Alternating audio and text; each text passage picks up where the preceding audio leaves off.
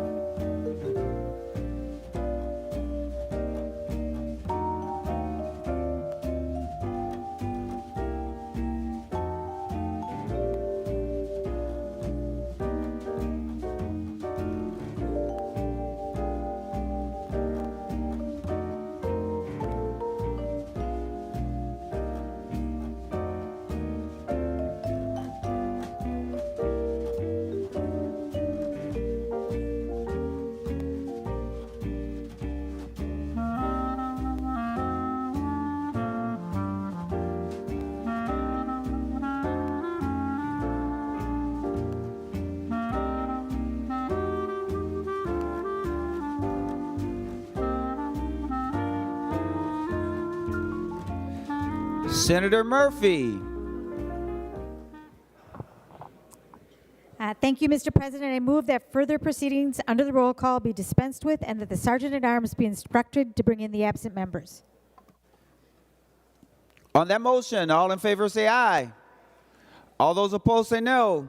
The motion prevails. Members, if you would be so kind as to stand. We will start with prayer as in our tradition.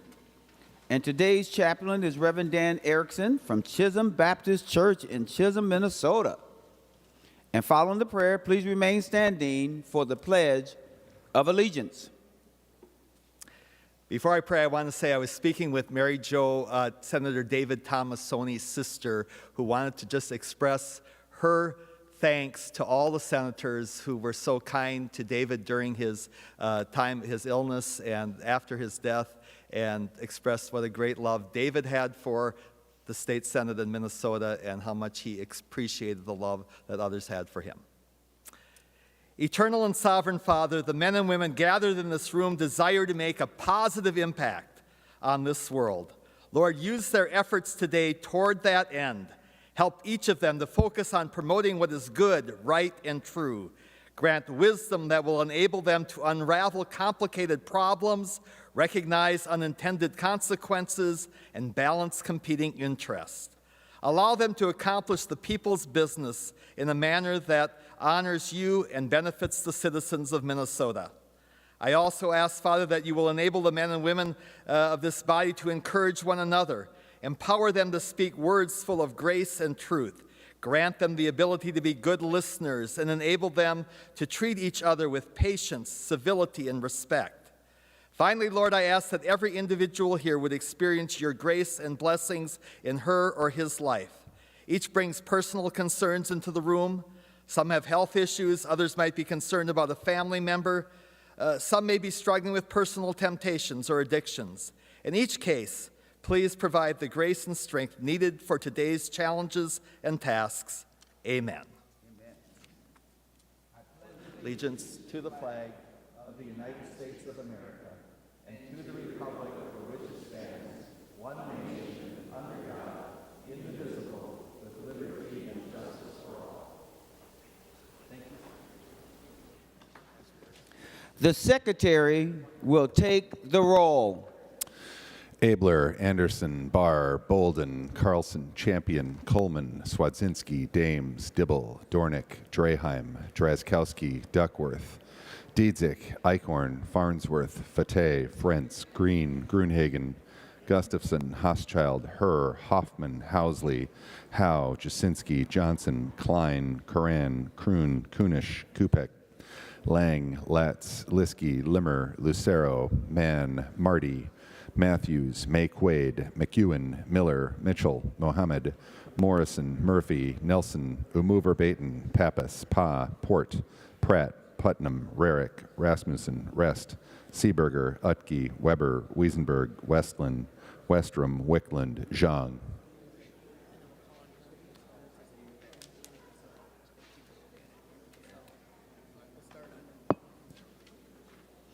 Members, a quorum is present.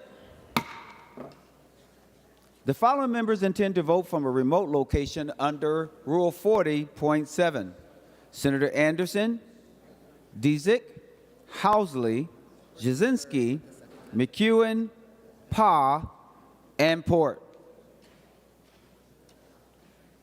Members, if you want to follow along, I'm looking at the Senate agenda dated Thursday, April 18th, 2024. We will begin with the third order of business, and we will call on Senator Herr for a motion.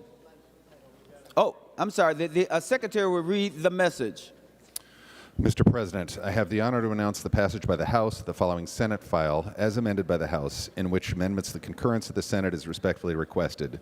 Senate File Number 2904, a bill for an act relating to state government, modifying environment and natural resources laws, modifying forestry laws, modifying game and fish laws, modifying water law. Senate File Number 2904 is herewith returned to the Senate. Signed, Patrick D. Murphy, Chief Clerk, House of Representatives. Now I'm calling on Senator Herr for a motion. Thank you, Mr. President. I move that the Senate concur the amendment by the House to Senate File 2904 and that the bill be placed on its repassage as amended. Senator Herr, to that motion. Mr. President, last week we passed the Omnibus Environmental Policy Bill.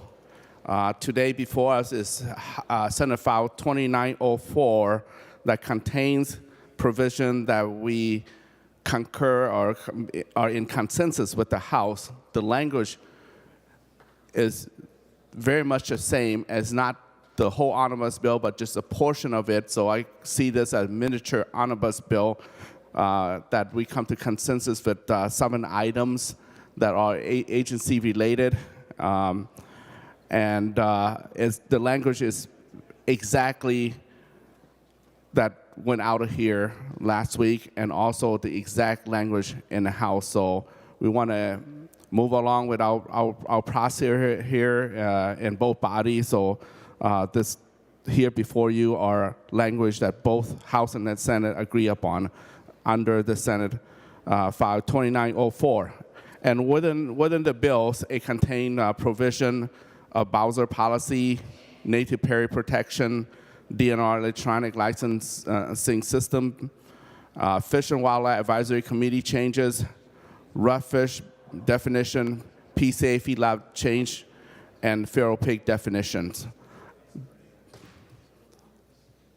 Member, I ask for your support of this bill. Any discussion on that motion? Senator Abler. Well, thank you, Mr. President. I just want to understand, and I was busy doing something else. I didn't get to caucus, and I've not had the privilege of reading what's back. But so if Senator Hur would just yield for probably the most obvious question. Senator Hur, will you yield? He will yield. Senator Abler. So, Mr. President and Senator Hur, so this is the Senate bill minus some stuff that the House, that the other body didn't want to do. Is that a fair representation? Senator Hur, to the question. I didn't quite hear the last part, but did you say the House didn't want to do? Is that okay?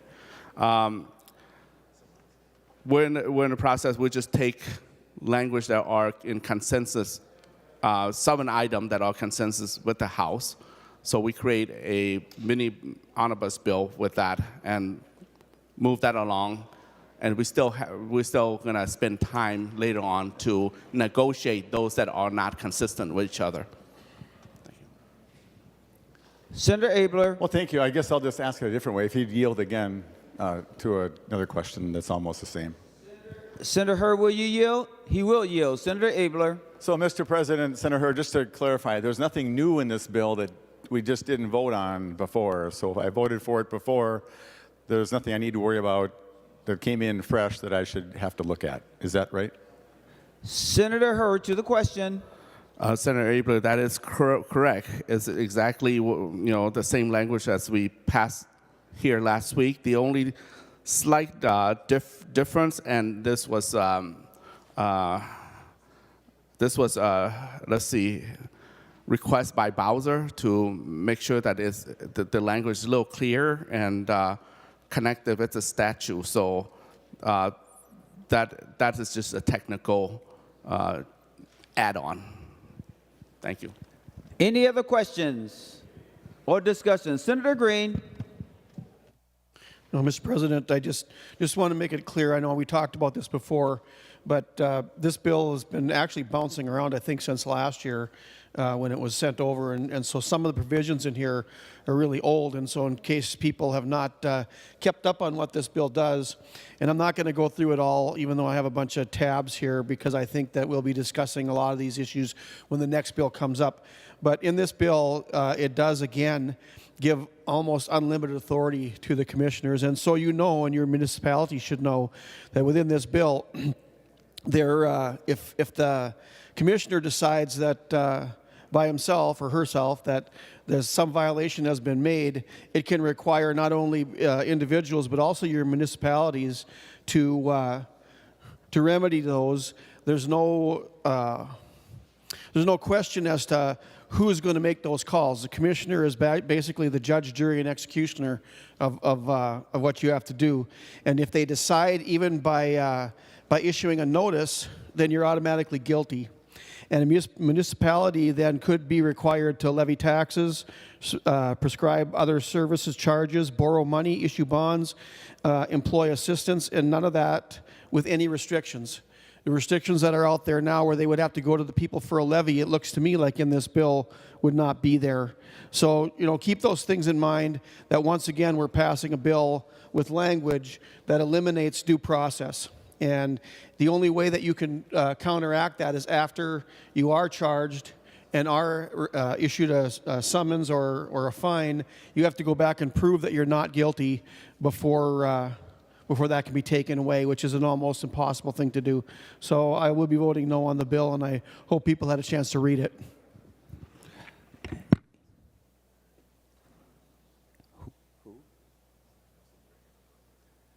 Any other discussion?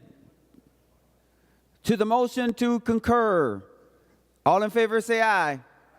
All those opposed say no. The motion prevails. The Secretary will give Senate File Number 2904 its third reading. Senate File Number 2904, a bill for an act relating to state government, modifying environment and natural resources laws, modifying forestry laws, etc. Third reading. Any other discussion on Senate file number 2904 before we take the roll? Seeing none, the Secretary will take the roll on final passage as amended.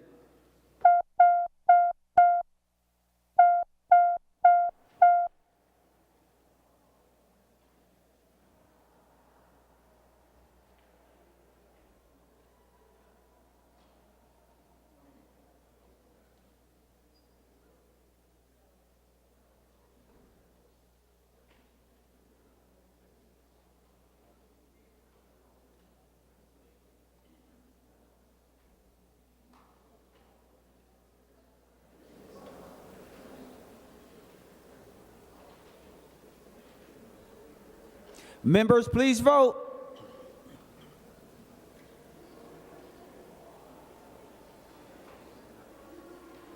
Senator Morrison, for those voting pursuant to Rule 40.7. Thank you, Mr. President. Senator Dietzig votes aye. Senator Dietzig votes aye. Senator McEwen votes aye. Senator McEwen votes aye.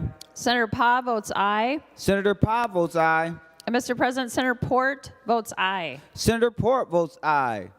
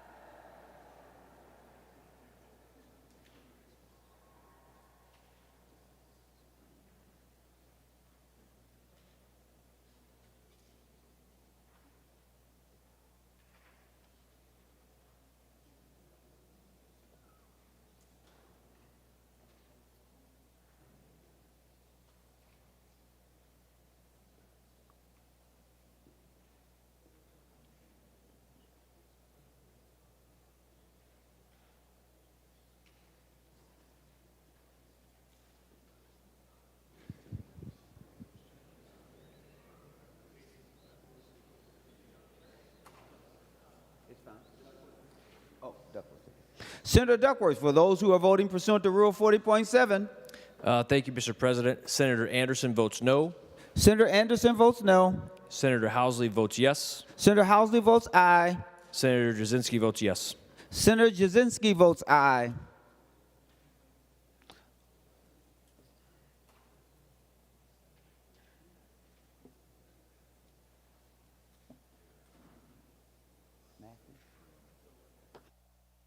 All senators having voted who desires to vote, the Secretary will close the roll. There have been 40 ayes and 24 noes. The bill is passed and its title agreed to. Members, the Secretary will read the next message. Mr. President, I have the honor to announce the passage by the House of the following Senate file as amended by the House, in which amendments the concurrence of the Senate is respectfully requested. Senate file number 4097, a bill for an act relating to commerce. Senate file number 4097 is herewith returned to the Senate. Signed, Patrick D. Murphy, Chief Clerk, House of Representatives. Senator Klein for a motion. Thank you, Mr. President. I move that the Senate do not concur in the amendments by the House to Senate file number 4097. Then a conference committee of 5 members be appointed by the subcommittee on conference committees on the part of the Senate to act with a like conference committee appointed on the part of the House. Any discussion on that motion? Seeing none, all in favor say aye. All those opposed say no. The motion prevails.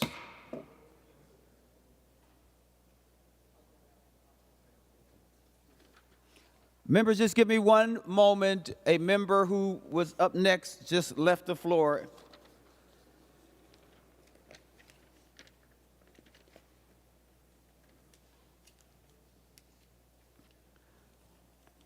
The Secretary will read the next message. Mr. President, I have the honor to announce the passage by the House of the following Senate file as amended by the House, in which amendments the concurrence of the Senate is respectfully requested. Senate file number 4399, a bill for an act relating to human services. Senate file number 4399 is herewith returned to the Senate. Signed, Patrick D. Murphy, Chief Clerk, House of Representatives. Senator Hoffman for a motion. Thank you, Mr. President. I move that the Senate do not concur in the amendments by the House, Senate File number 4399, and that a conference committee of 3 members be appointed by the Subcommittee on Conference Committees on the part of the Senate to act with a like conference committee appointed on the part of the other body. Thank you, Mr. President. Any other questions on that motion or discussion? Seeing none, all in favor say aye.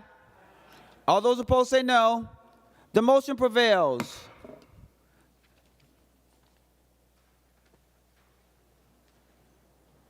Members, the secretary will read the next message. Mr. President, I have the honor to announce that the House has acceded to the request of the Senate for appointment of a conference committee consisting of 3 members of the House on the amendments adopted by the House to the following Senate file. Senate File number 3567, a bill for an act relating to education. There has been appointed as such committee on the part of the House Pryor, Hill, and Bennett. Senate File number 3567 is herewith returned to the Senate. Signed, Patrick D. Murphy, Chief Clerk, House of Representatives. Members, there will be no action required. The secretary will read the next message. Mr. President, I have the honor to announce that the House has acceded to the request of the Senate for the appointment of a conference committee consisting of 3 members of the House on the amendments adopted by the House to the following Senate file. Senate File number 3852, a bill for an act relating to labor. There has been appointed as such committee on the part of the House Nelson M., Berg, and Myers. Senate File number 3852 is herewith returned to the Senate. Signed, Patrick D. Murphy, Chief Clerk, House of Representatives. Members, no action is required. The secretary will read the next message. Mr. President, I have the honor to announce that the House refuses to concur in the Senate amendments to House File number 4024. House File number 4024, a bill for an act relating to higher education. The House respectfully requests that a conference committee of 3 members be appointed thereon. Pulowski, Wolgamott, and McDonald have been appointed as such committee on the part of the House. House File number 4024 is herewith transmitted to the Senate with a request that the Senate appoint a like committee. Signed, Patrick D. Murphy, Chief Clerk, House of Representatives. Senator Murphy, on behalf of Senator Fateh, for a motion. Thank you, Mr. President. On behalf of Senator Fateh, I move the Senate accede to the request of the House for a conference committee on House File 4024, and that a conference committee of 3 members be appointed by the Subcommittee on Conference Committees on the part of the Senate to act with a like conference committee appointed by the House. Senator Murphy, on behalf of Senator Fateh, moved that the Senate accede to this request of the House for a conference committee of House File number 4024, and that a conference committee of 3 members be appointed by the Subcommittee on Conference Committees on the part of the Senate to act with a like conference committee appointed on the part of the House. To that motion, all in favor say aye. All those opposed say no. The motion prevails. Members, the secretary will read the next message. Mr. President, I have the honor to announce the passage by the House of the following House file herewith transmitted. House File number 3508, signed Patrick D. Murphy, Chief Clerk, House of Representatives. Members, no action is required. We will now proceed to the 4th order of business, which is the first reading of House bills. The House files have been given its first reading and referred as indicated. Members, we will now proceed to the 5th order of business. This is the report of committees. Senator Murphy for a motion to adopt the committee reports. Thank you, Mr. President. I move the committee reports printed in the agenda and the addendum be adopted with the exception of the reports pertaining to Joint Rule 2.03. On that motion, all in favor say aye. All those opposed say no. The motion prevails and the committee reports are adopted. Members, we will now proceed to the 6th order of business, second reading of Senate bills. The secretary will read the Senate file numbers. Senate file numbers 4260, 4890, and 5116. The Senate files have been given their second reading. We'll now proceed to the 7th order of business, second reading of House bills. The secretary will read the House file numbers. House file numbers 1989, 3376, and 3438. The House files have been given their second reading. Members will now proceed to the 8th order of business, introduction and first reading of Senate bills. The bills listed on today's introduction calendar are given their first reading and referred as indicated. Members, we will now proceed to the ninth order of business, motions and resolutions. Members, we will adopt the author's motion as one motion. All in favor say aye. All those opposed say no. The motion prevails. We will now call on Senator Murphy for a motion.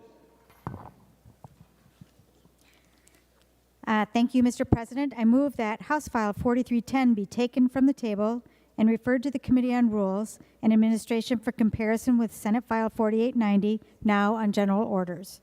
On that motion, all in favor say aye. All those opposed say no. The motion prevails. Remaining on the motions and resolutions, I call on Senator Murphy. Thank you, Mr. President. Pursuant to Rule 26, I designate the following bills be made special orders for immediate consideration. Members, the list is on your desk. Members, that is correct. The list is on your desk of special orders dated April 18, 2024. We will begin with House File number 4772, Senator Carlson, for the Omnibus Election Policy Bill. Senator Carlson.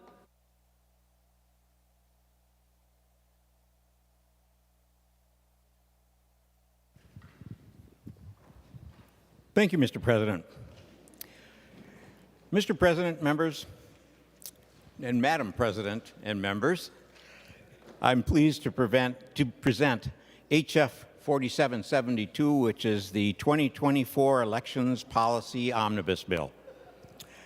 This bill continues the work that we started last year to protect and expand the freedom to vote for Minnesotans across the state, regardless of their party, their race, or their zip code.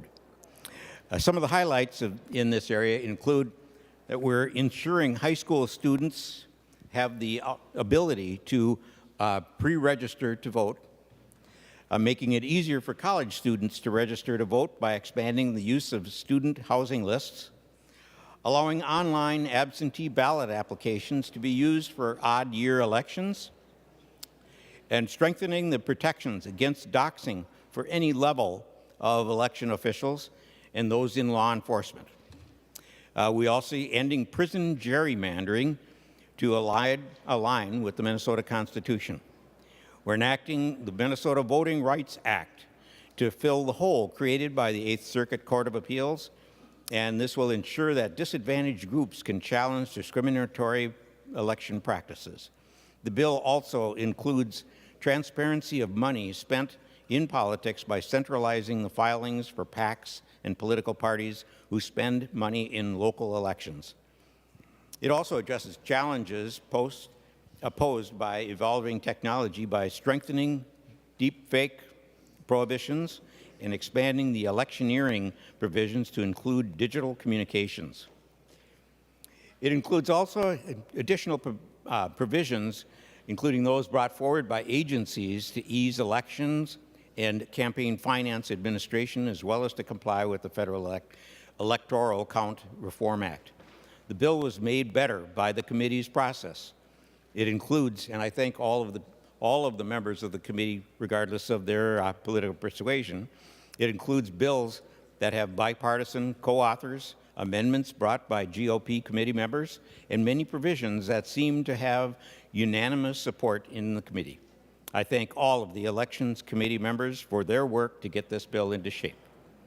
Now, I will ask Senator Champion if he would yield to provide more information about Article 2, the Minnesota Voting Rights Act. Senator Carlson, the proper thing is for me just to recognize Senator Champion as he has... I'm sorry, Madam Chair, I can't... I said that the proper thing is just for me to recognize Senator Champion as he is standing now to offer an amendment. Thank you, Madam President. Senator Champion. Thank you, Madam President. And thank you to Chair Carlson for the opportunity to have the Minnesota Voting Rights Act as a part of this important elections bill that is before this body.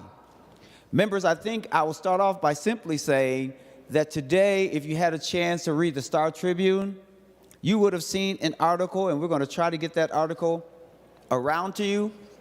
It asked a very important question, and this is not the first time that the Star Tribune has written on this important issue.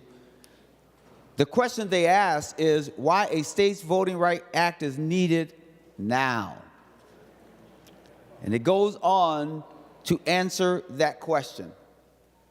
Members, I would say that it is certainly needed now is because the Voting Rights Act of 1965, if you think about the Federal Voting Rights Act, it has been called by the DOJ the single most effective piece of civil rights legislation ever passed by Congress.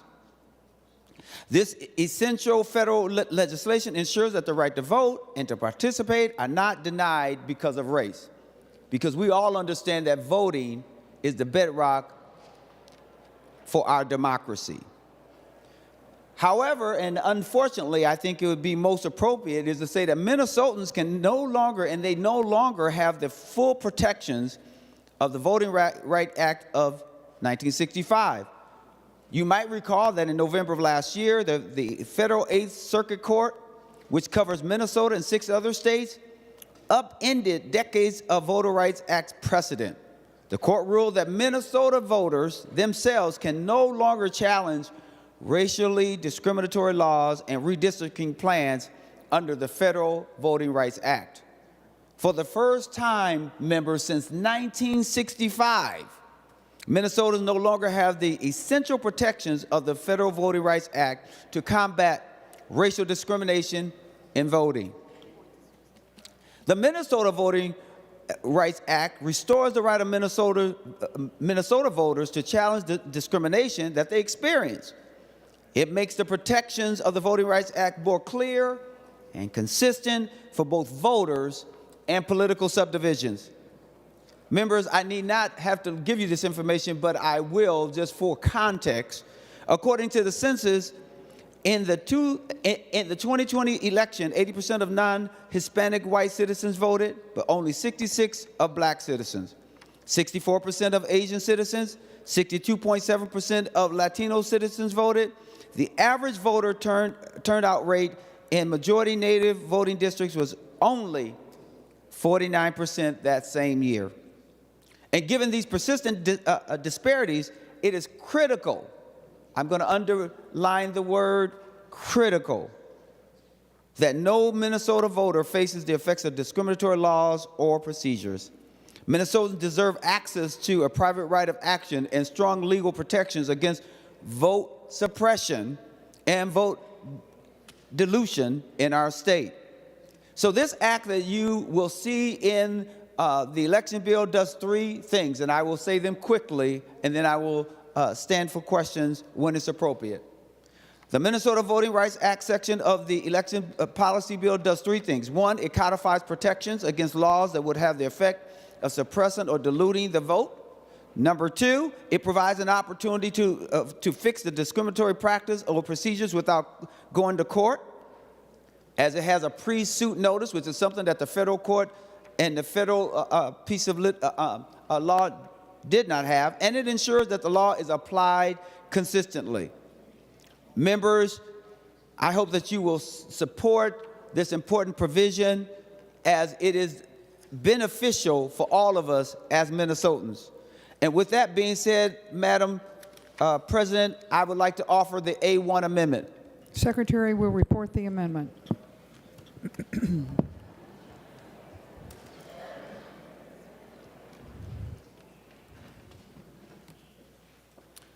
Senator Champion moves to amend House File Number 4772 as amended pursuant to Rule 45 as follows.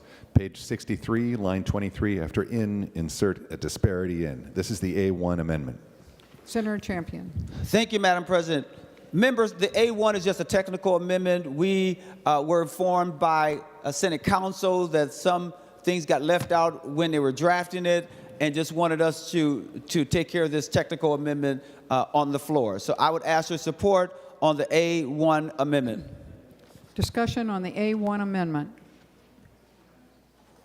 Seeing none, all those in favor of the A1 amendment, please say aye. Aye. All those opposed, say no. The motion prevails and the amendment is adopted. Senator Champion. And last but certainly not least, thank you, members. I hope to be able to answer all your questions, and I'm certain that this body is one that believes that every member of our wonderful state should have the right to vote and be protected. Thank you so very much, members. Discussion on House File 4772. Senator Corran. Thank you, Madam President. Before us today, we have the elections policy bill. And Senator Carlson, we worked a lot on the bill. He mentioned there are a few tidbits where there was open conversation and consideration. But yet, the bill is mostly, again, if you remember, harken back to the days when it wasn't ruled under single party, that election bills, remember the days when our governors, the longstanding tradition of requiring bipartisanship across the board for election bills to pass? Governor Walz has forgotten it, even though it was his words as well that he went back on. So those are the things we're challenged with. When things are necessary and for the trust of our citizens, it should be bipartisan, period. And it has been, and that's what's kept moderation and focus to ensure that all voters are treated properly. We can validate that eligible people cast ballots, eligible people are enrolled and can vote, and are only casting ballots when they're eligible. In this bill, if you remember last year, we had a bill that revamped the entire election process. This bill, well, in fact, last year, the bill that we have put forth, I think the rules have only been issued for the campaign finance component of it, Madam President. The temporary rules haven't been even released for all of the changes from last year. Now we have, in addition to those changes, which we haven't seen for this election season, which has already started, many of the 101 provisions, in addition to the Voters' Rights Act, are changing things that haven't been implemented, haven't been tried, haven't been determined that there's a need. And so we're working on a system that we keep hearing that is always the most trustworthy. Prior to all the changes last year, we're the most trustworthy election system, transparent, believable, for which we've changed every aspect, and we're at 101 changes or over 100 plus changes this year. There's a few small components in there, which I'll cover, and so, Madam President, we have to get back to making sure citizens believe in the elections. We haven't done anything in these elections in these election changes to do that we can verify, independently verify. We've increased transparency. None of these 101 opportunities in this bill do that, in addition to those passed last year, moved us further away from that. So it will not bring us to a system that we can trust that only eligible people cast ballots. We've made it easier, which we all agree on, but it must be easy and verified, and each voter must be verified before we allow them to vote. So with that, Madam President, I'd just like to go through a couple of the areas that kind of stand out. When we look at some of the changes in the campaign finance side, if you look at Section 6, we're already correcting areas that were drafted terribly and passed last year to minimize the impacts of the campaign finance and it drawing in even basic campaign workers. Could have potentially added 20, 30,000 people required to report. We're thankful it's out, but it started with a terrible policy, and those things haven't been implemented, so we're happy that they're done.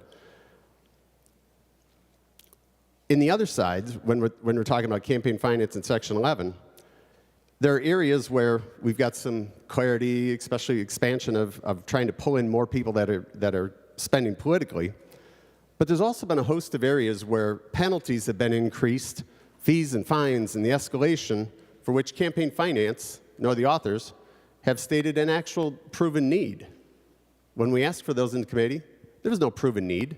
It was more of a nice to have. So unless an action occurs, an adverse condition which we want to address, instead of forecasting what could have happened, that's when we make those changes. If we have blatant disregard for all of our campaign finance policies, then we should add those, and I think we would unite around all of those things. But this bill, as in last year, seems to be extraordinarily heavy-handed. We go through the adaptation of some technology, and I think we'll agree on many things. We've got some outdated technology when you look at sections 12, 13, 14, adding the terms digital, as in the committee, we didn't change it. We changed it to put digital, but I don't think we moved far enough to change and really clarify what that means to bring confidence and comfort as we look at campaigns, anybody who has an expenditure that falls under this, broadcasters, and everybody that now is the distributor of electronic information. And again, in section 17, we look at increased penalties for a business case that hasn't been proven, discussed, where there's a lack of compliance, and or laws that haven't been implemented from last year as it relates to digital technologies and assets. When we look at section 18, the other theme we see in this legislative session seems to be the session of personal grievances, that we must have a law or a bill because something occurred one time, or the trends are changing. So if you look at 18, we're starting to move the process of changing school board elections. Didn't appear to be a need for many, many years. But what's changed is now that school boards are extraordinarily competitive, parents have started to show up, try to hold them accountable. We've got far more emphasis on competitiveness. We've got many boards now that worked in harmony, as people would say in the past, because there is no dissenting opinion. Now that dissenting opinions, or maybe the voice of the parents, is finally being heard, it looks like these changes in Section 18 are foundational to try and stifle that, or to weaponize or empower the current board and the process that manages it. And I'd call out Education Minnesota, who spent hundreds of thousands of dollars, if not millions of dollars over time, who now complains that we shouldn't make school boards political. It's an election. It's political. What Department of Education doesn't like, not Department of Education, sorry, Education Minnesota, what they don't like is competition. And I think this particular component was driven based on that. They're looking to change school board election, filling of vacancies, and we had a great long debate on that, about if somebody was removed from office. And what it does is it expands that a vacancy could now occur for up to 2 years. Instead of requiring a special election as we have in the past, a 2-year term, allowing the existing board members to appoint somebody, is equivalent to our House of Representatives term. 2 years is vital, and that should be represented, the representative who fills that seat should be elected by its people. So again, that appears to be extraordinarily reactionary, trying to remove a threat that they deem as a threat, which is actually open competition, and that parents are expressing their voice and views and are actually participating, finally. When you look at Section 19, again, another reactionary. We saw a bill, I know it's unrelated, but we're trying to protect the city of Minneapolis from lawsuits from its own people. This is what Section 19 does. The Democrats changed the major party status from 5% to 8%. That wasn't good enough, so now, because of a particular lawsuit, Democrat chair, party chair, is seeking legislative protection to remove a competitive third party, or who reached major party status, not when it would normally expire and for them to have to achieve the 8%, but retroactive, so the 8% applies to the end of that, or in the midpoint of that term in which their major party status would have remained in effect. It's weaponizing government. They complied with the rules, they met them, and now we're going to eliminate it? Again, it seems to be the year of personal grievance. Something occurred to someone, and that's not how we legislate here. If it's a broad systemic problem, that's why we all exist and to work on. Look at sections 20 and 21. It's great. We want to make sure our students in colleges have the ability to vote easily. And now that we've added the housing list, we have concerns expanding the IDs, or at least we're talking about IDs for those that will claim to have them, and not utilize the enrollment process that allows you to register without an ID. When we look at the sections 2223, we've added, what we did is we really formally acknowledged, and I think that's where citizens should be concerned, eligible voting citizens, is that when we have a process where somebody is homeless, and that's important, they have the constitutional right to vote. Today, this formally acknowledges that we can, adds to the form that you don't have an address and you can check a location, an intersection of where you exist. But what it really does, and citizens should understand, that the challenge we have, not only for that homeless population, but for anybody in same-day voter registration, when we don't have the ability to verify that that person is eligible. And the Secretary of State's office representative actually admits, well, you're right, we can't verify them. But boy, if we had a way to verify them and they're ineligible, they wouldn't get to cast the ballot in the next election. But they sure as heck got the vote in this election. And that doesn't build trust and integrity in the election process.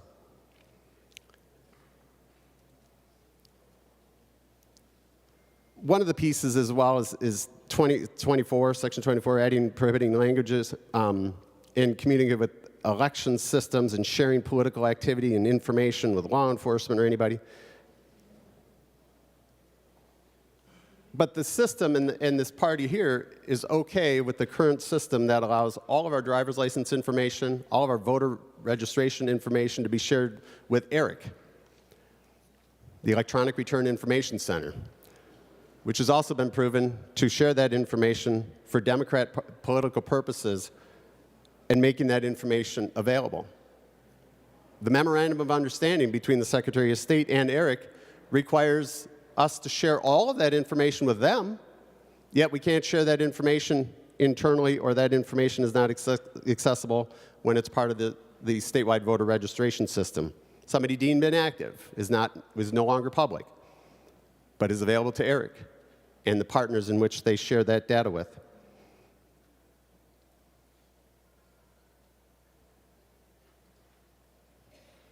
When we look at 25, we've added electronic and paper to high school, enrolling 16 and 17-year-olds. That's great.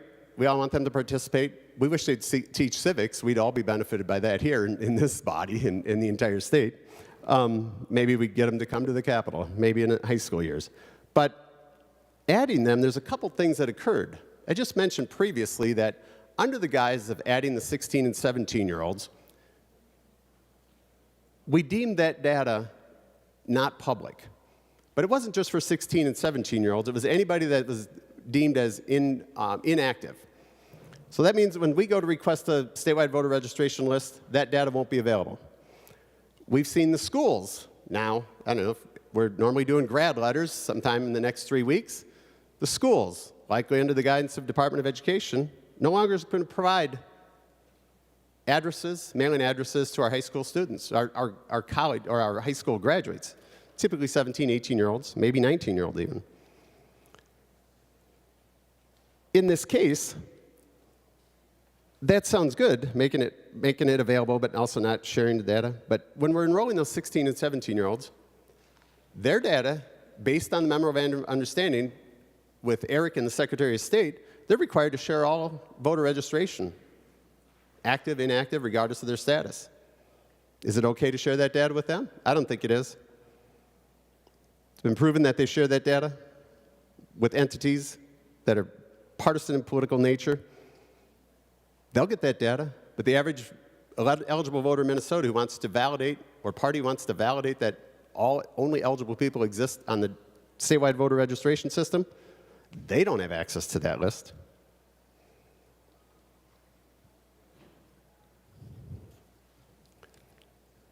One of the other changes, we changed the witness statement for in Section 27 for the, we used to require a Minnesota registered voter to do the verification or signature for people that are absent voting. Now we just require any 18-year-old U.S. citizen. Not sure that helps I haven't heard that it increased or that it was a problem in my 8 years here. Haven't heard it's a problem. Again, under the guise that we want to make sure it's easy. We do want to make sure it's easy, but we also want to make sure it's verified by eligible people who have skin in the game.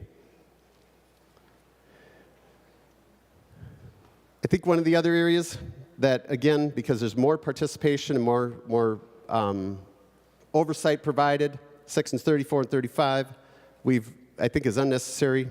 We're changing, if a media outlet shows up at a polling place.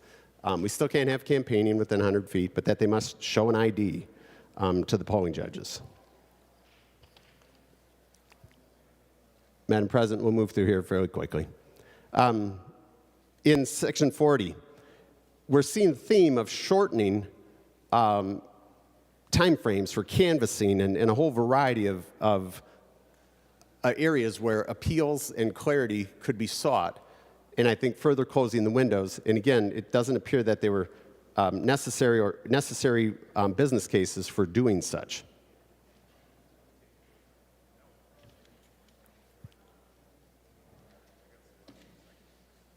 Same thing on section 55, canvassing board post-election reviews were shortened from 11 to 18 days to 8 to the 12th.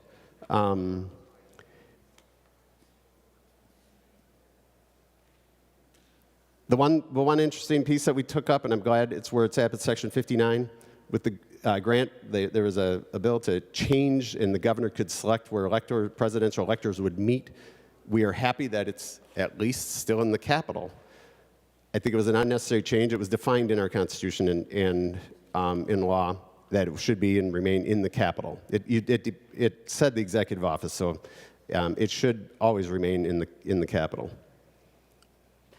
The other pieces in 60 through 67 or 63 up to sections 82, 91, a lot of federal conformity. And some of the federal conformity of the changes that I struggle with were, and there's a theme, is removal of a candidate from the ballot or elected office from a presidential perspective. See a theme here, weaponizing through lawfare, laying the groundwork to make it easier for the lawfare to be more influential in our elections. And that's just not good for our democracy, our representative republic, and our democratic processes. Tying into the one thing which I think we all agree in the new technology, deepfake, in sections 83, 84, and 94. We put that, I think we all agreed last year that that should be illegal, and it's going to be difficult to figure out how that works, and as technology advances so rapidly. But we're already putting penalties in that now have moved into the theme that we're going to remove a candidate either from a ballot.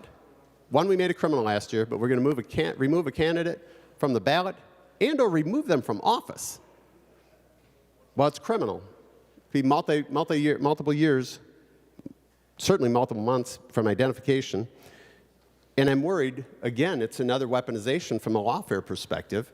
I think everybody on all sides, not quite sure how you'll defend from that, how you prove it first and how you'll defend from it.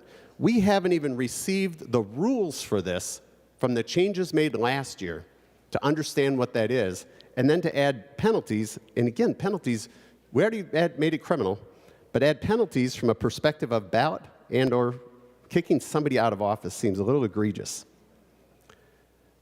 Now, Senator Carlson, we have a great piece here, which I'm not sure how we have all existed with our counties in 87 and 88, that we now enable sheriffs and county attorney positions that our counties can allow for a special election to fill those vacancies. So, and we appreciate that. And with that, Madam President, I think it's the end of my comments. I think we have a couple amendments we'd like to address at this point, and we'll turn it over to our first member who has an amendment. Thank you, Madam President. Thank you. Further discussion on House File 4772, Senator Matthews. Thank you, Madam President. I would like to offer the A13 amendment. Secretary will report the amendment.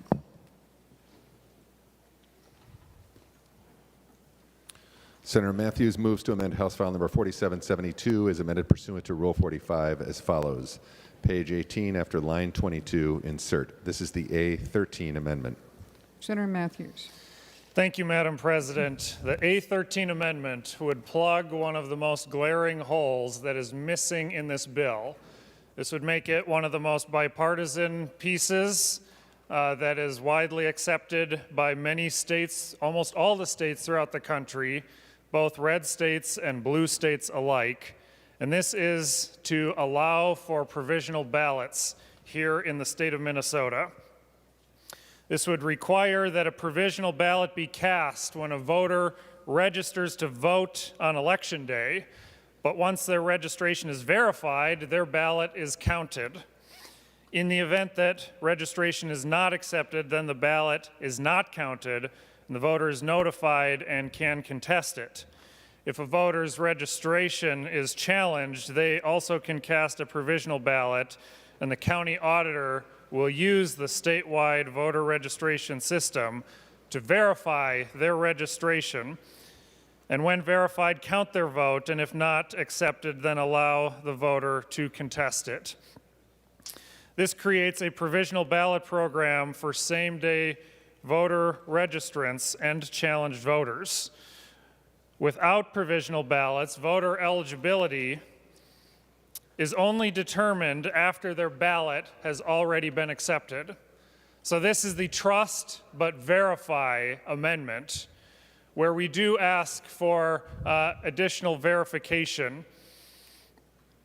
This change will ensure that all voters have their registrations reviewed for accuracy before ballots are accepted. Now, one of the common pushbacks against this language in years past has been requiring the voter to take an additional step of verification if they run into a challenge or a same-day registration system. Under this amendment, we have taken steps to clear up several of those options and reduce the number of times that a voter would need to take an additional step. So this is an improvement over what we have tried to offer before. But there are three types of provisional ballots in this bill. First, a voter registers on Election Day, casts a provisional ballot. The voter registration is processed before the ballot is accepted. And if it is accepted in this regard, no additional action is needed by the voter. They will not have any additional steps required for them. We verify, perhaps they've newly moved to the area, perhaps there's some other reason that they need a same-day voter registration. They're able to automatically provide the proper verification of who they are and where they live. They don't need to take any additional steps beyond what they're doing on Election Day to registering to vote and cast their ballot. Secondly, a voter whose status is challenged based on a death reported by the Commissioner of Health, or a name change recorded with a court, or a Minnesota court order revoking the right to vote, or any other temporary lawful status based on a driver's license status that casts an administrative challenge ballot. The person who casts a ballot under this category also does not need to come back to do anything after the election, because two election judges of different parties can review the information in the statewide voter registration system to determine if the voter was not challenged or should not have been challenged on the date of the election. And if not, the ballot is accepted. If so, the ballot is rejected. And finally, a voter whose status is challenged for any other reason does cast a verification challenge ballot. That voter must appear before the county auditor or municipal clerk within a week after the election to prove the voter's eligibility. So we've taken great strides to improve this as much as we can. I believe that voters of both parties, and it's been evidenced by how many states around the country implement similar systems to this, want to have a trust but verify status in our elections. We can trust the majority of voters They have the right identification. They can easily prove where they live. There's no additional need for them to take any other steps. But we don't want to have a system that allows for people to nefariously enter in and cast a ballot that gets that gets counted before their status is challenged and proved unwarranted. And this has been raised by the fact that we've had thousands of these voter registration cards returned as undeliverable in previous election cycles. So Minnesotans want to seek a trust but verify system. This is a good amendment that is used by states of both parties, and the vast majority of states in this country would urge members' support of the A13 amendment. Further discussion on the A13 amendment. I saw Senator Howe first. Thank you, Madam President. And members, I'm in support of the provisional ballot amendment, and I'm going to tell you why. I had a constituent that was a legal immigrant. She came here with a soldier, and what happened to her, she got convinced that because she had a permanent green card, Madam President, that she was eligible to vote. Her husband said, I don't think so, but we'll go and we'll see if we can get you registered to vote. She went to her polling place and she filled out the card, but keep in mind, at the polling place, there was a line outside the door. So the election judge felt a little pressured. And so in the haste of getting this person through, they missed something that was marked on the card. But she got her ballot, she voted. In fact, 2 years later, she voted again. And then she decided to file for citizenship. Immigration got a hold of her and said, you've committed 2 felonies, and we're going to ship you back and deport you back to a country that you haven't been to in 35 years. So members, not only is this good for voter verification and making sure our election system is proper, but it would protect our constituents from making a mistake. The only thing that prevented her from getting deported was because they found her registration card and she was honest on it, and she marked she wasn't a citizen. If they wouldn't have been able to find her registration card, if she would have accidentally marked the wrong thing and said she was a citizen, they would have deported her. So members, she's now going through the process of becoming a citizen. But it's very important that we verify that information, and it's very important that we give our election judges the time to verify that information, so we don't end up deporting these folks that are here legally but make an honest mistake. And that mistake wasn't hers, that mistake was actually the election judge. Now, if she wouldn't have filed for citizenship, she would have been able to vote the rest of her life. But only because she filed for citizenship did they catch this mistake. And we could have prevented that whole thing by having provisional ballots.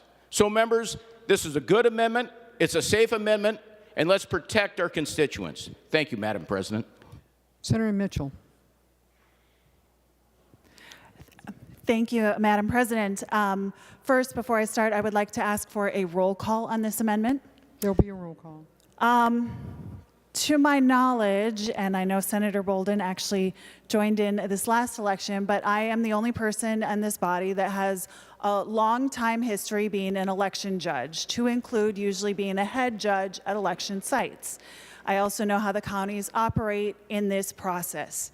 This is a very well-vetted process. When people register on election day, they have to not only provide their driver's license, but if they don't have the driver's license, if they've moved recently, they have to provide different documentation, different identification, and we go through all of that.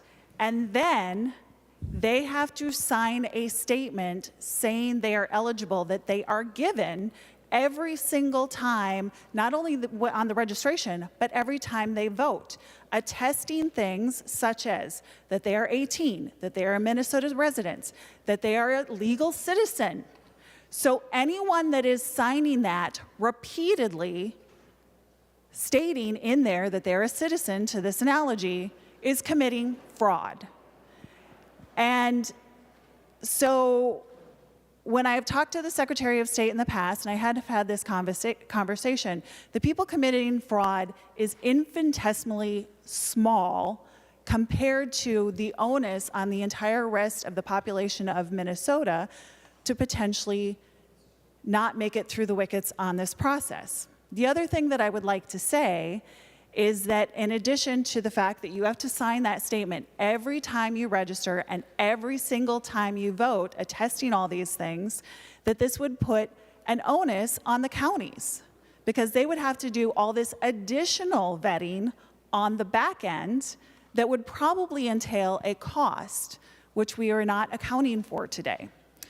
I have never seen an election judge rushed where they don't go through this process with someone that is registering. And as I said, there is a very specific process that we put people through when we are registering. I have literally, in my years of doing this, never seen a challenge of this nature. So I think to a certain extent, we are looking for a problem where there is not one, and we are doing so at the cost of a big burden that we would be adding to the counties. Thank you, Madam President. Senator Westland. Thank you, Madam President and members. Please just vote no on this. This is really just an opportunity to try to disenfranchise eligible voters. Nothing more than that. Vote no. Senator Lucero. Thank you, Madam President. I want to rise in support of this amendment. We need provisional ballots in Minnesota. Let me use an analogy. All of us are familiar with the banking institutions and our banking accounts, whether they be a checking account, savings account, at our financial institution. And we go to our banks to make deposits, and we go to our banks to make withdrawals. When we make a withdrawal from our bank account, there is a rigorous standard. There is a process to ensure that the person making the request to withdraw funds from the account is indeed authorized to do so. So drawing an analogy between current Minnesota law in regards to elections, if we were to apply the same standards to our bank account withdrawals, this is what it would look like. I go into the front door to the institution, financial institution. I make a request to withdraw $1,000 from the checking account. Rather than proving I am who I claim to be, the teller would simply give me a piece of paper with a statement that says, I attest that I am Eric Lucero. And I would check the box and sign the paper, push it back under the window to the teller, and they would say, okay, thank you for this self-attestation. I won't verify anything, but here, I'm gonna give you the $1,000 up front, and I'm just gonna go on your word that you are indeed able and have access to these funds. And if it's found out afterwards that I'm not authorized, it's too late. The funds have already been given away. Madam President, that is current law. And Minnesotans recognize that when it comes to our voting, this is not the process. When somebody walks into the voting booth, voting polls, and they decide that they want to self-attest that they are eligible to vote, and they sign a piece of paper, to think that that is enough is illogical. We should have the same standards when it comes to our elections as we do to require even withdrawing, I said $1,000, how about even $1? People are not permitted to withdraw even $1 without verifying. So what provisional ballots would do is it would still allow that person to vote, to cast their ballot, but it requires their ballot to be separated until and if their eligibility can be verified.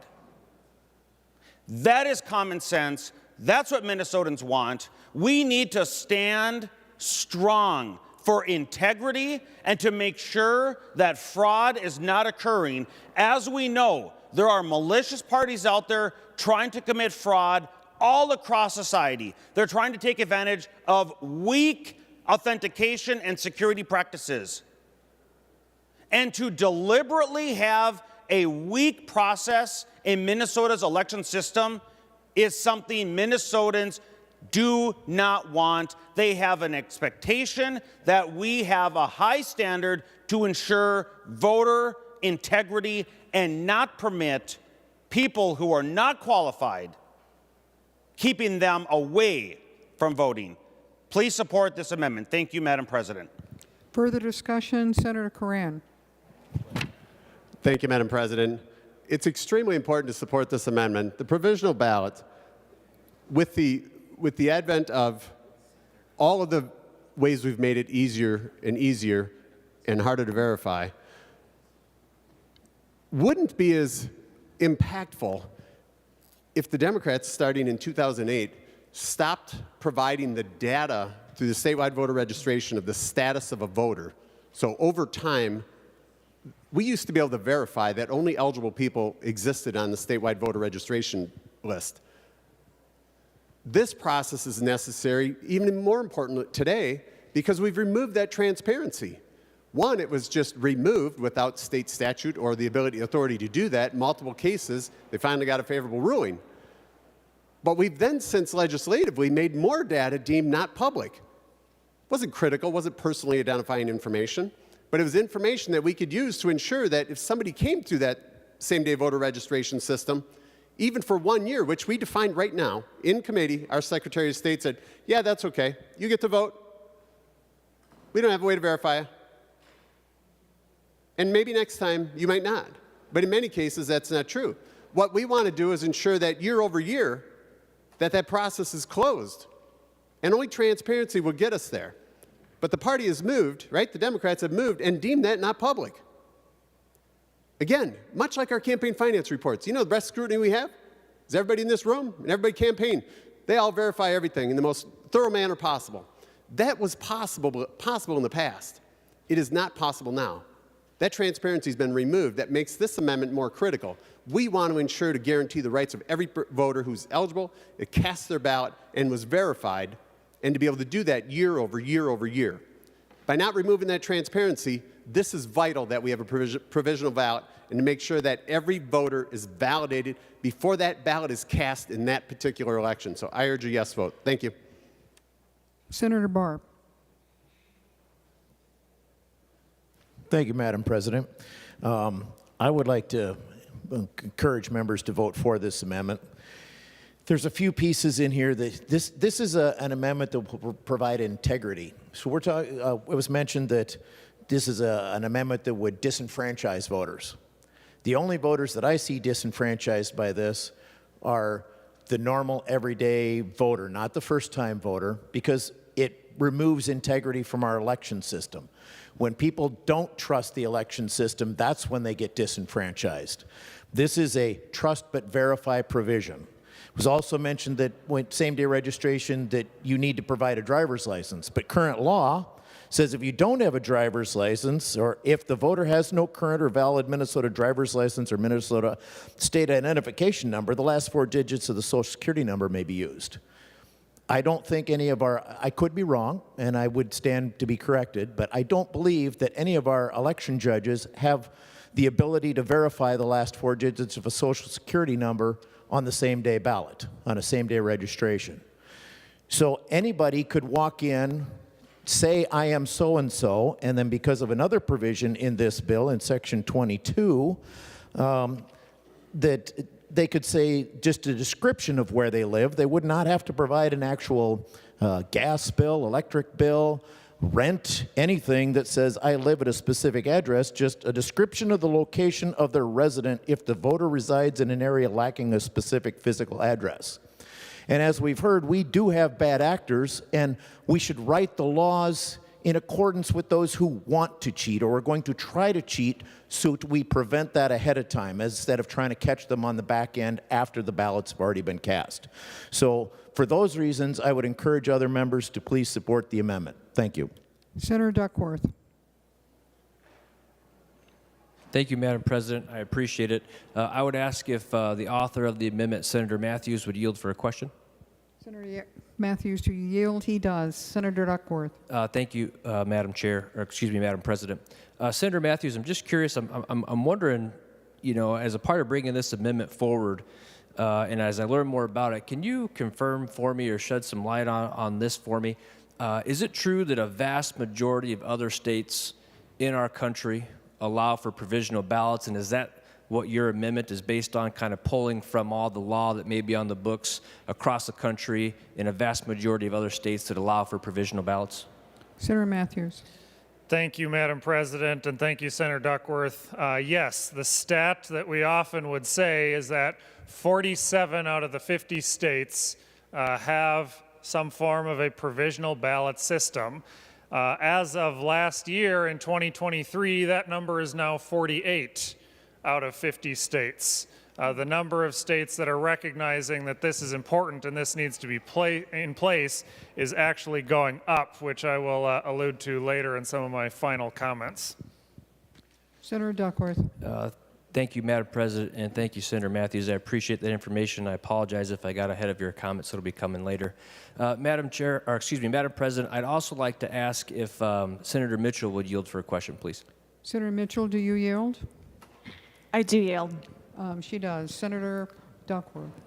Thank you, Madam President. Thank you, Senator Mitchell. Appreciate your service as an election judge in the past, Senator Mitchell. So as somebody who might be familiar with the process currently in the state of Minnesota, I'm just wondering, could you maybe explain to me, as if I were a voter, potential voter anyway, what you understand to be the provisional balloting process, or why you might see it as potentially disenfranchising somebody rather than helping them actually cast a vote and participate in an election? Senator Mitchell. Thank you, Madam Chair, because in the way that we vet people in Minnesota, and there was a misstatement about how that is done that I think was conflating maybe federal data or census data. We do ask for the documentation the day of when they are registering at the site. So if it is not a correct driver's license that shows them, it would be a combination of things like a military ID, a tribal ID, a different sort of vetted ID with a bank statement, mortgage statement, utility statement from the new correct address. So we are able to fully vet the day of. So I do believe that it would disenfranchise someone to tell them that despite the fact that they are providing all of this information that is required under Minnesota state law to register, that their vote actually would not be counted like everyone else's that day when they have done all the work that they need to and also have cast their vote that day. Senator Duckworth. Thank you, Madam President. Thank you, Senator Mitchell. I appreciate that. I think we have a fundamental, maybe misunderstanding of how the process would work. And quite frankly, I think that without provisional ballots being allowed in Minnesota, we are actually increasing the opportunity or the chance for someone to be disenfranchised. And I'll give you this scenario. Let's say somebody moves into a district, they're pretty new, they moved right around Election Day, and it's time to vote. They show up at their polling place, and for whatever reason, they cannot provide the documentation necessary for them to register same day and actually vote, and they get turned away. They are not able to participate in an election and contribute to our democracy. Well, there's a solution for that. 48 other states have the solution for that on the books in their state statutes. Minnesota does not. This amendment would allow for us to tell that person, rather than turning them away from the polling place and disenfranchising them and having them have a poor experience on Election Day, we'd say, you know what? We haven't been able to verify it at this moment, but here's what we can do. Go ahead and cast your vote because it's that important and it's that meaningful. And we will take the time afterward to verify whether or not you're voting in the right place regarding this election. And if you are, we'll count your vote.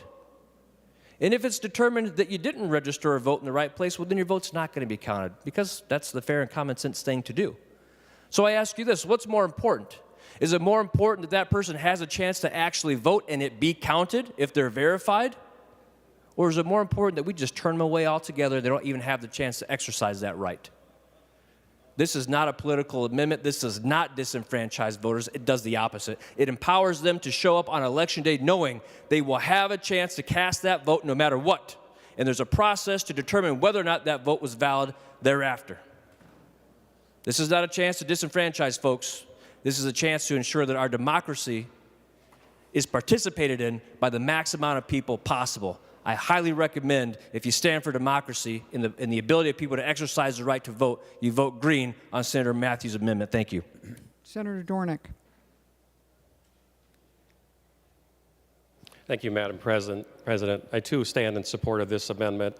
The Office of Legislative Auditor did an audit of the election of 2016, so that was a little while ago. I definitely wasn't here, but there was an interesting finding in this report, and it's a lengthy report. I'm just going to read just one detail only because I'd encourage the members to look at it. It would just show you how much we do need provisional ballots. So they did a week, and the auditor took a week sample of votes and that were submitted for Social Security verification during the week of August 28th.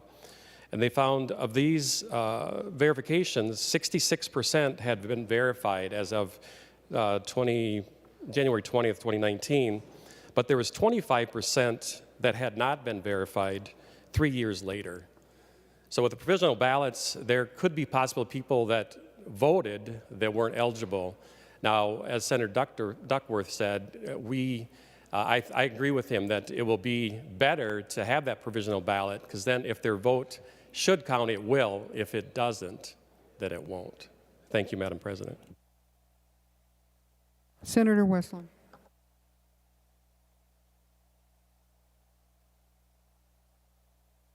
Apologize, too much noise going on. Senator Matthews, yield. So, Senator Matthews, my question to you is, are you aware of why other states are required to do provisional balloting and why Minnesota is not? Senator Matthews. Thank you, Madam President. I know that it is allowed for under the federal HAVA legislation. I know that there have been exemptions carved out for a couple of states, and I know that several of those states are recognizing that we still need it in our state laws and are moving towards it. I recognize that the systems probably look differently in different states, addressing the specific needs of each state because it is ultimately the state that needs to run their own state elections. But I think there's a variety of reasons why they have reached this conclusion. Well, Senator Westland. Actually, it's really a lot simpler than that. So Minnesota is exempt from provisional ballots because we have same-day voter registration and other states do not. That's why we are exempt from requiring provisional ballots. Provisional ballots were intended in those states where they do not have same-day registration to ensure that people who showed up would still get to cast their vote and who would otherwise be turned away. That is the difference between the other states and our state. When we have provisional balloting in a state where we're already verifying same-day registration, it is going to disenfranchise voters. It is going to turn people away. People will be facing yet one more barrier to voting. Again, I ask people to vote no. This is a solution in search of a problem. Further discussion of the A13 amendment. Senator Matthews. Thank you, Madam President. I appreciate the discussion, and I want to clear some things up because, as often comes up, some of the same arguments that we've heard for many years get trotted out and regurgitated and just don't have any basis in fact. And I want to start with the last one that we heard first about same-day voter registration. And it took me all of 5 seconds of a Google search to put in and say, how many states have same-day voter registration laws?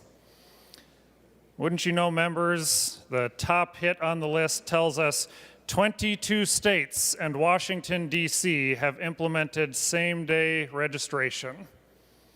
There is definitely a wide latitude to allow for both same-day registration and provisional ballots. They can both exist in the same universe, and in fact, they both work very well together. They do not have to be to the exclusion of the other. As my colleague Senator Cran pointed out earlier, the reason why this is now even more important is because of new language that you're putting in this bill, where you're allowing someone that claims to not have an address to write down a location of where they are, to put that officially on their same-day voter registration card, and they get a ballot and vote.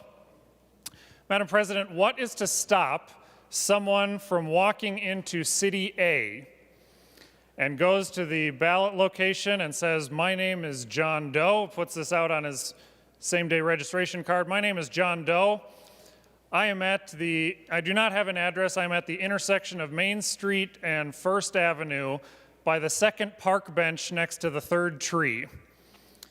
And my last four of my Social Security is 1234. And he gets a ballot and he checks it off and he sticks it in the machine and it's counted. Then the person goes to City B and walks in and fills out a card and says, my name is Jeff Doe. I live at Main Street and Fifth Avenue by the third park bench down the street from the library in City B. And my last four of my Social Security is 2345. And you can play this out as far as you like, but that's what you're allowing for in this bill with new language that is being added. And I don't see a way that you catch that. So you'll come back around the next cycle and go, it's infinitesimal amount of problems that we have in our election. Because it's like arguing, we don't have video cameras in our store to catch shoplifters, so we can claim we don't have any shoplifting in our store. I contend that you don't have a way to catch it adequately, especially with the new changes that you are putting into this bill.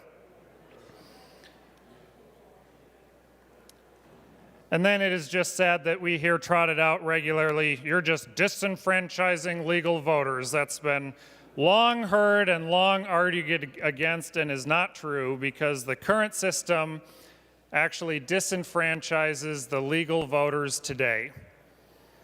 Because every vote, whether it's under my scenario or 100 other different scenarios that you could imagine, that if you don't have an adequate system in place, every uneligible vote cast disenfranchises the rest of the eligible voters.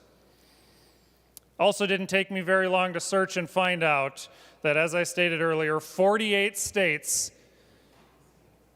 now have provisional ballots. It was 47 for a while, but the state of New Hampshire left our column and joined the column with the 47 other states that have provisional ballots, and that took effect last year in 2023. And New Hampshire is a pretty middle-of-the-road state. They elect Republicans and Democrats at the statewide level. I don't think that either side would lay claim to this being a strong red state or this being a strong blue state. The only states that are left that don't have provisional ballots is the state of Minnesota and the state of Idaho. Now, I would appreciate the members of the majority in this body to maybe look to Idaho for some examples in some other areas on different constitutional and conservative values. But on this, I do take issue with the state of Idaho, and I am surprised at the fact that the majority would like to associate themselves with the strong red state of Idaho as being the only one left to not have provisional ballots. If you are going to follow through consistently with your logic, then you also have to believe that Governor Newsom in California is disenfranchising his voters with the provisional ballot system, that Governor Hochul in New York is disenfranchising voters there with their provisional ballot system, that Governor Whitmer in Michigan is disenfranchising Michigan voters with their provisional ballot system. And I bet that I would be hard-pressed to find any of the members behind me that actually would take that position. Members, this is important. This is what almost every state does, and especially with the way that our laws are being loosened in the underlying bill, this becomes more important than ever because we need to tighten up and eliminate the possibility of someone taking advantage of our system in a way where you will never catch it, and you'll continue to use the line of, we don't have hardly any issues here, the numbers are infinitesimally small, and we turn a blind eye to all the ways that it possibly could be done. This is a common sense amendment, members. I urge you to vote yes. Secretary will take the roll on the A13 amendment.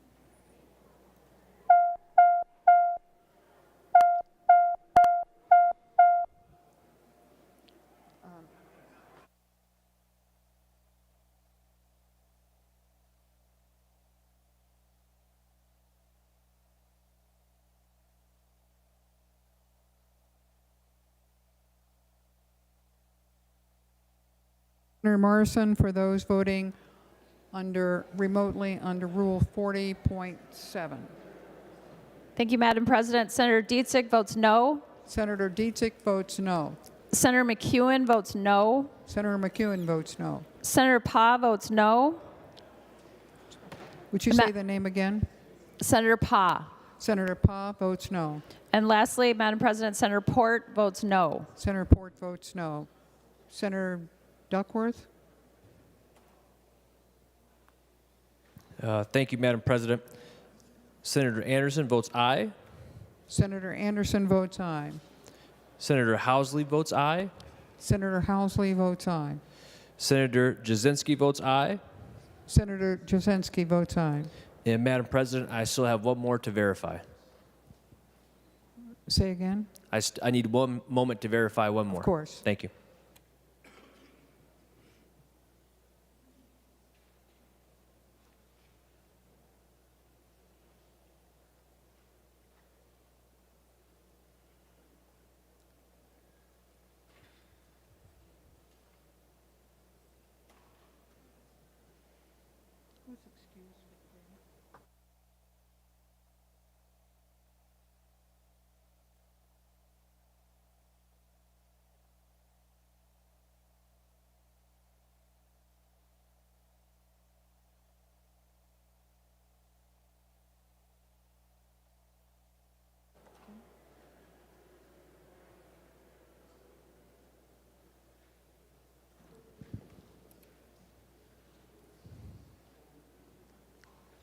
Senator Duckworth.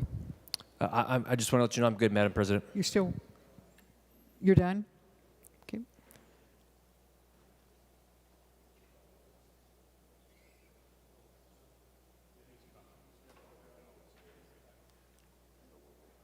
I'm waiting.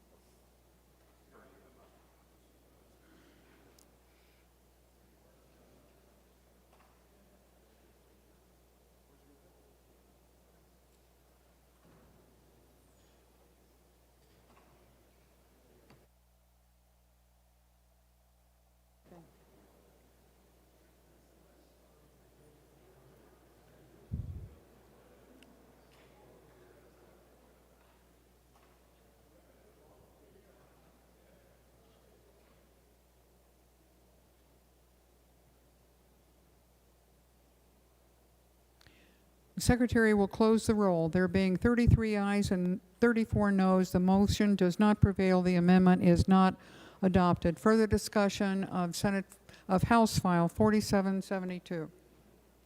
Senator Dornick. Thank you, Madam President. I'd like to offer the A6 amendment. Secretary will report the amendment. Senator Dornick moves to amend House File number 4772 as amended pursuant to Rule 45 as follows. Page 28, line 11, reinstate the stricken language. This is the A6 amendment. Senator Dornick. Thank you, Madam President. This simply requires the absentee ballot witness to be 18 years old, a U.S. citizen, and also a registered voter regardless of the state. Currently in Minnesota state law, it requires you to be a Minnesota voter, and this bill changes it to being anyone 18 years old or a United States citizen. This amendment would simply require that you be a registered voter in the United States, regardless of the state. Witness to signature of an absentee ballot is very important and key to voting integrity, so this is just asking for them to be a registered voter. Thank you, Madam President. I ask for your support. Roll call, Madam President. A roll call will be taken. Further discussion on the A6 amendment. Senator Carlson. Thank you, Madam President. This might have some reality had maybe we had a little longer to talk about it, but I think at first glance, I think it's going to have some cost to it. And also, we do have that requirement that a person is a citizen of the United States before they can sign for a witness. And just in comparison, a lot of states don't even have that requirement for a witness at all. So I think, and one of the reasons for putting this particular issue into the law is that there's a lot of snowbirds that are voting from other locations in the United States. And we wanted to be sure that a person who is an eligible voter, they may not be a registered voter in the particular area, nor in Minnesota. We want to make sure that they are a citizen of the United States and sign that. And again, there is an oath that they're signing to when they sign onto the absentee ballot. So I would recommend that we not accept this amendment.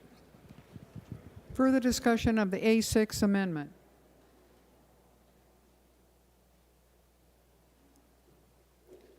Seeing none, the Secretary will take the roll.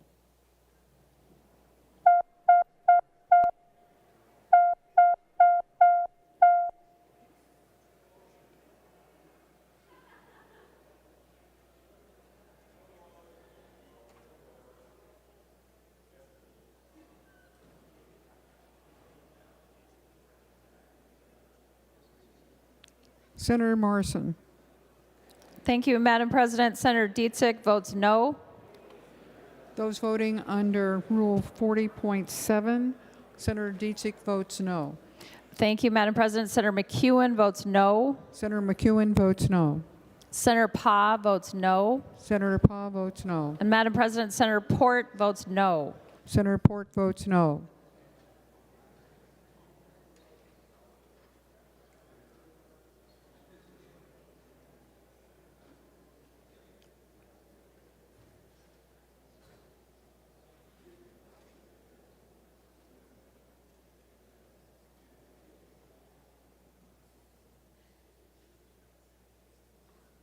Senator Duckworth. Thank you, Madam President. Senator Draheim votes aye. Senator Draheim votes aye. Senator Housley votes aye. Senator Housley votes aye. Senator Jasinski votes aye. Senator Jasinski votes aye. And Senator Anderson votes aye. Senator Anderson votes aye.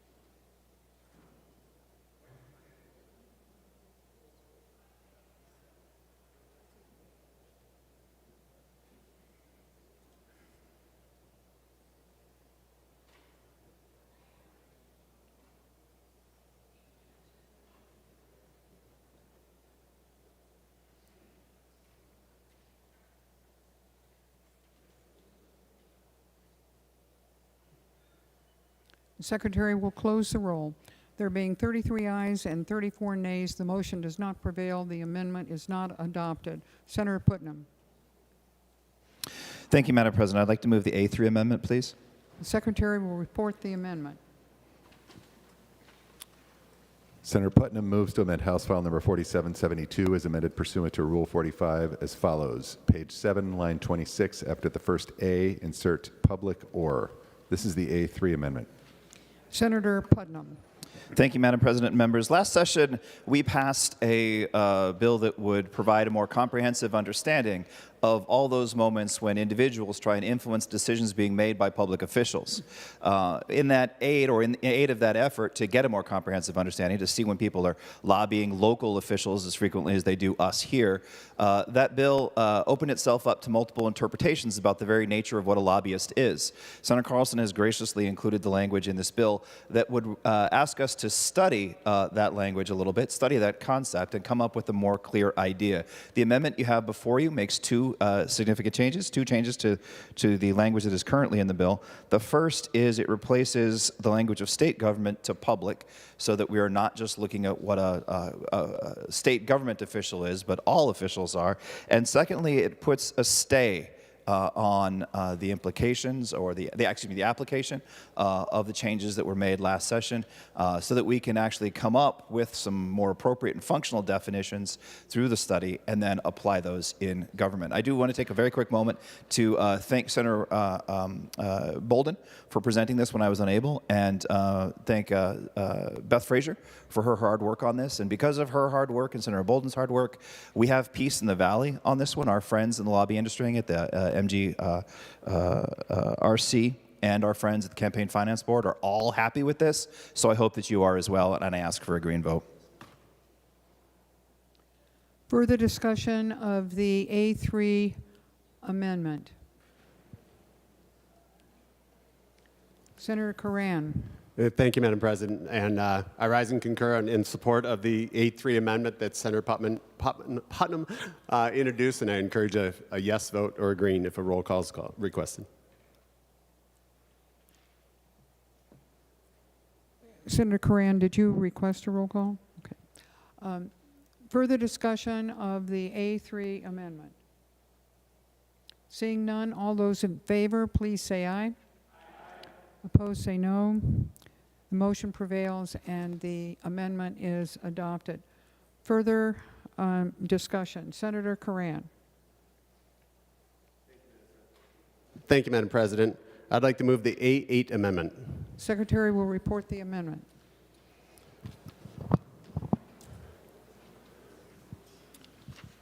Senator Cran moves to amend House File Number 4772 as amended pursuant to Rule 45 as follows. Page 53, after line 4, insert. This is the A8 amendment. Senator Curran. Thank you, Madam President. What the A8 amendment does is it really looks at organizations receiving state funding. And so what this does, it prohibits organizations that receive state funding from making campaign expenditures and or expend money for political purposes. What we really need to do is prevent organizations that receive state funding from engaging in political spending. It'll contribute to greater confidence in our legislative process, and there should be no doubt that spending is done because it benefits taxpayers, not political allies in a pay-for-play scheme. I request a roll call and urge a green vote. There'll be a roll call. Further discussion on the A8 amendment.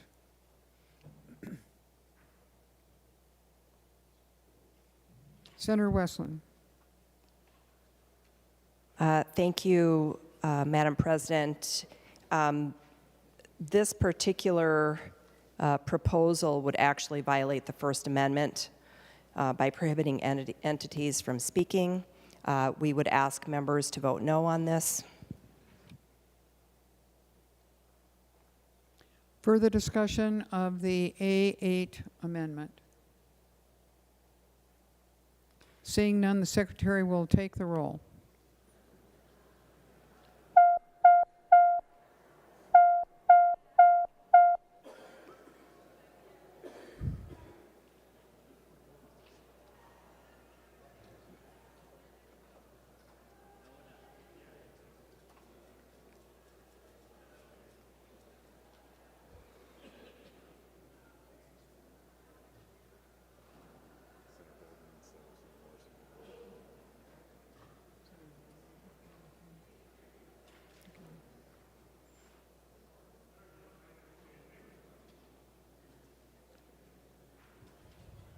Senator Bolden for those voting under Rule 40.7. Thank you, Madam President. I report that Senator Dietzick votes no. Senator Dietzick votes no. Senator McEwen votes no. Senator McEwen votes no. Senator Pa votes no. Senator Pa votes no. Senator Port votes no. Senator Port votes no. Senator Dibble votes no. Senator Dibble votes no. And Senator Morrison votes no. And Senator Morrison votes no. Senator Duckworth. Thank you, Madam President. Senator Anderson votes aye. Senator Anderson votes aye. Senator Draheim votes aye. Senator Draheim votes aye. Senator Housley votes aye. Senator Housley votes aye. And Senator Jasinski votes aye. Senator Jasinski votes aye.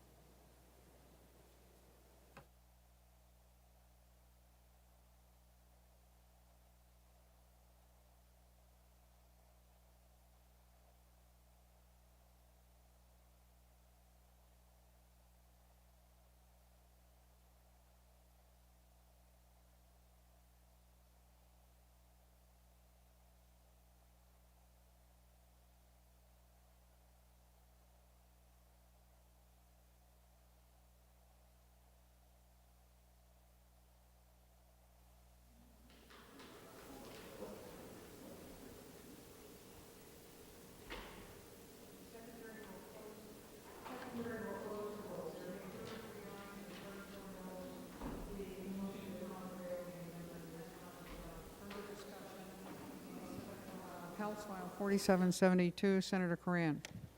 Thank you, Madam President. I'd like to move the A11 amendment. Secretary will report the amendment.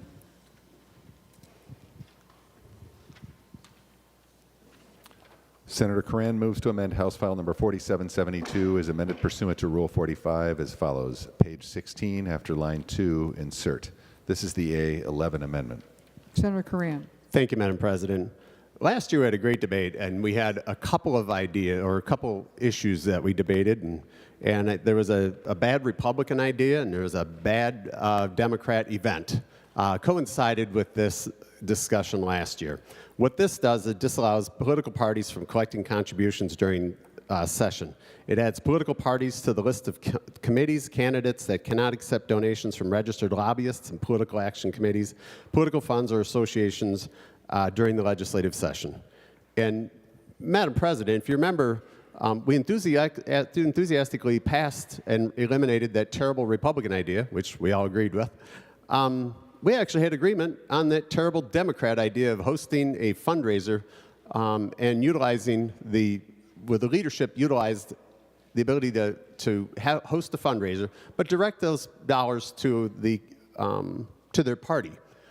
I think that violates the intent. Everybody agreed, but then the Democrats stripped it out in the conference committee, if I recall. So this closes that loophole. I think transparency, just like we shouldn't be for sale during this process, we shouldn't be able to utilize as elected leaders hosting and calling on those types of fundraising activities during the legislative session, collecting from PACs and lobbyists, buying influence during the election, during the legislative process. And so this closes that loophole, and I would encourage a green vote and request a roll call, Madam President. There'll be a roll call. Further discussion of the A11 amendment. Senator Carlson. Thank you, Madam President. This actually came up from like Senator Coran said, from a discussion of last year. But one of the things that we are concerned about is the collateral effect that this does, because your local parties need to have fundraising all times of the year, and they are also having fundraisers. They might be small, they might be house parties, they might be something else.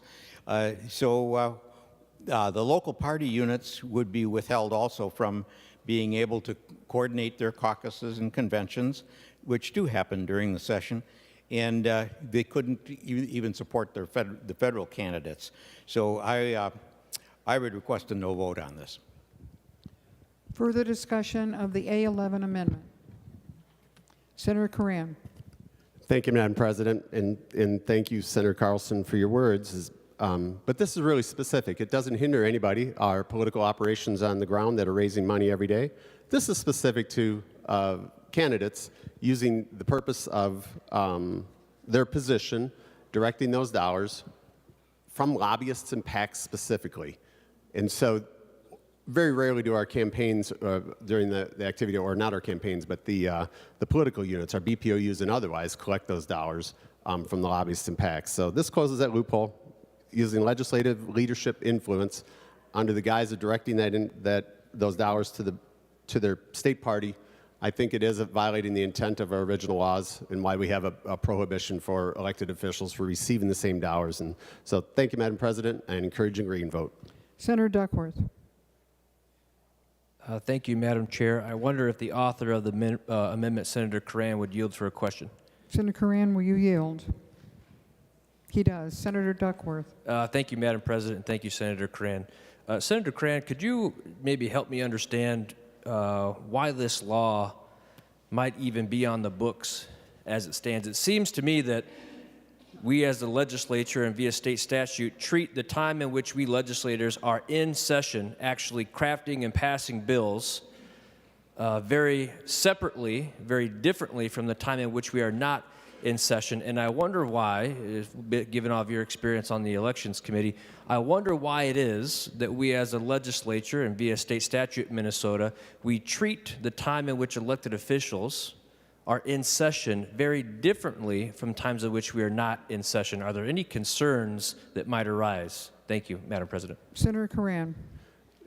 Thank you, Madam President, and Senator Duckworth. Yeah, I think for the original intent, the exact purpose in which we have a prohibition for all elected officials from receiving PACs and lobby dollars for that specifically defined entity as a political entity required to report in campaign finance in the rules. And of course it would be perceived, real or perceived, that you could be buying influence in real time during contentious issues in what we deal with every day on the floor today, as we see. Many bills we talk about are looking for peace in the valley, and it's very interesting. Shouldn't be sold to the highest dollar while we're legislating. We have plenty of time to solicit those dollars in an opportunity when we're not legislating. And so it would look like it would be immediate pay-for-play, real time, utilizing the legislative authority. But this piece is really about, I think, surpassing or usurping the intent of the law of legislators being able to raise dollars from PACs and lobbyists while we're in session, but hiding it under the guise of burying that money in the political party. And last year, this body voted for it, and then it was removed. So it was a good idea for all the purposes that we had our conversation, because we all unanimously voted for a similar purpose from a Republican event that we ultimately disagreed with, but somehow that stayed in the bill through conference committee. So we talk about party influence, dark money, and all those things. This is a good policy that carries forward and closes a loophole that abuses the protections that were in the law, why candidates cannot receive dollars from PACs and lobbyists, the most influential entities that exist, while we're legislating and debating the critical legislation that we have on the floor. Senator Duckworth. Thank you, Madam Chair, and thank you, Senator Coran, for helping to explain that. I think the only thing that makes me feel a little uneasy about the fact that folks aren't willing to accept this amendment is the fact that apparently last session they were. As Senator Coran stated, last session, off the Senate floor, we passed this amendment, and we said, yeah, we think it is probably a good thing for the people of Minnesota that we ensure that while we're in session, legislators, political parties aren't subject to undue influence through the form of contributions or campaign dollars.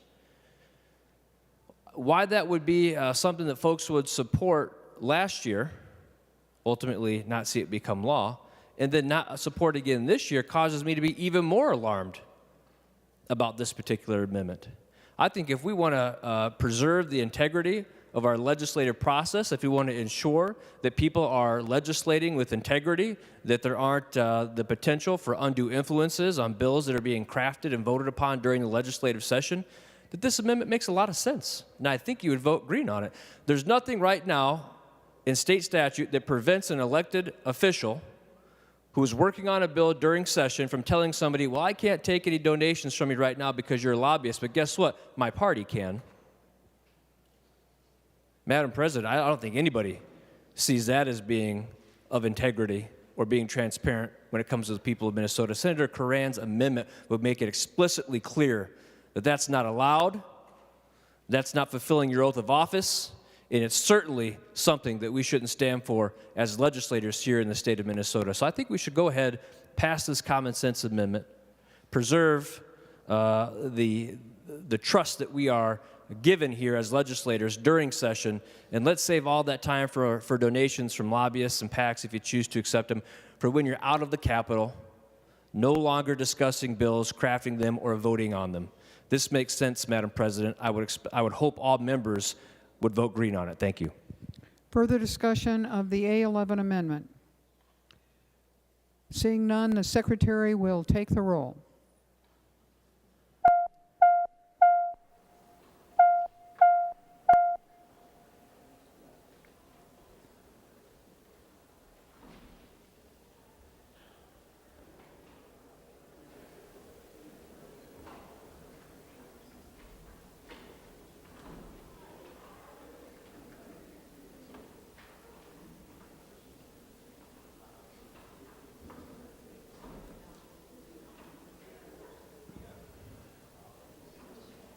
On behalf of those voting remotely under Rule 40.7, Senator Bolden. Thank you, Madam President. I report that Senator Dietzig votes no. Senator Dietzig votes no. Senator McEwen votes no. Senator McEwen votes no. Senator Pa votes no. Senator Pa votes no. Senator Port votes no. Senator Port votes no. Senator Dibble votes no. Senator Dibble votes no. And Senator Morrison votes no. Senator Morrison votes no. Senator Duckworth. Thank you, Madam President. Senator Anderson votes aye. Senator Anderson votes aye. Senator Draheim votes aye. Senator Draheim votes aye. Senator Housley votes aye. Senator Housley votes aye. And Senator Jasinski votes aye. Senator Jasinski votes aye.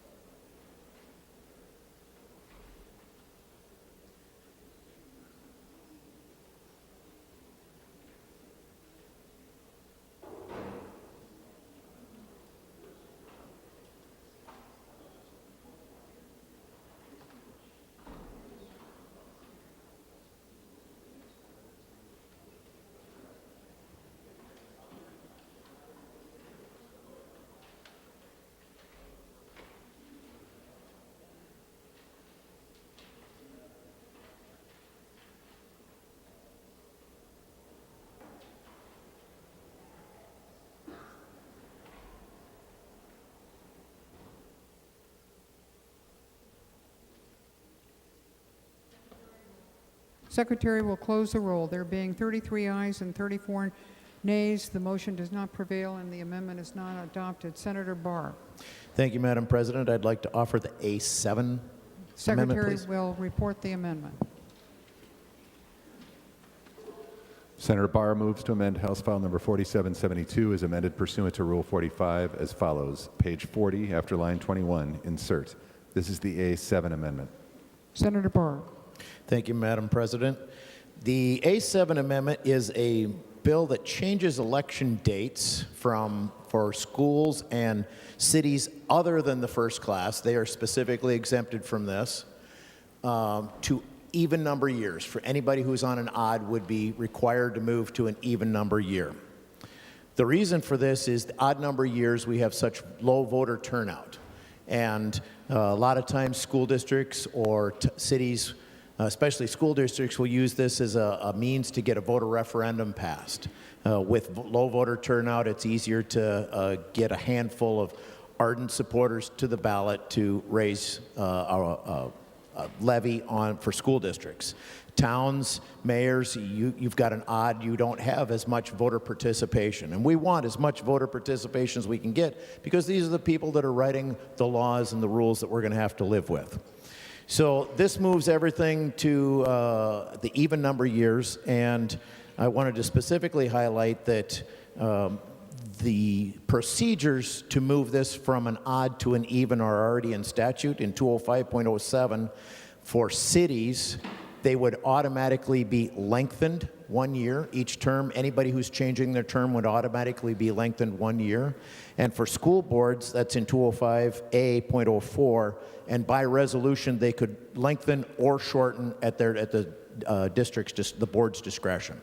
So with those things, this amendment would help maximize voter turnout, and I'd encourage members to vote yes. Thank you.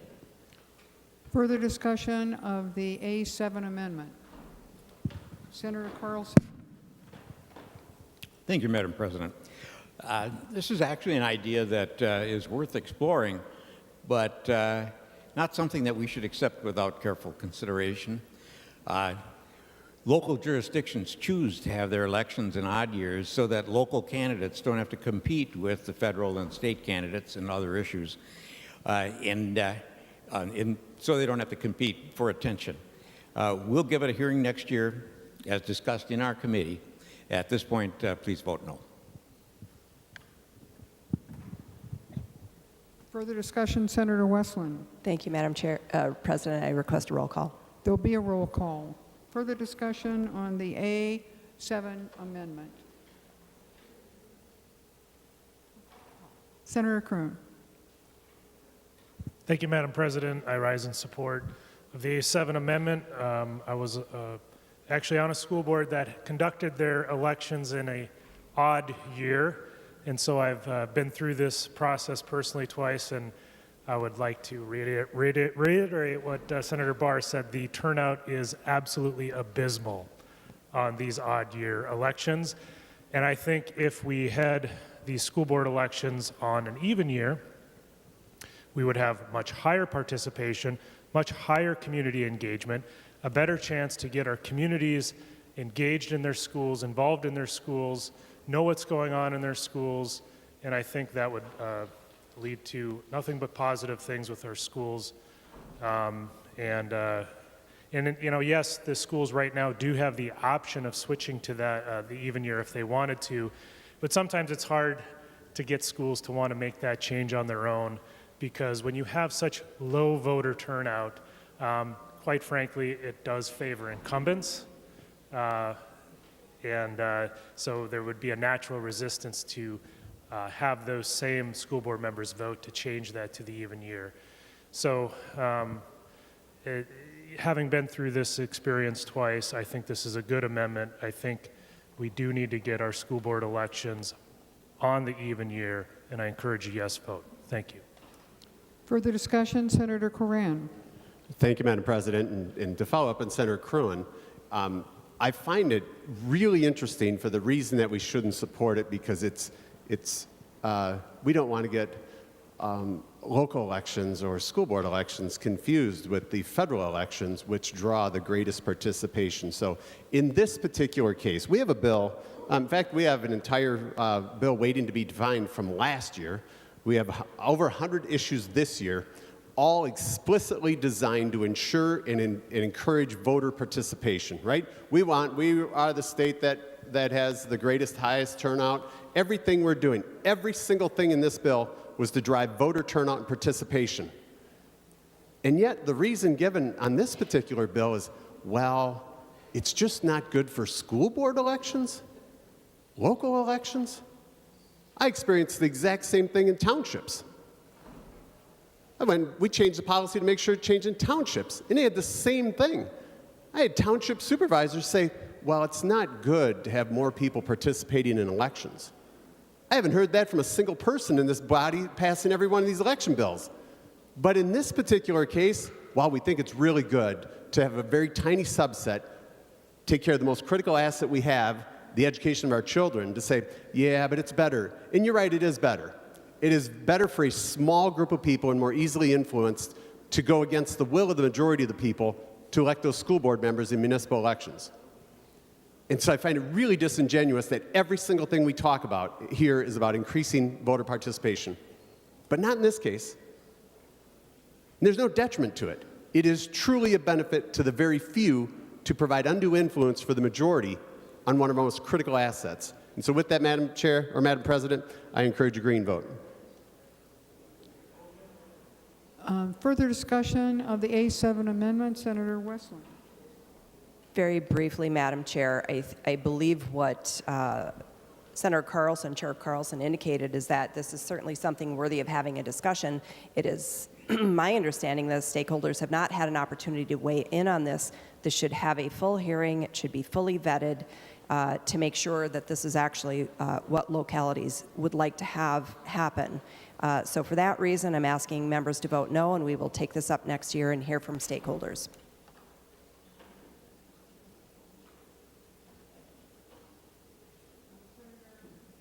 Senator Jaskowski. Thank you, Madam Chair. Madam President. Well, the debate that I just heard on this was let's defer to what the local governments want to do. And that's what we see in the bill, members. We see in the bill the local governments here have instructed the authors of this bill that they would like to have the elections at a time when less people participate. And I don't think there's a member here that will refute the assertion that was made earlier by another member that said that the odd year elections are very low turnout, especially in these local races. No one is refuting that. The data is very clear. I've read it multiple times. I expect every member here has. It's not refuted that the bill is written to have the election at the time when the least people will show up. And it's happened throughout history. It's clear. And we wrote the bill that way because the local government wanted to do it that way so that the local government, in that case, could lobby the people that they know are going to show up, the few people in their community that are going to show up, and will show up for their cause that they put on the ballot. Now, members, if we really want to enfranchise voters, let's at least hold the elections at a time when they are prepared to show up, when we know historically they will show up. It's very clear. No one will refute that. Senator Barr's amendment puts the date of the elections at the time when the most people, overwhelmingly larger numbers of people, multiples of 5 or 6 times more people will show up to vote if this amendment is adopted rather than what's in the bill. We are disenfranchising people in the language in this bill by not holding it on the even years. By not adopting this amendment, we are deliberately disenfranchising the participation of people that would otherwise participate. Very frustrating, Madam President. It's the reality that we see before us. It's the political reality that is driving this item. It is not the desire to get the most voter turnout. It's not the desire to enfranchise the people of Minnesota to control their own local elections. It's a political ideology that underlies the formation of this particular bill. Representative Barr's amendment should be adopted if indeed we are working truly to do those things that have been iterated here by other members before us today, and if we are working for those things that I just mentioned. I encourage strong support of the Barr amendment. Thank you, Madam President. Senator Mitchell. Thank you, Madam President. Again, I would just like to clarify a little bit about how our election process in Minnesota actually works. Every eligible voter can vote in every election that is within their district. So there is nothing keeping someone, disenfranchising someone from not voting in these elections. I will also say that just because an election is a higher turnout does not mean that someone votes for everything on the ballot. If it is something that they are not as educated on, we often see people leave areas blank. Judges, for example, I know there's often people that will leave all the judgeship spots blank, even if they're voting for other positions, because they haven't educated themselves on that particular issue. So just to say that by moving a certain type of election to a different day would make people vote for that specific element of the ballot is not necessarily true. But again, this is why this would be a conversation to have in the context of committees and hearings to see if this is something that is really necessary before we take away this local control, because right now, anyone that wants to vote in these elections is still absolutely allowed to if they are eligible. Further discussion of the A7 amendment. Senator Barr. There being no further discussion, the Secretary will take the roll.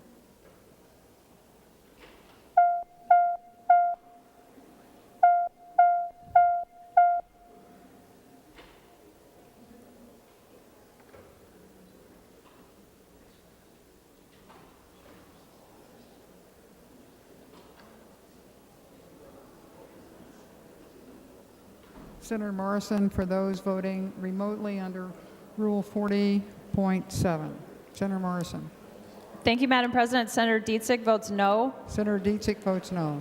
Senator McEwen votes no. Senator McEwen votes no. Senator Pa votes no. Senator Pa votes no. Senator Port votes no. Senator Port votes no. And Madam President, Senator Dibble votes no. Senator Dibble votes no.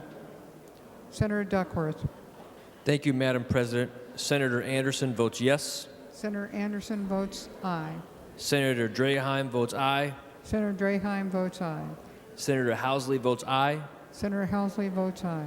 And Senator Jasinski votes aye. Senator Jasinski votes aye.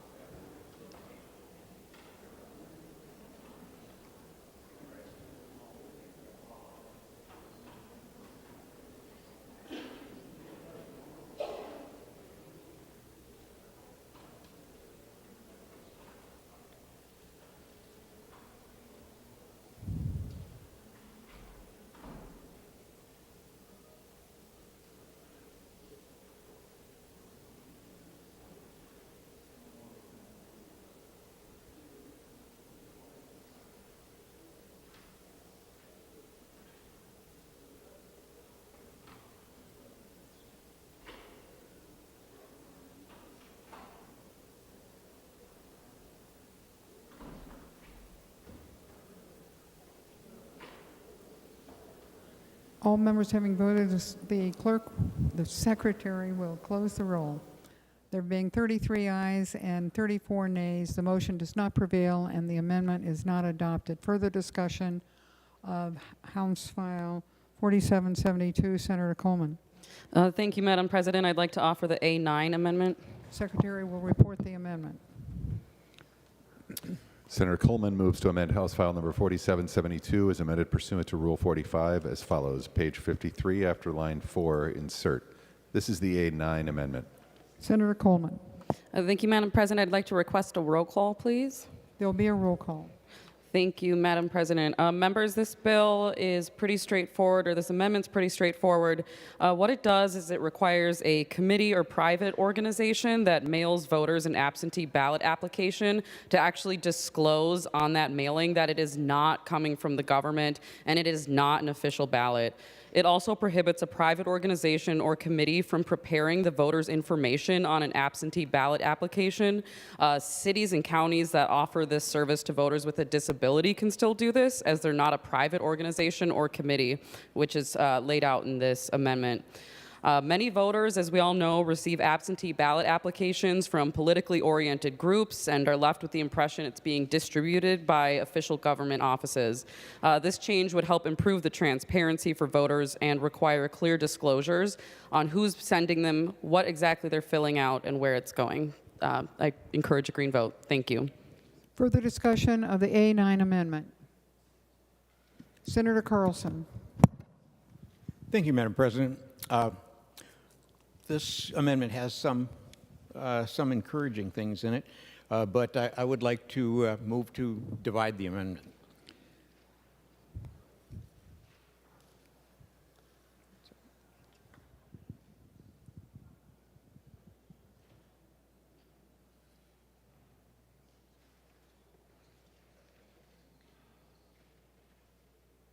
Senator Carlson, how are you proposing to divide the bill? And once I know that, I can let you know whether indeed it is divisible.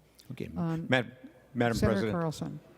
I would like to divide subdivision 1 from subdivision 2.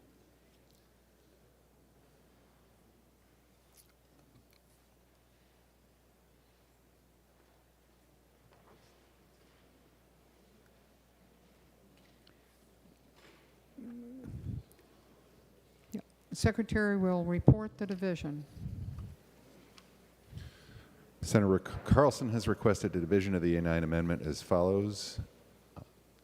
The first part of the amendment is from lines 1.4 to 1.18, and the second part would follow from 1.19 through 1.23. Senator Coleman, you may decide which part of the amendment is voted on first. Madam President, I'm sorry, I couldn't hear you. Could you repeat that? Senator Carlson has called for a division at lines 1.18. Essentially, the first subdivision divided by the second subdivision. And according to our rules, you decide as the author of the amendment which part goes first. Oh, understood. And I'm gonna have a clarification here.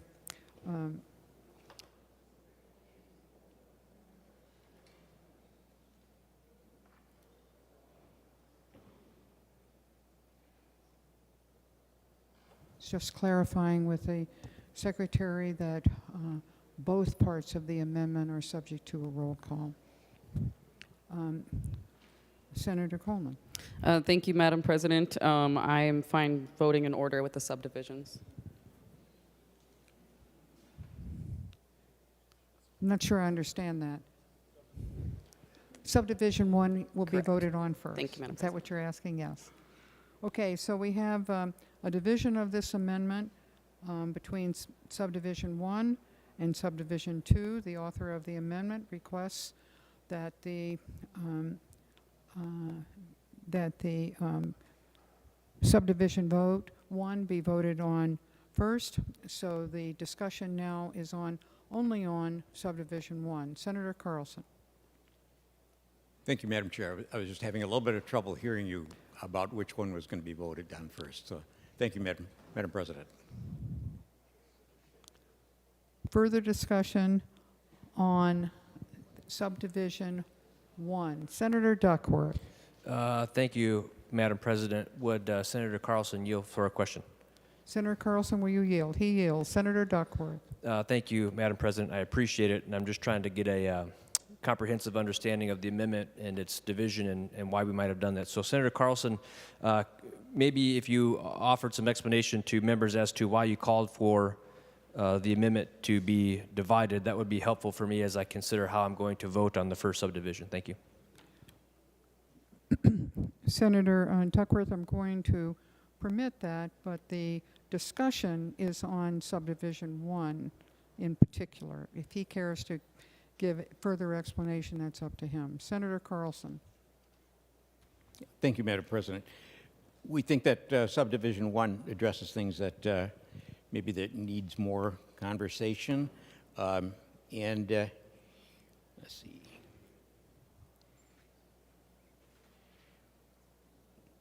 Got to look at it a little bit closer. We talked about this in committee as well, and that the sample, nothing should be appearing on that ballot that makes it look like that's an official. I'm going to have a friend here.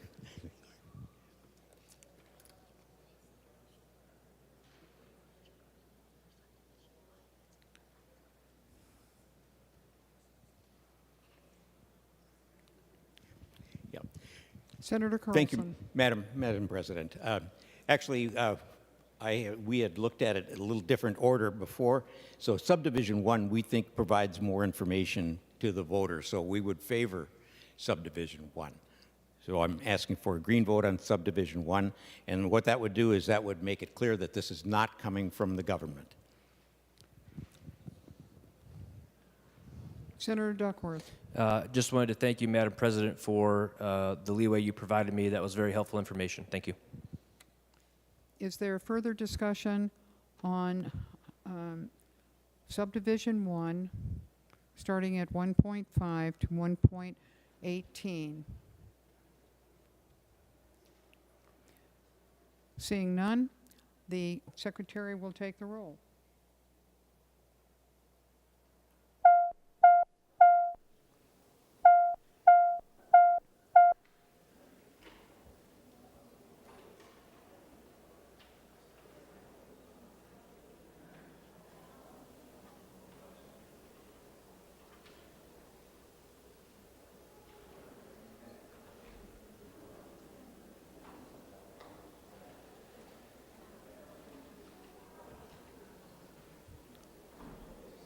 Senator Morrison, for those voting remotely, under Rule 40.7.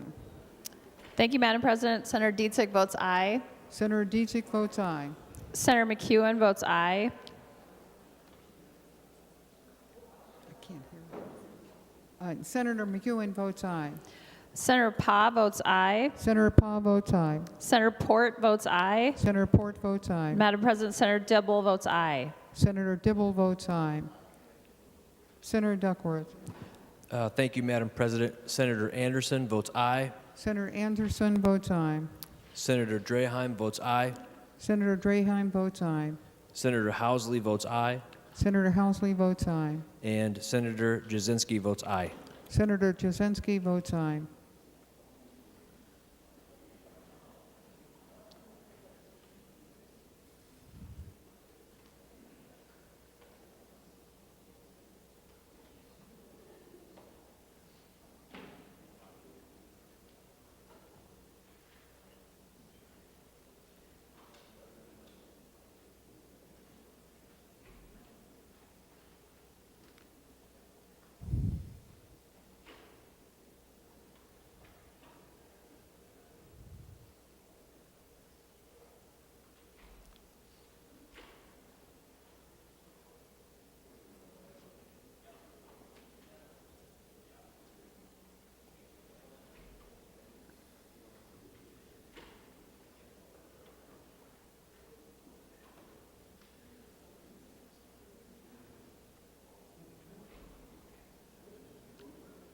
All members having voted, the secretary will close the roll.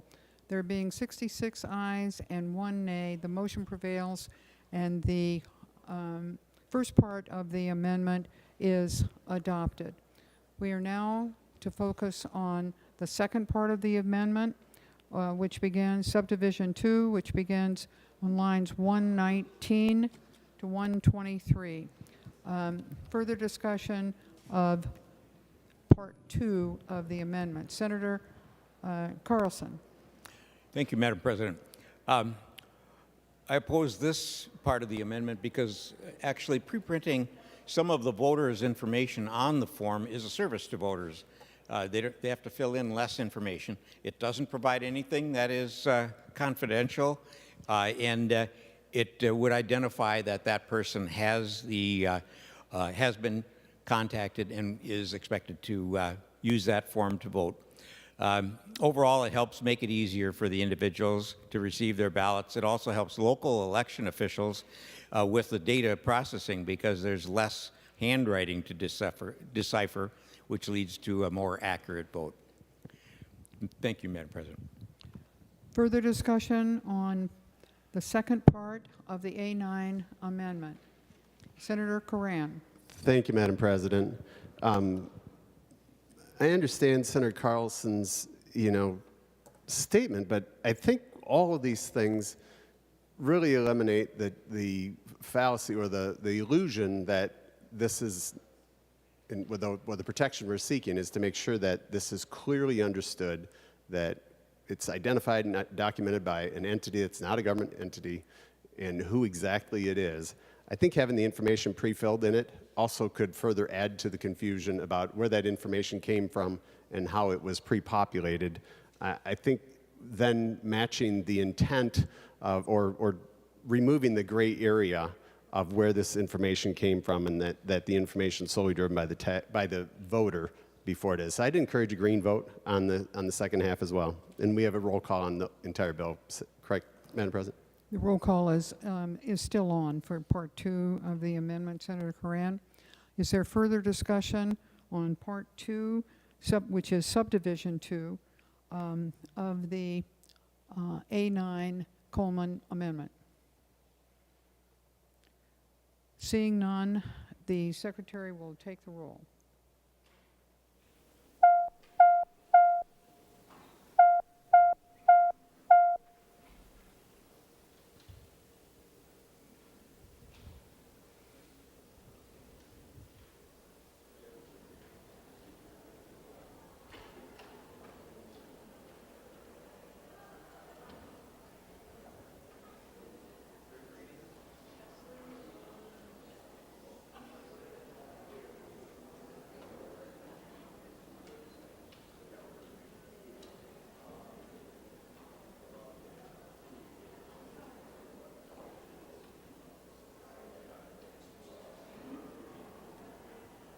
Members should be at their own desks during a roll call.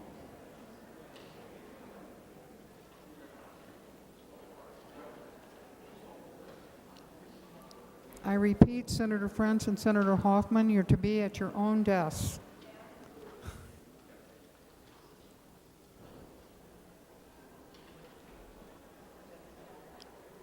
On behalf of those voting under Rule 40.7,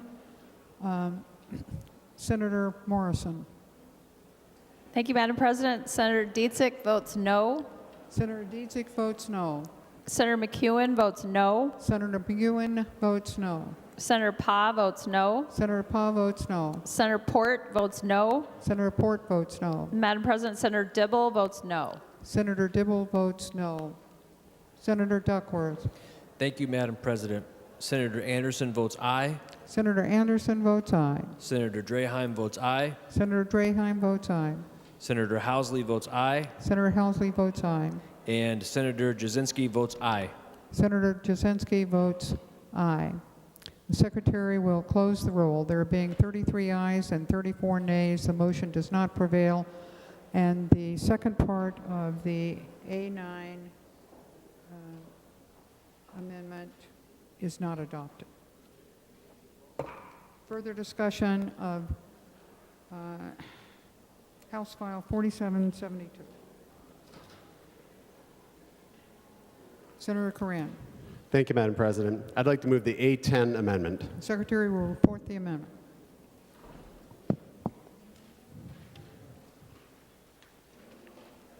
Senator Coran moves to amend House File Number 4772 as amended pursuant to Rule 45 as follows.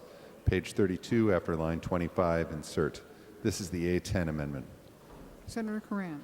Thank you, Madam President. What the A10 amendment does is this really helps meet the theme of all of the legislation that we've had over the past year, last year as well as this year. And the entire goal is to get rid of dark money and expand all of those that the tentacles out to anybody who participates in election influencing. So we make sure that that information, the dollars, are all recorded with the campaign finance. But we've had instances, unlike the hypothetical scenarios which we've got a lot of statutes being changed for that could occur, may occur, haven't occurred, which have drawn greater penalties or scrutiny. What this does essentially eliminates and prohibits a county, municipality, or school district from accepting contributions from a business or nonprofit to help pay for election administration. Providing space for a polling place is exempted. And Madam President, you know, I think we're all pretty familiar with it. This is the band, the Zuckerbucks, although they're not the only ones, but it certainly is one of the largest influential activities that occurred in an election, still is occurring. They've just changed the level of influence and where those dollars go. But what it is it's influencing elections, and it's working outside of the campaign finance and federal election commission's roles and responsibilities. And we heard this, I put this amendment up in the committee, as many are aware. And it was interesting to say, well, you know, municipalities and everybody needs money. That may be true, but it's our role and our responsibility to ensure that all elections are funded and paid for with our government dollars to ensure that no outside influence is put in. We had scenarios, not only was it where entities funded, I had a city in my district accepted $5,000 of Zuckerbucks. And the problem I have with it is that these things were purely partisan in nature. When you look at what they did, we had municipalities in our neighbors as well. I don't know if we had them occupy with their own staff in a municipality in our state. Certainly millions of dollars spent in Minnesota, so I wouldn't doubt it. But we had cities where they actually took over and embedded private staff working paid for by private entities to influence and to operate elections in a partisan manner. And I say in partisan manner because, you know, when you look at the distributions, I think it was some $420 million in 2020 alone, and 90% of those dollars went to Democrat counties. And then they also listed GOP counties. It would be more interesting, didn't have the time, but to go see which cities in a GOP county. Because in mine, it was actually, used to be a really strong Democrat city that accepted those dollars. And of course, as you all know, we celebrate as a Republican when we break even or win those cities, which I do now. But when you look at it, even in Minnesota, $7.1 million went to Democrat counties. Well, there aren't many of them. And $60,000 went to GOP counties. Overall, this is buying undue influence, and our goal is to eliminate what I think the Democrats have listed in here many times, the desire to get rid of dark money, or absolutely expand the accountability or those that would be captured and required to report through the FEC and or the campaign finance. This isn't something that's hypothetical and something we think we want to stop in the future. These are things that occurred in 2020 and are occurring on a regular basis. And so with that, Madam President, I'd encourage, what I'm trying to do here is help the Democrats get rid of dark money. And I think we could change the tide and pass this bill tonight, or today. I don't want this to run into this evening. But we hear nonstop conversations about getting rid of dark money. Look at the work that was done in campaign finance, extending the tentacles of who's required to report from some pretty mundane activities. But in this case, hundreds of millions of dollars are spent to influence elections for entities that are operating outside of campaign finance and election and the Federal Elections Committee. And that's what the intent should be, and that's why we should not allow undue influence. Minnesota's election should not be for sale. And so I encourage a green vote and request a roll call. There'll be a roll call. Further discussion of the A10 amendment.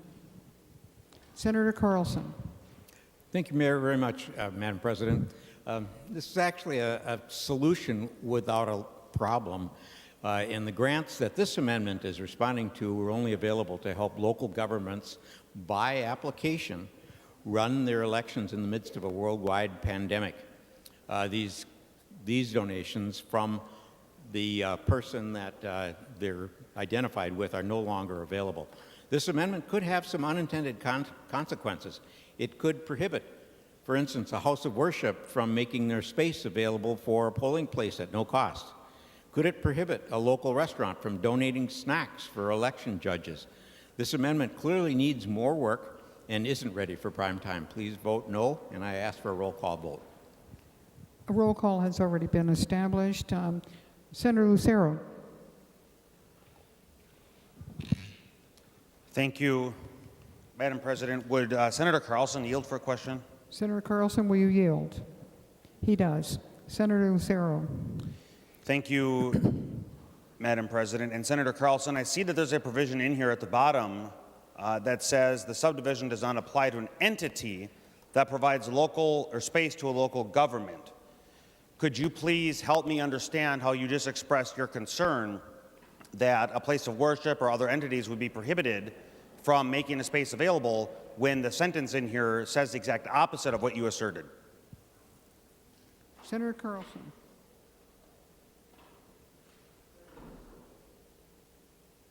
Senator Lucero, thank you for that clarification. It looks like that is correct and is already in your amendment, in the A10 amendment.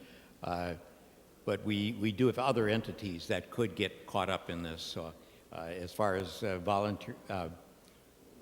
volunteering space for a polling place would not be considered a contribution. Senator Lucero. But I still urge a no vote. Senator Lucero. Thank you, Madam President. That helped to clarify the previous assertion was a false concern, and this amendment, as written, would be good for Minnesota. It is something that Minnesotans would want, or do want, because we want to make sure elections are not influenced by dark money from entities that are not this body or local units of government appropriating funds as deemed necessary. Thank you. Further discussion of the A10 amendment. Senator Duckworth first. Thank you, Madam Chair. I appreciate it. And I think this is an interesting discussion. And I'm always intrigued by the phrase that this is an issue in search of a problem, because sometimes it's valid and other times I think it's not being used with validity. And I'll use the state of Wisconsin as an example. I do try to avoid that as much as possible. However, nevertheless, very recently, voters in the state of Wisconsin actually went to the ballot box and voted by a majority to ban Zuckerbucks being utilized in their state for good reason. So if we've got states out there all across our country looking at the undue influence of dollars in their local elections, I think a problem does exist. And the fact that our neighbors next door voted to say we don't want this happening in the state of Wisconsin proves to me anyway that it is an issue. And it's why I think this amendment is very valid. You know, we just previously discussed the possibility of money finding its way into our electoral process in a way that may influence it in a way we wouldn't like, or is not transparent, or is not in keeping with integrity. The example last year was, I think during session, when Democrats had total control for the first time in however many years, they basically said, come on down to our event, we're going to have all of our leaders there, and bring your wallets. And I think we all agree that that wasn't the right thing to do, which is why we passed a provision last year that was ultimately pulled out of the bill that became law, and why you're going to see it continue to come before this body until it does become law. So, Madam President, all that to say, $400 million in 47 states was spent on elections in the form of Zuckerbucks. This is an issue. If you stand for transparency in the state of Minnesota as it relates to our elections, if you want to take a strong stance for things being above board, if you want to preserve the integrity of our democracy in our electoral process in our state, then you vote green on this amendment. It's that simple. Thank you, Madam President. Senator Curran. Thank you, Madam President. And so when we look at the, or we listen to the rebuttal that it was a one-time issue, that it was, boy, our cities, they desperately needed help. We put millions of dollars into our municipalities, billions of dollars into our municipalities. And again, what I worry about is that the theme of look at everything we talked about. This is a problem looking for a solution. This is a real problem, not just as it was in 2020, but it continues to be. The rebranding and repackaging of those dollars to provide undue influence. When you look at this and say, wow, they were so generous that they really wanted to help people out and to help them through our elections. I don't think we're worried about snacks or how we feed our volunteers. We take care of our people that run elections, and they're dedicated, and we need to support them, and we do. But in this case, it's been exclusive across the board. This is 90% Democrat-funded entities. And so it appears to be very clear to Minnesota's voters and taxpayers that we really don't like things that provide a level playing field. We really don't like things that provide transparency and accountability for campaign expenditures, for election influence. We like it when it only allows for undue influence for their pure Democrat benefit. And that's what the answer is today. By voting no on it means we're good. We already voted down undue influence by lobbyists and PACs for legislative leaders in the majority party to continue to run fundraisers when they seem to be opposed to it for the minority party. And so it becomes more clear that this isn't about voter participation. We had a school election issue, moving the election to the general election, so most people, or for everybody that's going to vote, will vote in the greatest participation. But the excuse there was, well, yeah, but they're not as well informed. So they're more informed when fewer people show up? They're less informed when more people show up? These all are unbelievable, disingenuous actions and statements because they want pure political gain under the guise of bipartisanship, fair, open, and free elections, trustworthy, for which it meets none of those criteria, further disenfranchising everyone. This couldn't be more clear. This means Democrats are okay with dark money as long as it exclusively benefits them. I encourage a green vote, members. Thank you. Further discussion of the A10 amendment. Seeing none, the Secretary will take the roll.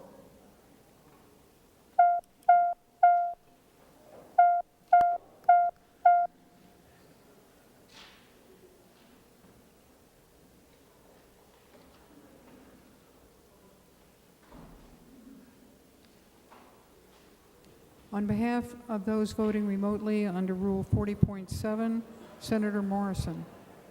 Thank you, Madam President. Senator Dietzig votes no. Senator Dietzig votes no. Senator McEwen votes no. Senator McEwen votes no. Senator Pa votes no. Senator Pa votes no. Senator Port votes no. Senator Port votes no. Madam President, Senator Dibble votes no. Senator Dibble votes And no. one more, Madam President, Senator Putnam votes no. Senator Putnam votes no. Senator Duckworth. Thank you, Madam President. Senator Anderson votes aye.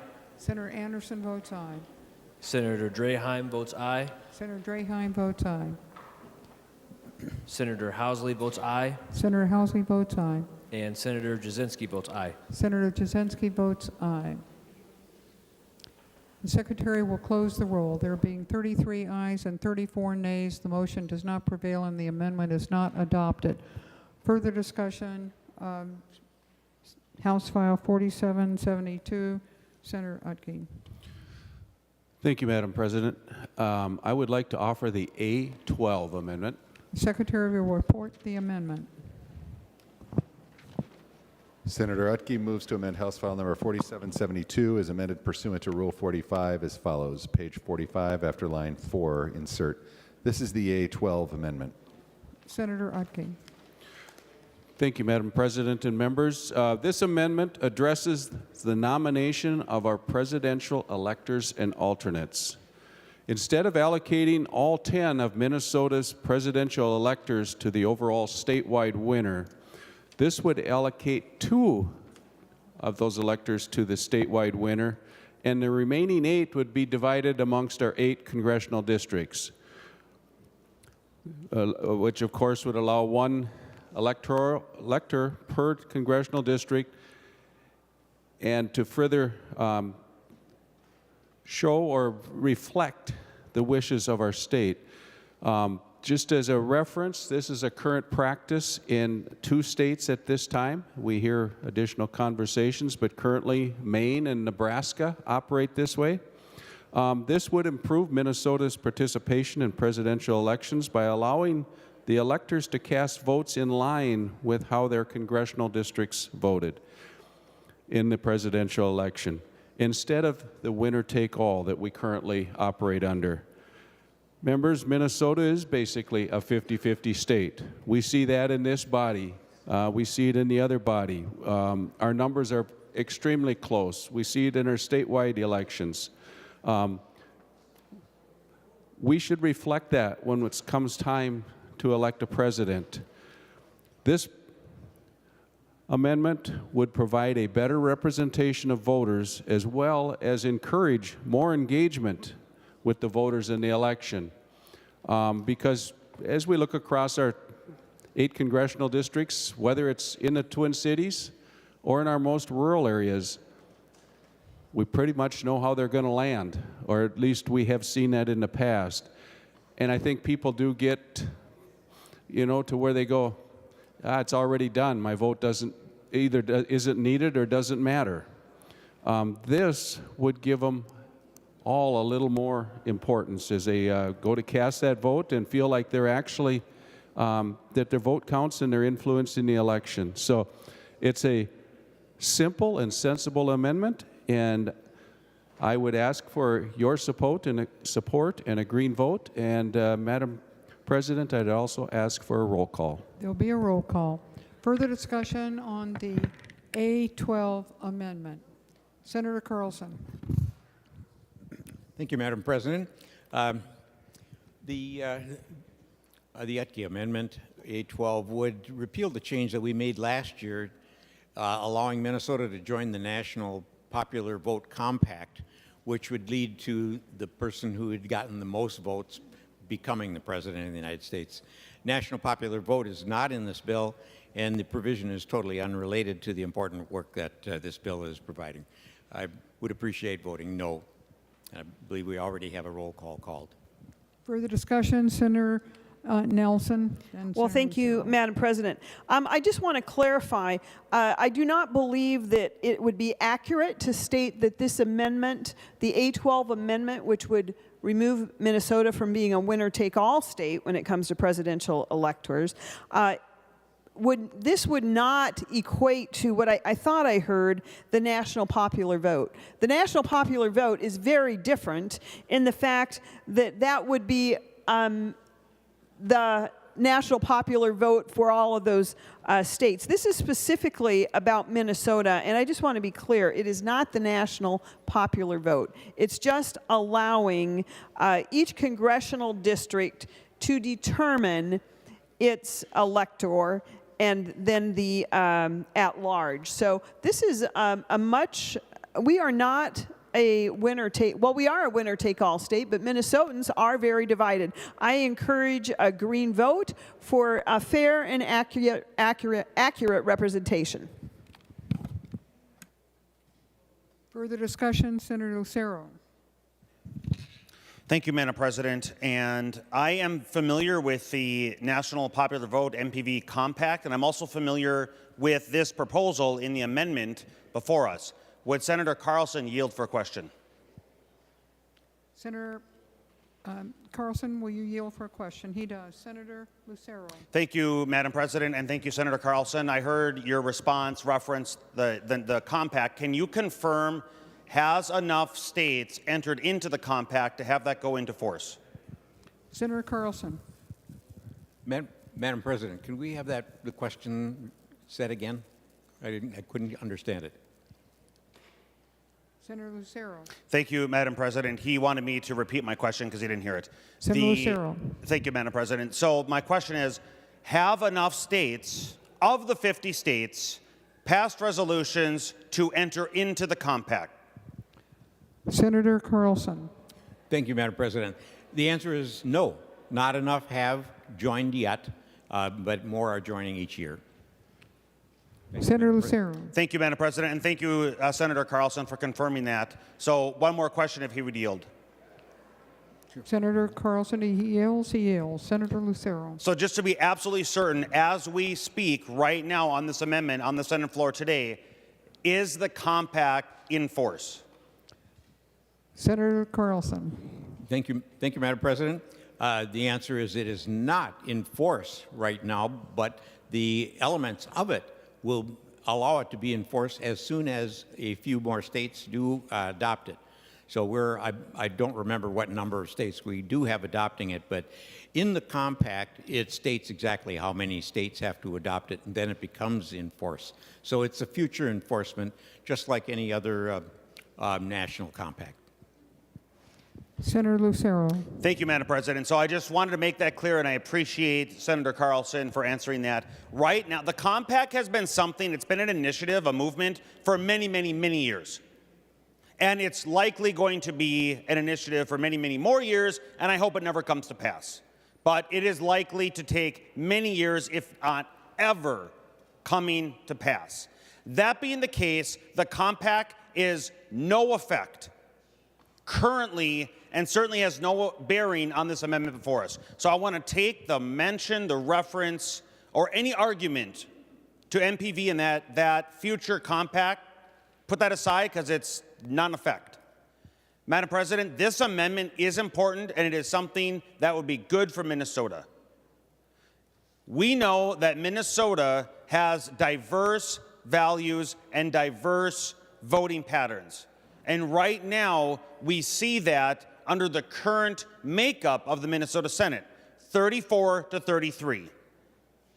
And under this amendment, it would recognize that reality, and it would empower and give voice to the people who are not in Hennepin and Ramsey County by allowing them to be given that voice with a presidential elector based on the winner of their congressional district.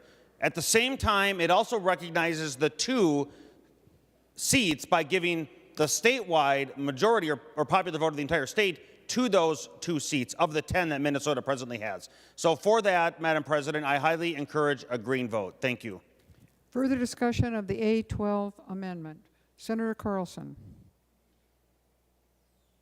Yeah, thank you, Madam Chair. And the fact that it's not active right now does not change the fact that the National Vote Compact has not been passed for Minnesota. So it doesn't need more action to become effective. Senator Wiesenberg, I'm sorry. Thank you, Madam Chair. I would support this amendment. The national popular vote would be mob rule. That's why we have the Electoral College, so all of our voices are heard. If there's 50 people that live in Minneapolis and 10 people that live in greater Minnesota, we should all have a voice. So if we divide it up this way, we do have our voice. You can live how you want down here, that's fine, but we should be able to have our opinions, and our voices should be heard in greater Minnesota as well. National popular vote is just a bad idea, and that takes away the voice of the people. And our founders had the Electoral College for a reason. You can decide to not believe that, but that's why it's there. So this should be a green vote. Thank you. Further discussion of the A12 amendment. Seeing none, the Secretary will take the roll.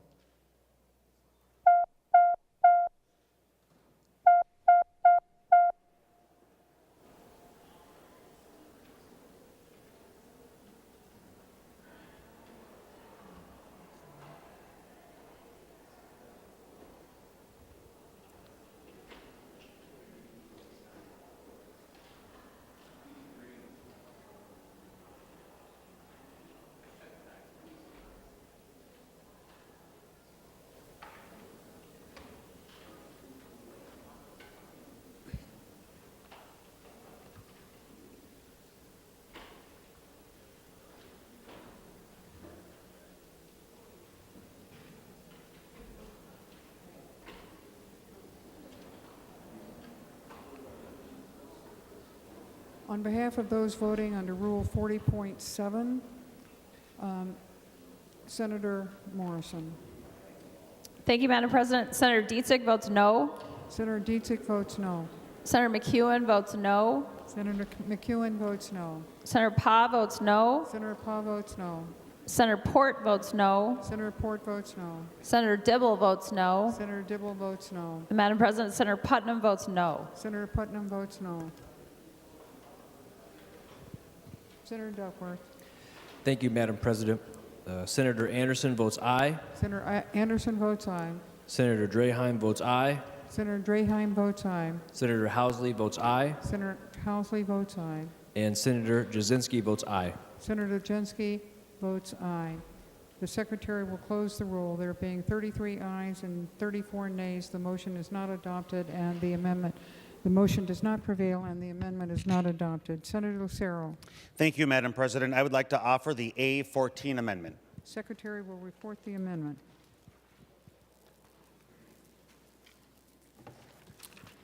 Senator Lucero moves to amend House File Number 4772 as amended pursuant to Rule 45 as follows.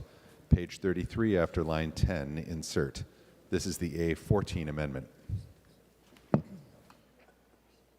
Senator Lucero. Thank you, Madam President. Minnesotans are seeing the headlines nearly every day of President Biden failing to do the job of protecting our borders. National security is on the minds of Minnesotans across this state. Democrats in Minnesota are creating policies that are attracting illegal foreign nationals to Minnesota. Minnesotans have a high concern of the threat that that poses to the integrity of Minnesotans' elections. This amendment would require election judges to ask a voter if they are a citizen before the voter signs the signature certificate. In order to maintain that integrity, in order to ensure fairness, and in order to ensure that our system doesn't have people casting illegal votes who are not eligible, who are here illegally and attempting to skirt the law. We want to put extra measures in place with this verbal affirmative confirmation that a person is indeed a citizen and therefore qualified to vote before they cast that ballot. And with that, I would ask for a roll call, Madam President, and a green vote. There will be a roll call. Further discussion of the A14 amendment. Senator Carlson.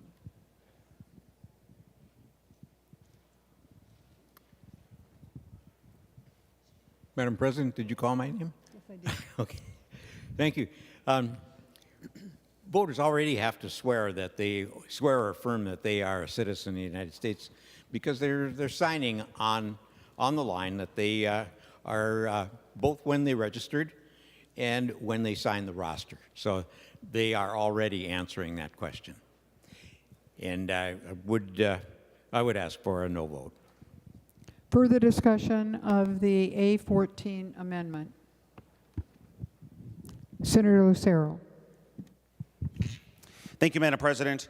Well, we have heard recent conversations in this body. In fact, I think it was just earlier this week, in regards to, or may have been last week, in regards to the transportation driving of people that may be getting confused with the English language. And so while, Madam President, Senator Carlson referenced that somebody's already assigning, acknowledging that they're a United States citizen, with the flood of illegal foreign nationals, with the flood of people coming to Minnesota who may not be able to speak English, we want to make sure that they are indeed a citizen with that verbal confirmation, instead of just simply signing something that they may have no idea and not able to comprehend.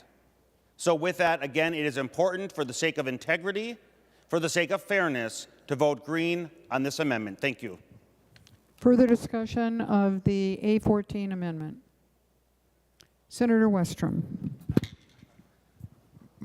Madam President, members, I rise in support of this amendment. It just adds election integrity to the system that we already have. It's already required that you're a citizen, but Senator Lucero makes a good point. If people have struggle with the English language when they're reading what they're signing, we don't always know if they're able to fully comprehend what they're signing. And we just had a bill pass a week or two ago to change the Minnesota driver's license so it's plain language because of that exact issue and concern. People that are new to the state legally or illegally were saying they're having trouble with the test. And so it only goes to reason that we need to put more checks and balances in place in our election system.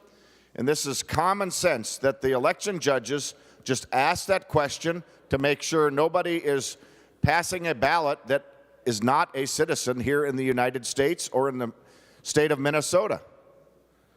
So members, I urge your support. This was one we should all be able to get behind because we all want to make sure our election system is easy to vote, impossible to cheat. And we don't want people cheating, whether they're intentional or unintentional. Why not put in a common sense placeholder like this or a process that the judges would ask that somebody is sure they have citizenship rather than take the chance of a ballot going in the box and then you can't pull it out if you find out later somebody didn't have citizenship. And so, members, we need to protect our election system, and this is a very easy, common sense step to have election judges who are there to do the exact thing we want, which is to have integrity and have elections that are legitimate with the people that are able to vote as citizens voting and people that aren't legal to vote not voting and passing a ballot that gets in the system. I urge your green vote. Further discussion of the A14 amendment. Seeing none, the Secretary will take the roll on the A14 amendment.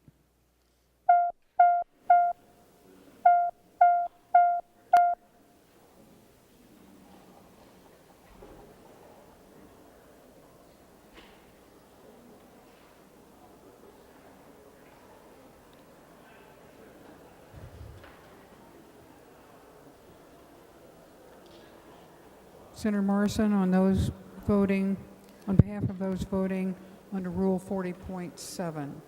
Thank you, Madam President. Senator Dietzig votes no. Senator Dietzig votes no. Senator McEwen votes no. Senator McEwen votes no. Senator Pa votes no. Senator Pa votes no. Senator Port votes no. Senator Port votes no. Senator Dibble votes no. Senator Dibble votes no. Madam President, Senator Putnam votes no. Senator Putnam votes no. Senator Duckworth. Thank you, Madam President.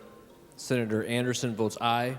Senator Anderson votes aye. Senator Draheim votes aye. Senator Draheim votes aye. Senator Housley votes aye. Senator Housley votes aye. And Senator Jasinski votes aye. Senator Jasinski votes aye.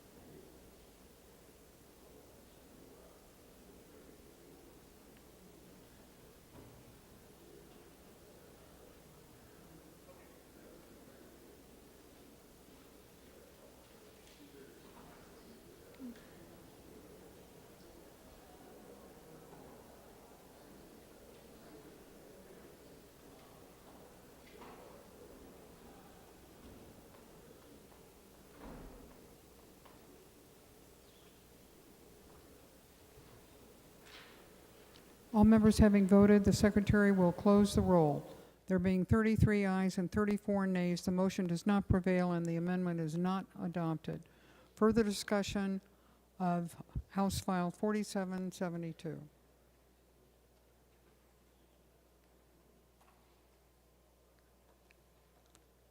Senator Gruenhagen. Oh, thank you, Madam President. Yeah, I just want to say that, you know, I've been around here for quite a few years when you count the House years, too. And as long as I've been here, initially, it was always elections bill was always a bipartisan bill. And now all of a sudden this last year, I don't believe one Republican senator voted for the elections bill. I'm not sure in the House, but I don't think one voted there either. And now we seem to be on the same path as we were last year, not having a bipartisan elections bill. And I doubt if any Republicans are going to vote for that today. And I just think that sets a real bad precedent, members. Now, all of us are aware of the controversy in the news and the public about elections. And regardless of whether you think elections were stolen or undermined, or whether you don't, the point is we can lower the temperature on the discussion, because the discussion gets very heated, and I've been in some of those meetings about how much fraud is in the election system. You know, one side claims there's not, the other side claims there's a lot, enough to tip elections. So one of the ways that we can lower the temperature is by having a bipartisan election bill. And yet many of the common sense amendments that were offered here today, the provisional ballot and others, I think everyone was voted down except a partial amendment of Senator Coleman's. That is not bipartisan. That is one party ramming through what they believe is in their best interest for elections. That's not going to lower the temperature of the discussion. It is simply going to throw gasoline on the fire. And that's what we're doing here, members. So I encourage members to think that through and to come up with an approach that would have a much more bipartisan result. So Representative Carlson, I know in the conference committee we have drop out of the sky provisions. I would sincerely appreciate if you'd take a few of the amendments that were voted barely down, 34-33, and allow them to be introduced into the election bill. Let's strive for a bipartisan bill. I think the majority of members here on both sides of the aisle would like to see a bipartisan bill. Instead, we get a one-size-fits-all, and we ram it through and basically silence the other side. So members, the way the bill is right now, I cannot say anything except vote red and no. And let's create a bipartisan bill and lower the temperature of discussion that's in our society. Thank you, Madam President. Discussion before we go to third reading. Seeing none, the secretary will give the bill House File 4772 its third reading. House File Number 4772, a bill for an act relating to elections, modifying various provisions related to election administration, etc. Third reading. Final discussion of House File 4772. Senator Gruenhagen. Well, thank you, Mr. President. A couple things I forgot. You know, number one, just some of the documentation, and I have researched this to some degree. You know, Molly Hemingway is the author. She's a nationally syndicated author. She's been published in the Wall Street Journal. She's appeared on the majority of major news stations across this country. And she wrote a book after the 2020 election. It's titled, and I'd encourage everybody to read it, it's titled, How the Media, Big Tech, and the Democrats Seized Our Elections in the 2020 election. Now, whether you agree with her or not, as legislators, we should be able to look at both sides of the issue so that we can come up and address the concerns in a rational way and in a bipartisan way, because I think we all want secure elections. And yet we continue to see well-documented information, like I just shared, that sends a lot of suspicion by the public on the results of our election. The second thing that I forgot to mention was, you know, I was here long enough that we had a governor, Governor Dayton, who said he would not sign an election bill unless it was bipartisan. And I greatly respected him for that. And that's what we used to do. I hope Governor Walz has the same opinion, that when it comes to elections, I hope he will not sign a bill that is not bipartisan and has participation from both sides of the aisle. Governor Dayton set the standard, and I was told by legislators prior to that, other governors, Republican and Democrat, had that same standard.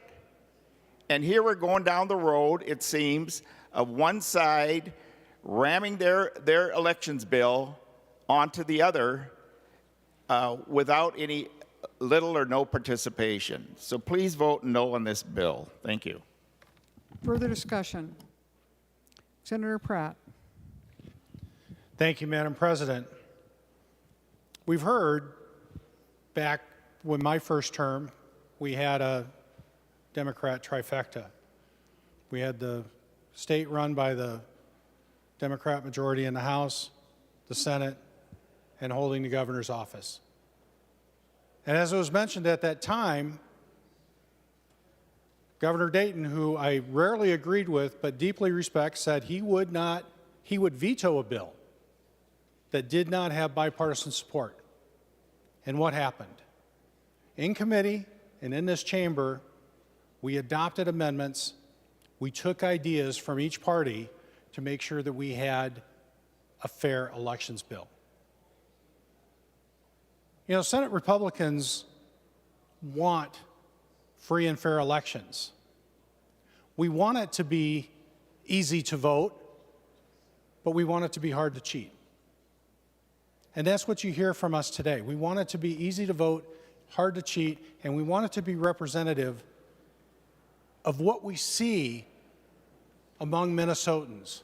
Proportional representation among Minnesotans. We see it in this chamber. We're divided by one seat. We're a 50-50 state. We're a purple state. And this election bill does nothing to bring us together closer as a state. It does nothing to ensure that we have confidence in our election system. And where the Republicans would like it to be easy to vote, hard to cheat, what we're finding is a bill proposed by the Democrats that make it easy to vote and easy to cheat. Thank you, Madam President. Members, please vote no. Further discussion? Senator Curran. Thank you, Madam President. You know, I spent a few minutes trying to carve my closing statements down to 3 hours, but I actually had a completely different path that I was going to go on. We've talked about, right, that bipartisanship and the need to really focus on things that we all believe in. That hasn't happened over the last two years. Senator Pratt did an excellent job about what that took in courage and leadership from a governor in majority control to make sure that it works for everybody. We all serve everyone in the state of Minnesota. But Madam President, what I really wanted to look at is, if you haven't seen the most recent Rasmussen poll released on April 16th, this should cause every single one of us in this room to take pause. National poll, 28% of likely voters would engage in at least one kind of illegal voting if it was the only way to stop an opposing candidate from winning. There was little variation between Democrat, GOP, or independent voters. It means 45 million ballots are likely to have cast fraudulently nationwide. 20% of polled voters that used mail-in voting in 2020 admit they participated in at least one form of election fraud. 18% said their spouse or another trusted family member gave them the permission to fill out and sign their mail-in ballot, allowing them to use their ballot to vote for a candidate of their choice. They would. 17 percent said they would fill out and sign a mail-in ballot on behalf of a coworker or friendly acquaintance, and 14 said they would do so on behalf of a close friend. 9% said they would alter a candidate selection made in a mail-in ballot belonging to a friend or family member without their knowledge. 10% said they would vote in 2 different states to help their candidate win. 10% would offer to pay another voter for their vote.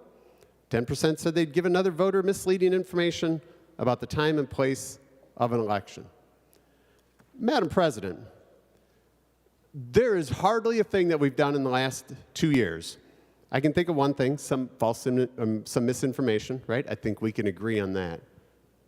But what we've done is we've opened up the category of mail-in voting and removed all the checks and integrities that would reduce and ensure that this election is fair, trustworthy, and believable. That poll was recent. 45 million people statewide or nationwide. Every one of us should take pause. Because I can tell you, I don't care Republican or Democrat, independent, whoever, all of the same rules should apply. We've gotten rid of every single element that brings integrity and control in something we can believe in. We should all take pause and absolutely look at that and find out, what are we going to do? We've removed literally every check and balance. You've removed independent ability to verify that only eligible people are on the statewide voter registration system. That's not who we are. And there's no good conclusion to going down this path. I think one party believes that it's great because it almost exclusively benefits them in every way, shape, or form. To get rid of dark money, nah, we're good with that. But boy, we'd like to track other people's dark money. We want to make sure that every single person in this state can vote. In fact, easing many of the most secure integrity issues that we have, except unless it's a school board or municipality where infrequent voting, even worse, we allow schools, not a part of this bill, to pick referendum or bond issue referendums on even more random days with even fewer people. It's not who we are. So every single thing that we've done, I think we literally, you read this poll, I think we should go back to the drawing board, literally in the entire elections process. If that's what a poll is, that everybody's willing to participate, we've got some serious problems. We haven't even talked about the external influence of the media, social media, and what it is, and undue influence that's providing and causing people to vote against all their own self-interest. They all fall well with outside of the FEC or campaign finance issues, and it's exclusively for single-party benefit. Almost exclusively, every single thing that we see today that people are bombarded with. Yet when one pops up and maybe it provides, I think the term would be now an unapproved opinion, they're shut down. They're deemed as misinformation. Somehow government is the source of real information. All of those things are impactful. You read that report. Again, I had an entire different plan to close with, Madam President, but this report should put us all back in the committees, and not that deadlines matter right now, but we should get back and talk about what the heck are we going to do to fix that gap. We're in the middle of a vital election season, a presidential year. It's important for everyone. I don't care Republican, Democrat, or independent. That report is a failure of this country to ensure elections are fair, safe, and trustworthy, and it sure as heck, I think, is a statement to the state of Minnesota and our election law, which has only made all of those things easier. Madam President, I will spare you with the 4 hours ahead plan, but for those reasons, we should all vote no.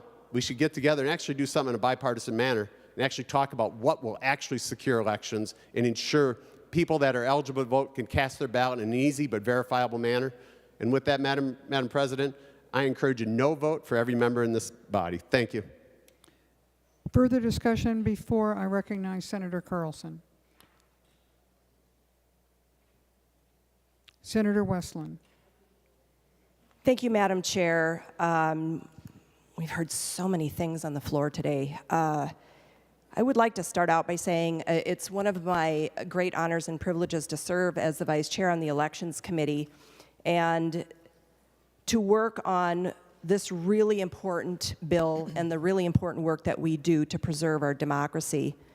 to promote voting and to ensure that every single eligible voter has the ability to vote without impediment or interference. We do have the strongest voter turnout in the country, always. And we have an incredibly strong voting system in this state. It would be great to have bipartisan support, and I invite my friends on the other side of the aisle to vote green on this bill. It's pretty predictable. Everything that gets put on this floor, there's always 33 votes no. That's really disconcerting. But it is hard to compromise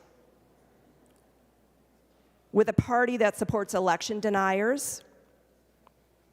It's difficult to compromise and reach cooperation and support with extreme MAGA Republican talking points that intentionally seek to undermine faith in our elections.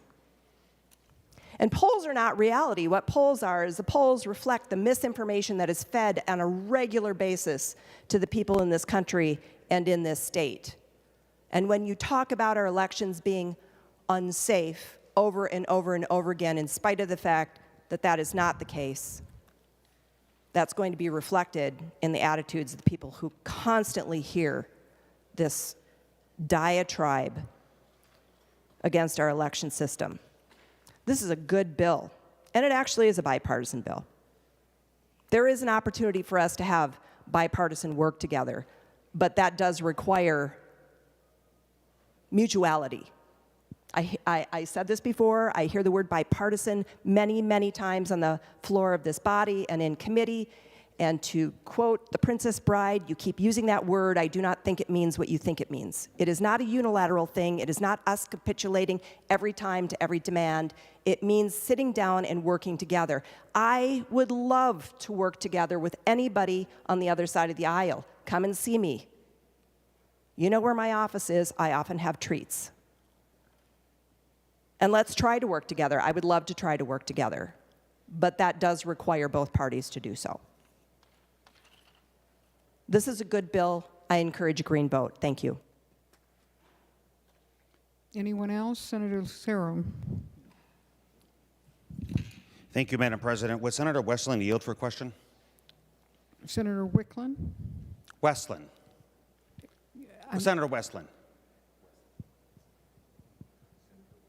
Oh, I'm sorry. I misunderstood you. Senator Westland, would you yield for a question? Senator Lucero. Thank you, Madam President. Thank you, Senator Westland. I was intrigued in your comments on election deniers. Can you confirm for me that former presidential candidate Hillary Clinton denied that President Trump won the 2016 election? Senator Westland. Madam President, Senator Lucero, I think you would have to ask Hillary Clinton that. I don't know. Senator Lucero. Thank you, Madam President. Well, I will confirm that. That is the case. She denies, even today, it's my understanding that President Trump won the election. So the party, Madam President, that Senator Westland is referring to that harbors election deniers is the Democrat Party at the top of their ticket. It is disconcerting that there are repeated votes in this body of 34 to 33. But that's not for lack of attempt by Republicans to work, to create consensus, to work for the betterment of all Minnesotans. It's for the extremist Democrat Party's rejection of the 49.9% of Minnesotans that voted against the Democrat majority in this body. Republicans continue to bring forth common sense, bipartisan ideas. They continue to get voted down 34 to 33. Nevertheless, Madam President, we will continue to be the voice of reason, common sense. We will work hard for all Minnesotans. Despite the repeated rejection of the common sense that Minnesotans want, the repeated rejection by the Democrat majority. And it's unfortunate that once again, likely this bill in a few minutes it's going to pass 34 to 33. I will be one of those red votes because of the extremist policies of the radical Democrat majority. Thank you, Madam President. Anyone else before I call on or recognize Senator Carlson? Senator Swazinski. Thank you, Madam President. I just want to thank you, Senator Carlson, for bringing this bill to us. You've worked really hard on it, as has everybody involved in the committee. One of the provisions in the bill that I'm very proud of is the helping our young people get ready to be the expected citizens we require of them.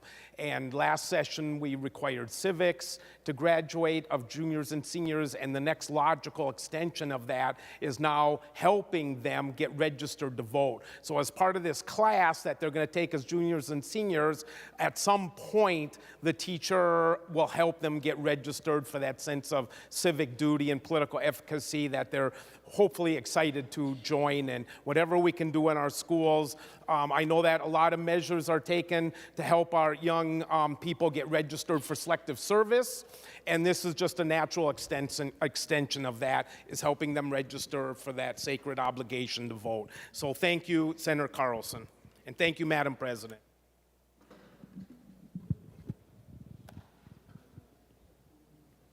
Senator Carlson. Thank you, Madam President. I guess I want to amend the words I was going to say to thank Senator Swazinski for noting the what we called the pre-registration of 16-year-olds, because that was a bill that I actually introduced 11 years ago. So that's one of the prides I've had in here, but it's, you know, we've already got that done, so that's already in place. But on other things that we're talking about here, bipartisanship, we do try to do bipartisanship in our committee, and in fact, I even took my name off of a bill that was not bipartisan, so that a person from the other side of the aisle could sign their name on it, and no one took it up. We're always looking for good ideas from everyone. One of the problems is that you can't assess a good idea at the last minute when it's an ambush idea.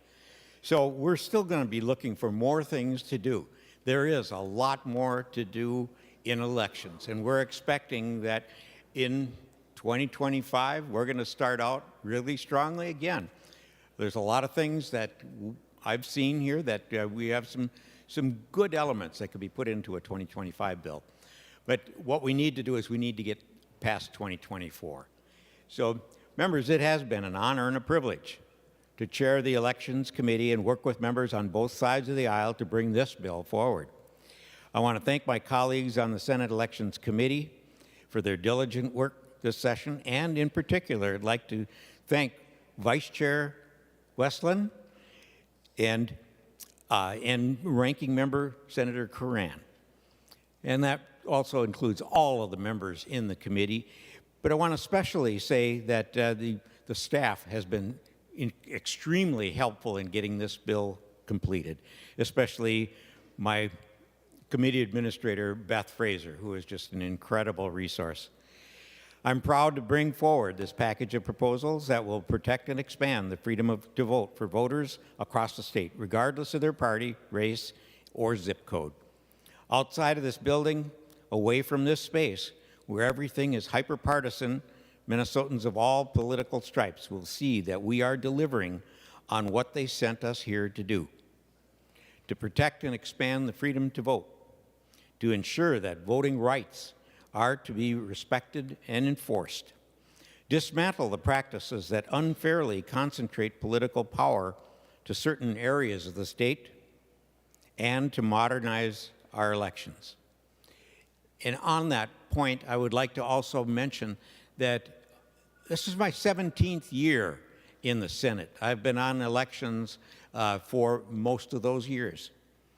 And I also do something that a lot of you do, and I want to thank you for doing it, and that is staffing the Senate booth at the State Fair. That's something that last year in 2023 was a pivotal year. It was the first time ever that no one came to that booth and wanted to pick a fight. They were all thanking us for what we were doing. So I took that from that experience, plus an experience that Senator Westland and I had in Indianapolis, Indiana, when we went to a special forum on elections, and there were people there from several states. It was multipartisan, and one of the things they impressed on us was that on election night, they look at Minnesota. They want to see what Minnesota's results are. They want to hear more about Minnesota. And so we ought to be proud of our election system. We ought to be proud of our election staff, and especially the Secretary of State, who helped us get a lot of these elements in this bill said just right. So I think that that's something that we can all be proud of. And members, I urge you a green vote so that we can ensure a more transparent, inclusive, and democratic future for all Minnesotans. Thank you very much. The Secretary will take the roll on final passage.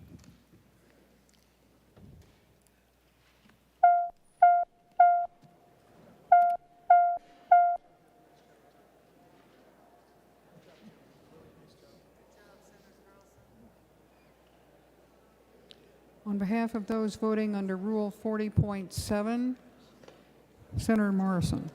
Thank you, Madam President. Senator Dietzig votes aye. Senator Dietzig votes aye.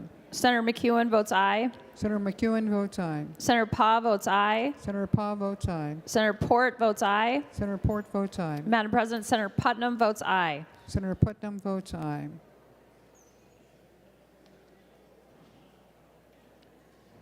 Senator Duckworth. Thank you, Madam President. Senator Anderson votes no. Senator Anderson votes no.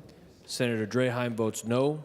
Senator Draheim votes no. Senator Housley votes no. Senator Housley votes no. And Senator Jasinski votes no.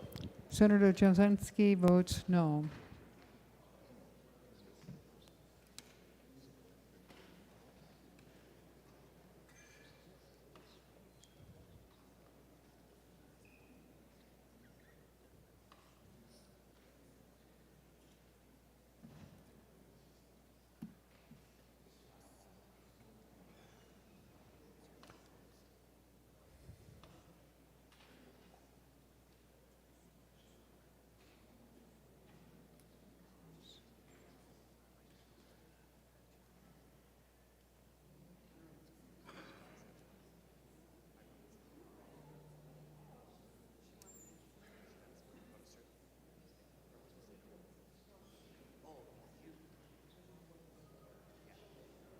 I'm looking at him.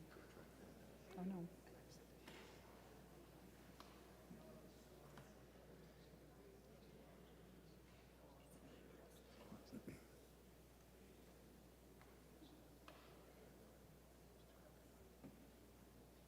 The Secretary will close the roll.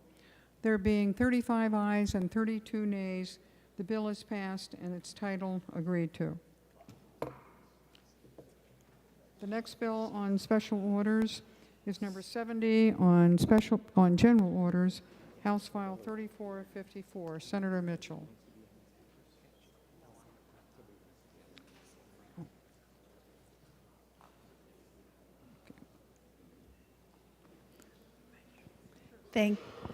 Senator Mitchell. Thank you, The Mr. floor is President. yours. I am here today to present Senate File 4429, the Veterans Policy Omnibus Bill, a combination of both veterans and military affair bills put together on a bipartisan level. This follows last year's historic work for our veterans and active military, in which we invested $128 million new dollars into different veterans initiatives around the states, tackling everything from homelessness, veterans homes, cemeteries, and many other worthwhile projects, including a field house for physical fitness training. And we are following this up this year with many other important projects that our veteran and military community have brought forward to us. As I go through this, there are a couple items on here that were not quite through all of their committee stops when I put the bill together, so I will still name them, even though hopefully they are about to be amended on. But I think that is a very important part of this process, is to make sure that these bills are fully vetted, which is why that we are doing that today.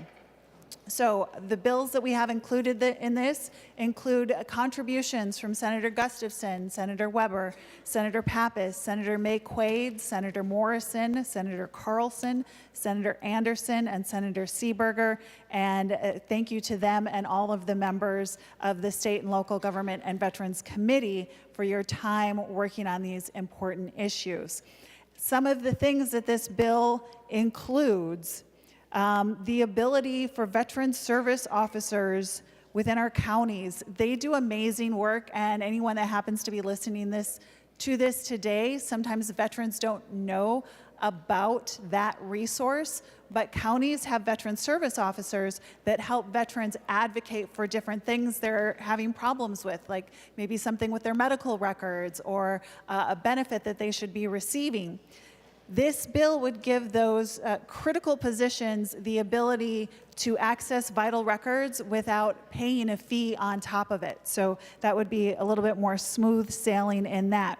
There was a pair of provisions that were very similar, one expanding the abilities of counties to appropriate funds for Memorial Day, and another one expanding the ability for counties to do that same thing for Veterans Day. We combined those together and made sure that any ceremonies had the ample funds that counties were able to provide for that to them and the other veterans organizations.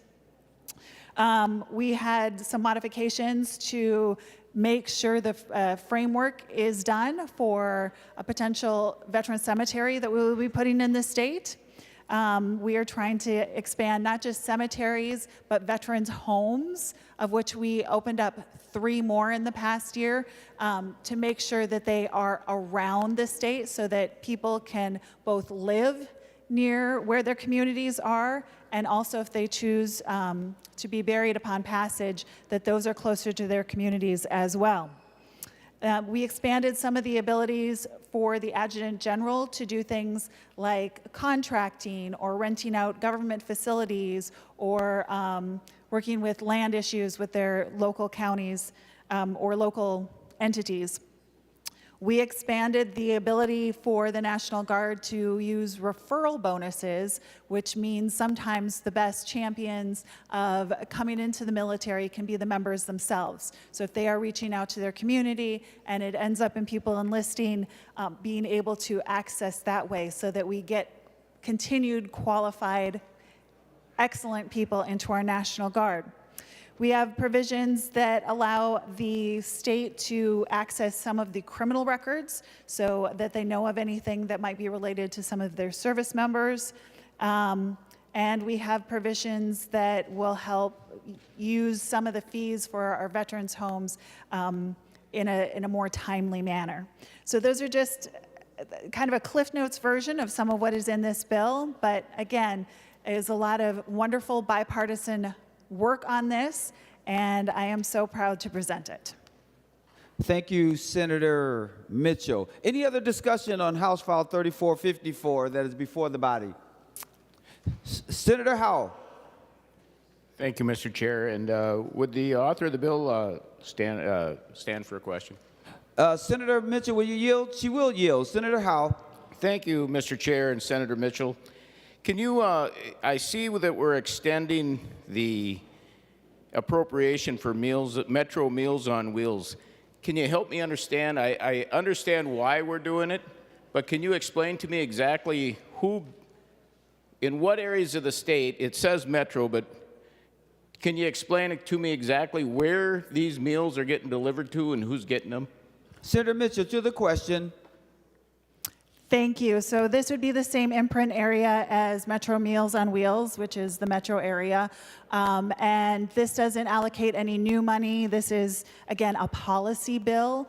But because of administration of the money that had nothing to do with an error on the program's part, They didn't get the funding in the timely manner to get it going, so they're just asking for an extension on the back end of when they can use that. But what this program has been doing is they've been trying to recruit other veterans, but not all veterans are covered by Meals on Wheels. So if you don't meet the criteria, you would get the expanded service under this program, which was a program from last year that we passed. Again, this is just allocating the money that they didn't quite get when they should have as the money flowed out, so making sure they can still use it on the back end. Senator Howell. Thank you, Mr. Chair, and thank you for that answer, Senator Mitchell. Would she continue to yield? Senator Mitchell, will you yield? I will continue to yield. Thank you. She will yield, Senator Howell. Thank you, Mr. President. So, Senator Mitchell, would the Mr. President, Senator Mitchell, so is it my understanding, am I correct, it's the 7-county metro area? Is it the 11-county metro area, or exactly what's the area that it's covered by this appropriation? Senator Mitchell, to the question. Thank you, Senator Howe, for the answer. I would have to, again, this was passed last year, so this is not something that is fresh in my memory as to who all Metro Meals on Wheels serves. But we could certainly get that answer to you. Senator Howell. All right, Senator Mitchell, do you have an amendment? Yes, Mr. President. I would like to offer the, let's see, I have a couple amendments here.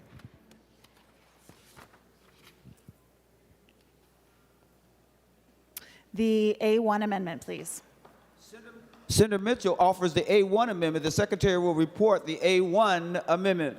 Senator Mitchell moves to amend House File Number 3454 as amended pursuant to Rule 45 as follows. Page 1 after line 11, insert. This is the A1 amendment. Senator Mitchell, to your A1 amendment.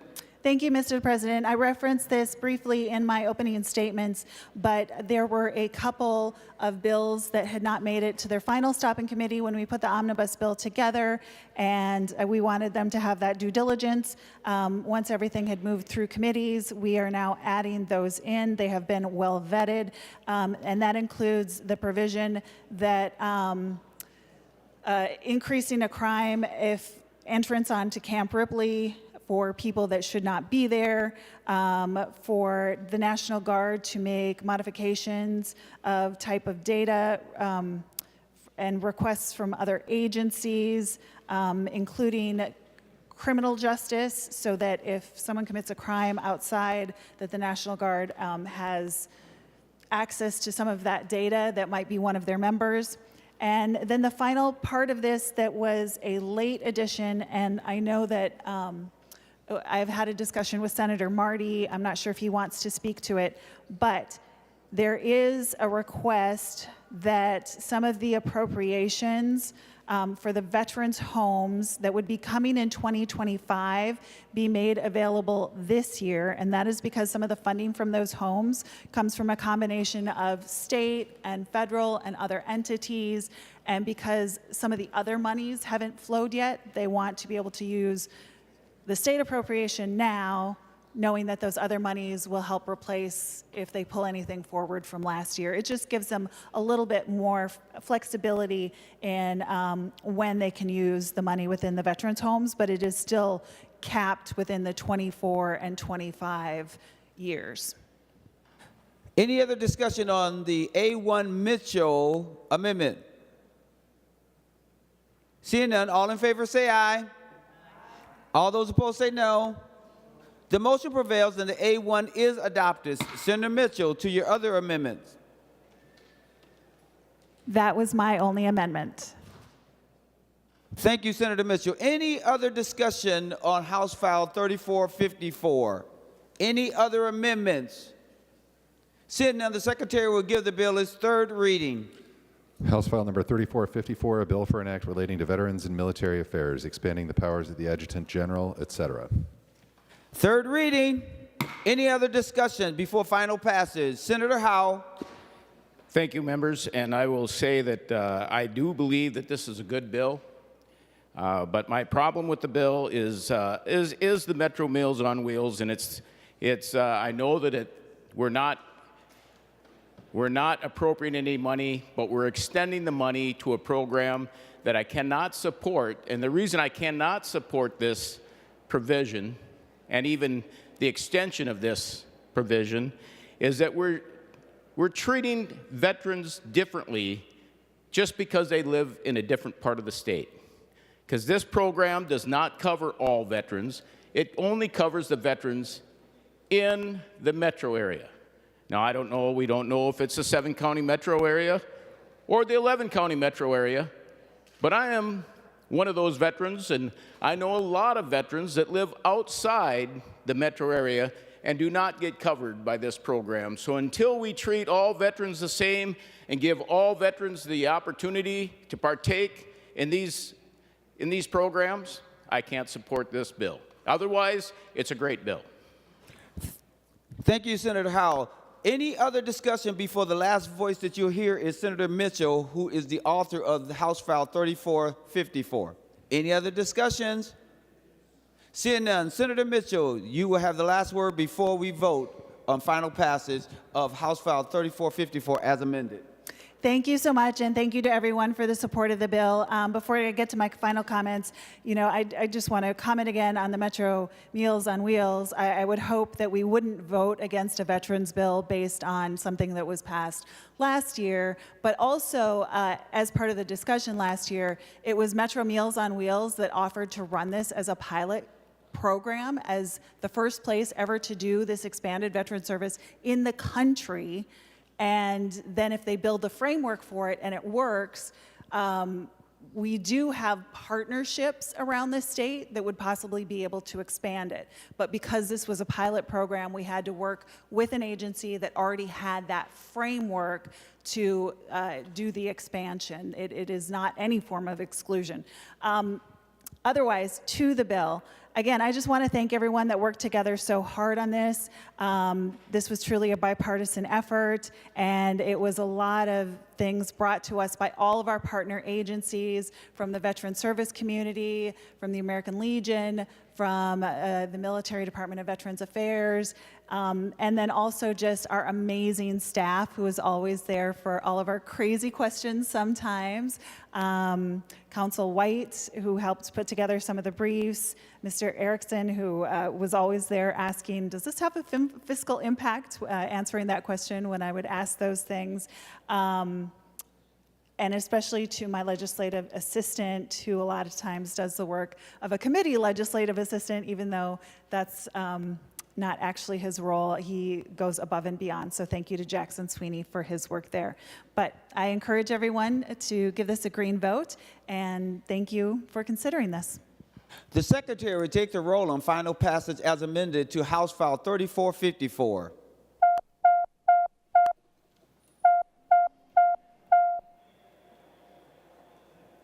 Members, please vote. Senator Mitchell, for those voting pursuant to Rule 40.7. Morrison, I'm sorry. Senator Morrison. Thank you, Mr. President. Senator Dietzig votes aye. Senator Dietzig votes aye. Senator McEwen votes aye. Senator McEwen votes aye. Senator Pa votes aye. Senator Pa votes aye. Senator Port votes aye. Senator Port votes aye. And Mr. President, Senator Putnam votes aye. And Senator Putnam votes aye.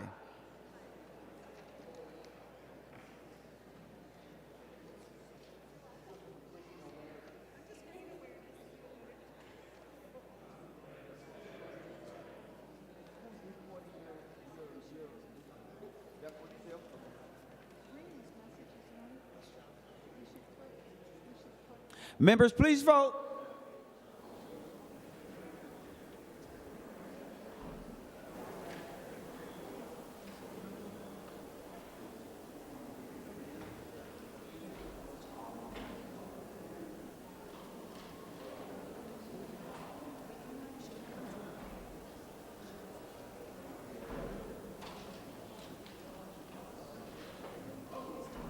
Senator Duckworth, those voting pursuant to Rule 40.7.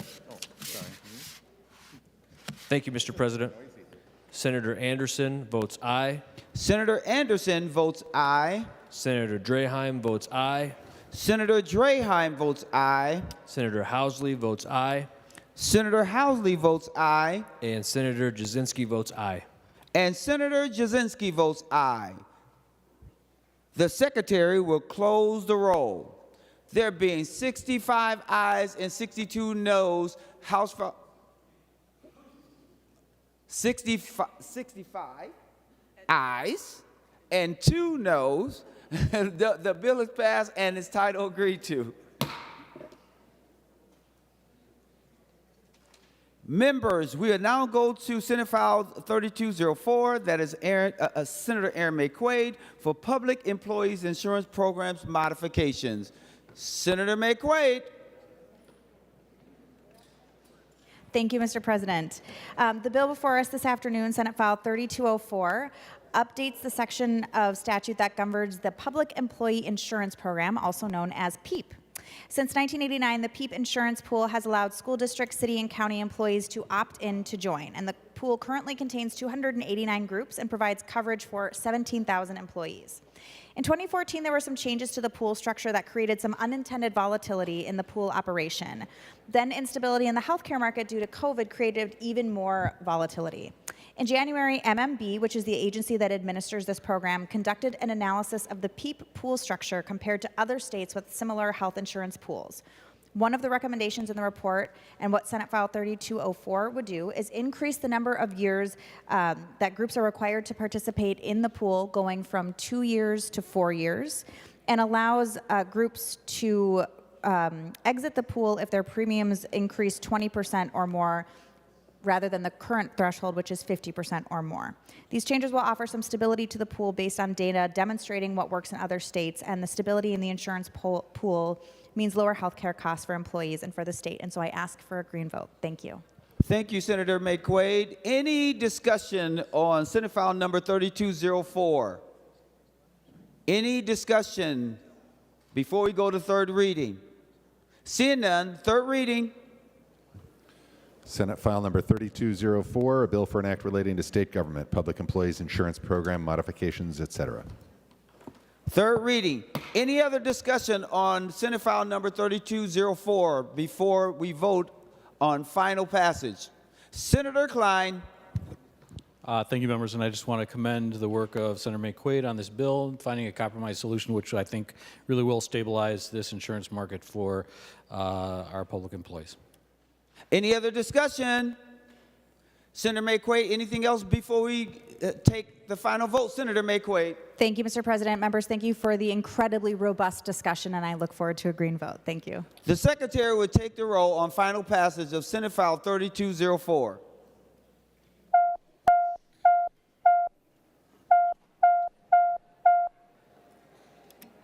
Members, please vote.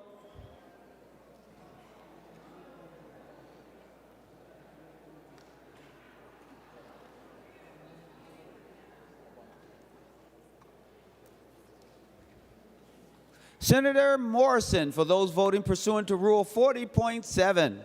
Thank you, Mr. President. Senator Dietzig votes aye. Senator Dietzig votes aye. Senator McEwen votes aye. Senator McEwen votes aye. Senator Pa votes aye. Senator Pa votes aye. Senator Port votes aye. Senator Port votes aye. And Mr. President, Senator Putnam votes aye. And Senator Putnam votes aye.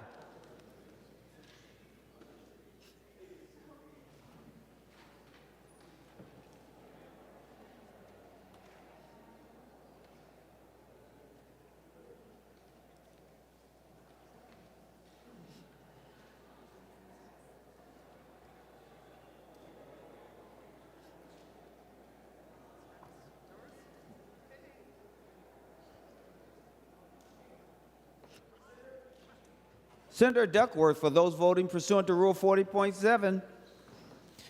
Thank you, Mr. President. Senator Jasinski votes aye. Senator Jasinski votes aye. Senator Housley votes aye. Senator Housley votes aye. Senator Draheim votes aye. Senator Draheim votes aye. And Senator Anderson votes no. And Senator Anderson votes no. With all senators having voted who desires to vote, the Secretary will close the roll. There being 45 ayes and 22 noes, the bill is passed and its title agreed to. Members, we will now go to Senate File number 4784, Senator Frentz, for Minnesota's Energy Infrastructure Permitting Act establishment. Senator Frentz, to your bill. Thank you, Mr. President, and thank you, members. I present with pride Senate File 4784. Members, as you know, public often asks us, why can't the government do this program better? Why can't we become more efficient? Why don't they look at this? I always think to myself, is this a trick question? We should always be asking how we can do things better.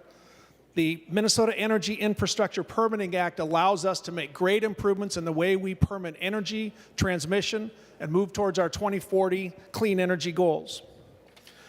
One of the areas Minnesotans want us to do better on is permitting. This is only energy and transmission, but it leads to a template for how we can do better across the permitting spectrum, and I think a lot of Minnesotans want us to make that change. Why do we want to make it better? Because the more predictable, the more efficient, the more people can see what's coming, the better it is for all of Minnesota. Better permitting equals less delays, more certainty, and lower costs. I want to start by thanking my co-authors. This is a bipartisan bill, members. Thank you to Senator Zhang, the Vice Chair of Energy, for being a co-author, Senator Mitchell, and Senator Pratt and Senator Nelson from the Minority Caucus. A bipartisan message on permitting is exactly what Minnesotans are hoping to see from us. How did we get this bill? Members, this is a truly bipartisan, stakeholder-driven process. The Permitting Reform Group was formed by the Public Utilities Commission last year with two main goals in mind. One, to improve on a permitting system that's almost 40 years old. And two, to help the state move forward on its 2040 clean energy 100% goals. The stakeholder group was an excellent representation of the voices that matter to Minnesotans. The stakeholders included developers, labor groups, rural electric co-ops, investor-owned utilities, municipal utilities, renewable energy advocates, the Association of Minnesota Counties, the League of Minnesota Cities, the Department of Agriculture, the Department of Transportation, the Department of Natural Resources, the Department of Commerce, the Public Utilities Commission, environmental groups, Minnesota Farm Bureau, Minnesota Farmers Union, Fresh Energy, and more. What did they do? They met multiple times last year with the goal of improving the permitting system. In those meetings carried out over months, they came up with a stakeholder report. This is the part, members, that I hope we keep in mind in not only passing this bill, but as a template for how we move forward. The group produced a report with 34 recommendations, each of them designed to improve efficiency, speed, and predictability. What the stakeholder group recommended to you, members of the Minnesota Senate, is to take the most consensus provisions, those 12 to 14 provisions that the whole stakeholder group said we should do this, and make them part of this bill. That is essentially what you have in front of you in Senate File 4784.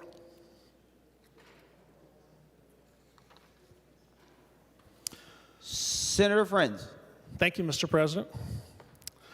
The bill itself makes a number of improvements. Among those, it combines dozens of provisions on permitting that were scattered across Minnesota statutes and puts them all together so you can find them. So if you're a developer or an advocate, you can see them in the new Section 216I. Let me tell you, folks, simplicity is a virtue in government, and this will allow Minnesotans to see how all of them together. It eliminates the certificate of need requirement for those projects that help us achieve our 100% clean energy goal. If all our energy has to be clean and renewable, we already know there's a need, Mr. President. It moves staff from the Department of Commerce to the Public Utilities Commission. This provision is a must-have for many of the stakeholders. It combines wind, energy, and storage into a new standard review process. This is a signal that our state will be moving forward with renewable energy. And it allows the applicant to prepare their own environmental assessment form at the time of application, and requires the agencies to get together at the beginning to help the applicant assess the needs of the permitting, the siting, the routing, and get these agencies together with the applicant at the beginning. Again, members, something I think we'll be wanting to watch in other areas as we look forward to permitting. The overall time saving of this is estimated to be 9 months. Let me tell you, when you need 3 to 4 years to site permit and build these projects. 9 months is a long time. A 2-month delay can cost us an entire construction season. Now, members, I want to talk about the bill and possible amendments. Part of my pledge to the stakeholders is that we would bring forth a bill, Mr. President, that would remain as the stakeholder report requested, neither taking amendments from what I would consider the more conservative voices nor the more liberal voices. We have stuck to that pledge. We have turned away suggestions, amendments, advice in many forms, with one exception, and that is the amendment which has become the subject of a great deal of conversation. That amendment was brought by Senator Hochschild in the Senate Environment Committee. I have agreed to take it, and on behalf of my members from the Minority Caucus, I've agreed to leave it in the bill, and here's basically what it does. I acknowledge this is not in the stakeholder report, but in the Senate Environment Committee, after this amendment went on, each member of both caucuses voted for the bill. In my opinion, that means that the Senate position should reflect this amendment and no more. The bill basically, the amendment, Senator Hochschild, basically requires the DNR and PCA to have a coordinated project plan. And while this is not limited to energy, it still is good government. I was asked to consider taking this out before I brought this bill before you on the floor and said, no thanks. I think once there's a unanimous vote in committee by both Republicans and Democrats, that again represents the Senate position. However, there are some technical matters and some clarifying matters, and Mr. President, I would like to offer the A24 amendment. Senator Frentz offers the A24 amendment. The Secretary will report the A24 amendment. Senator Frentz moves to amend Senate File Number 4784 as follows. Page 2, line 21, after the semicolon, insert end. This is the A24 amendment. Senator Frentz, to your A24 amendment. Thank you, Mr. President. After the bill's introduction and after the Hochschild amendment went on, there were questions asked about the true intent of the stakeholder group, and the A24 amendment essentially clarifies 3 points. First, that the nuclear moratorium in effect in Minnesota is not changed, repeat, not changed, not lifted by this bill. Second, a clarification of the certificate of need for wind and solar storage exemption. Duplicative. And the policy statement. That was language that was already in statute, and the original incarnation of the bill did not include it. It was not the stakeholders' report to take that out. We have now put it back in with the A24 amendment. Mr. President, I'd ask members to support the A24 amendment. Any other discussion on the A24 Frentz amendment?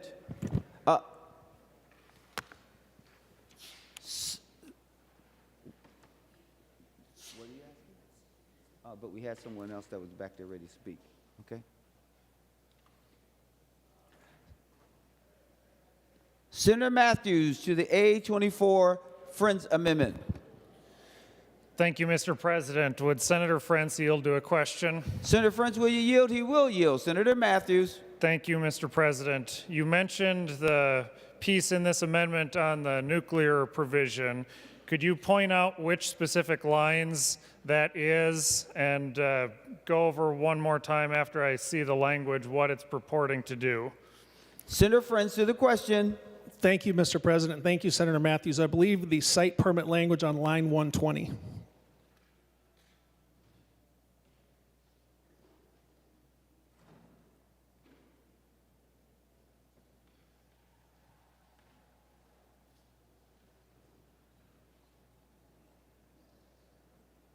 Senator Matthews. Thank you, Mr. President. I'm going to have probably have another question or comment in a minute. Let me digest this for a minute, and we'll come back. Thank you. Is there anyone else who wants to speak while Senator Matthews is digesting the A24 amendment? Because I want to give him an opportunity to do so. Senator Pratt to the A24 amendment. Thank you, Mr. President. I'm not sure if I'm going to have any questions or not. I'm still digesting the amendment here.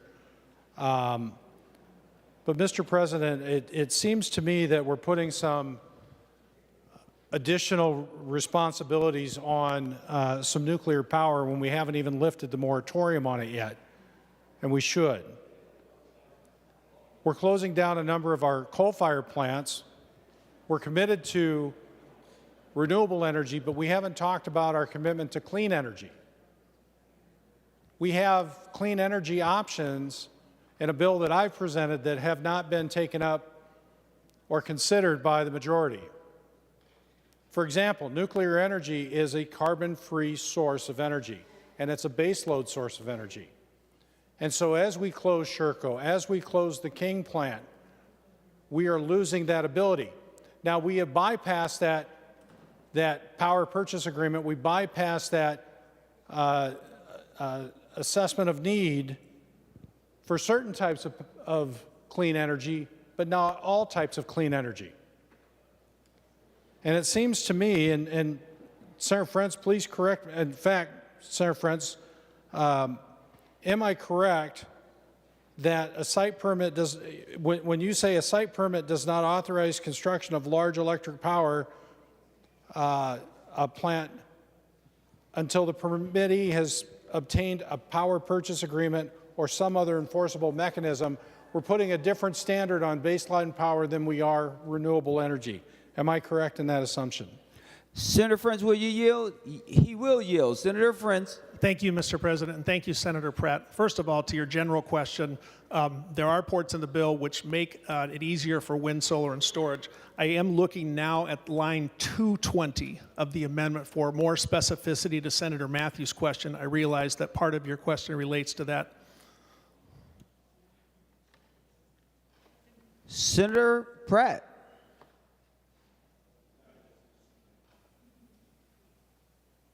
I'm digesting, Mr. President. Okay, no problem. We will give you that time to do so because I want to make sure that you all have an opportunity to rightfully debate the issue that is before you.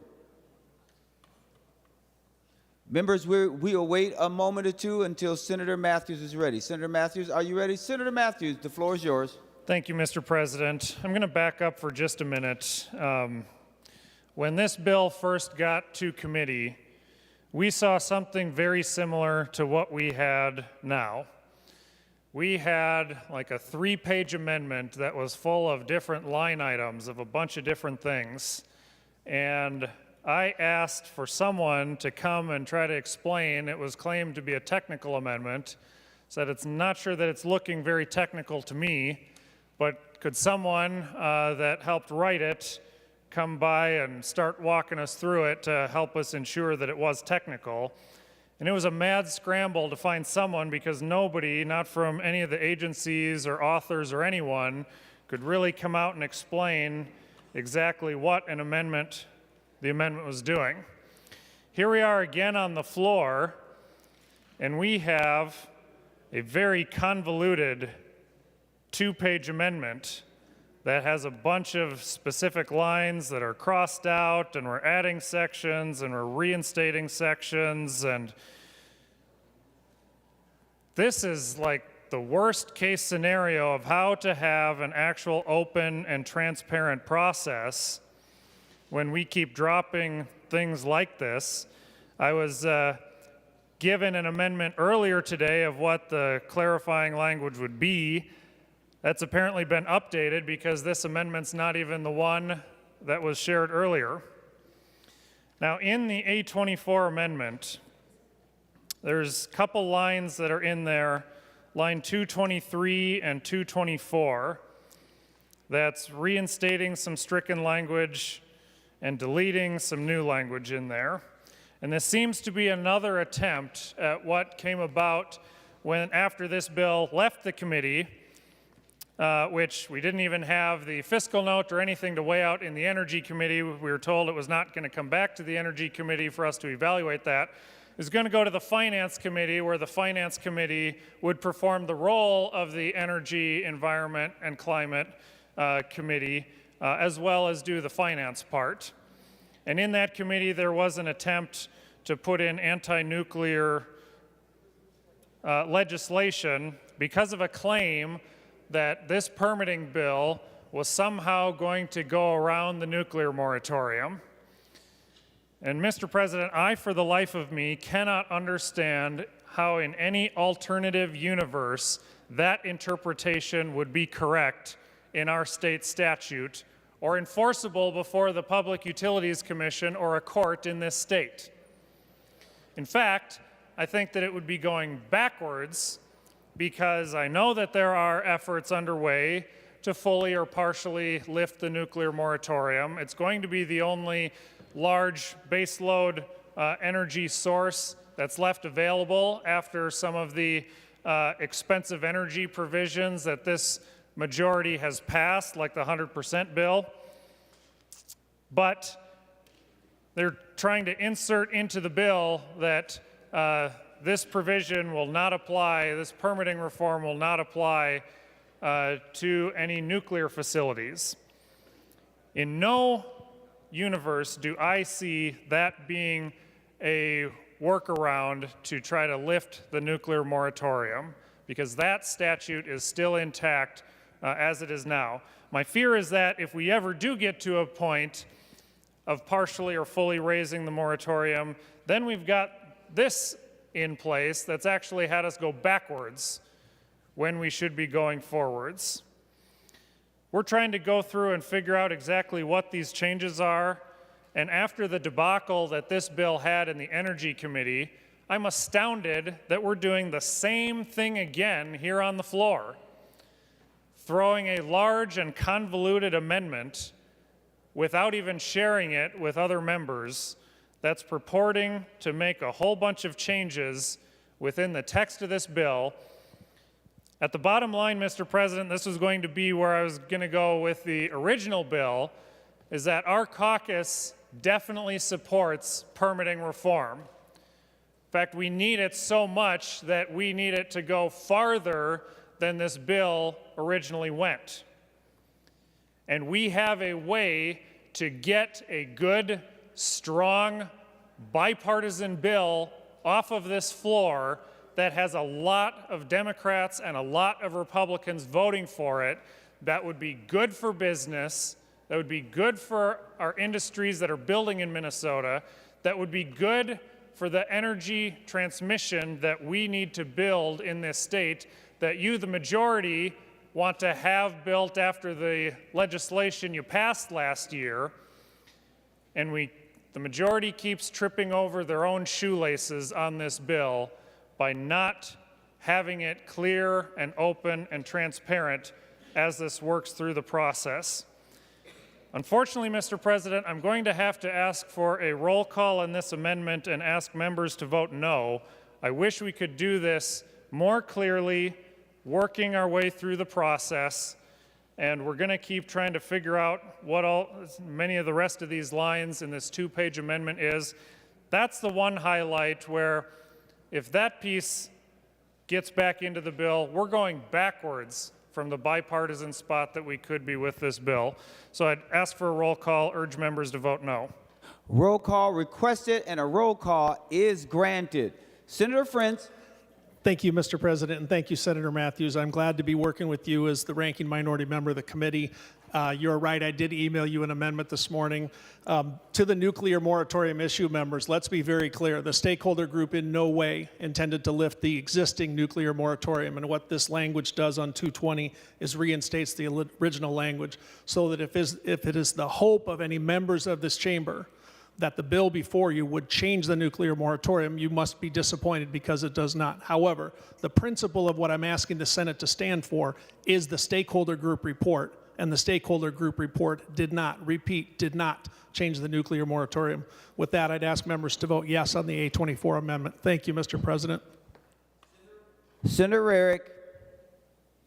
Thank you, Mr. President. And members, this is a bill that has been getting a lot of attention over the course of the last 8-9 months.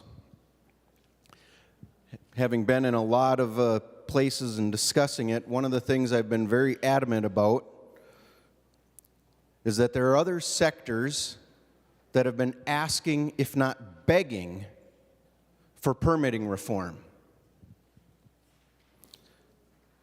And right now we have two small sectors that, because they have the political headwinds, they're getting what they're asking for. And I appreciate that an amendment was accepted in the Environment Committee to expand a little bit, to help a couple of other sectors maybe get some reform. But there are a lot of other sectors out there that are asking for this. They've been asking for it longer. And as I look at this amendment, it does appear that we're making two special areas that have the political headwinds have advantages over other types of energy, as well as, again, giving them the relief to permitting that other sectors have been begging for.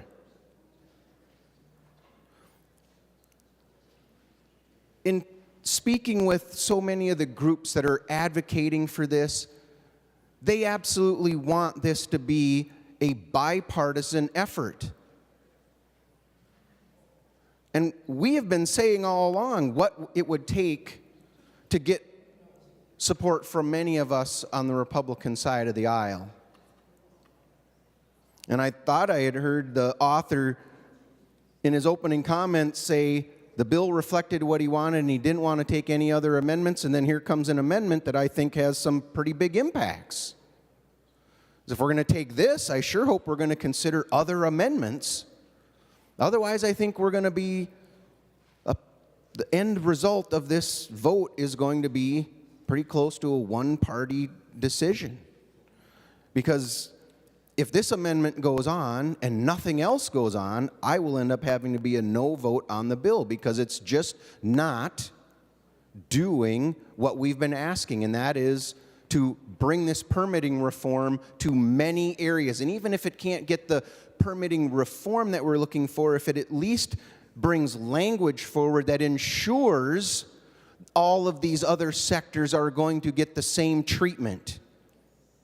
But as of right now, that doesn't exist in this bill, and the comments by the chief author say we're not going to get there in this bill. And then the other thing I have major concerns about is what we experienced last year when amendments were taken to maybe bring things closer to the middle of the aisle. And then we watched conference committees with zero discussion just strip those things all out. And my big worry, Mr. President, is that what we would see come back from conference committee wouldn't be anything close to what we would say we would agree to. It would be the base bill that this started with and no help for even these couple of sectors that the bill reflects right now. I struggle, Mr. President. I want permitting reform. But I want it for more than just two little sectors in Minnesota's economy. It needs to be for so many more.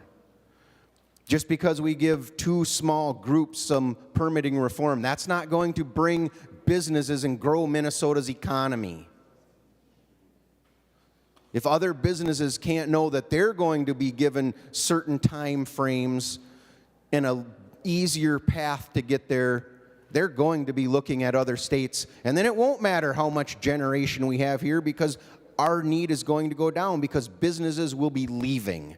And then residents will be leaving. I want to support this bill, but if this amendment goes on and other amendments do not, I will be a no vote. Please vote red.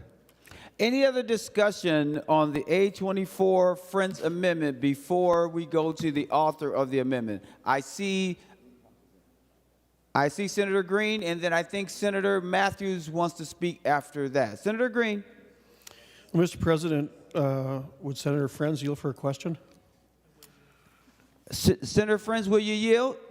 He will yield. Senator Green. Senator Frentz, on your amendment on 1.12, it talks about the most environmentally friendly routes to take. And I'm trying to page through this, and it instead of me trying to look this up, I'm just going to ask you, if the most environmentally friendly route is to go across more private property.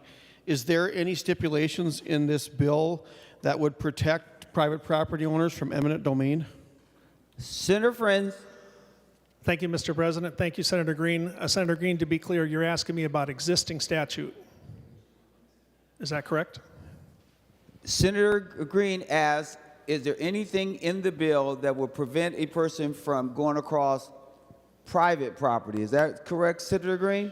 Well, Mr. President, we have issues out in greater Minnesota with eminent domain where someone might choose not to sell their property, and because a state agency would come in and say, well, we think it's better that we have it anyway, they can just take it. And they may have to pay for it, but they would take it against the property owner's will. And I'm looking at the amendment, and in the amendment on line 1.12, it talks about having to choose the most environmentally friendly route for these lines. I assume this is what this is, and I'm asking that, is there anything in the bill, provided this is in the amendment, is there anything in the bill that would prevent these lines from imposing eminent domain on private property to put these lines in?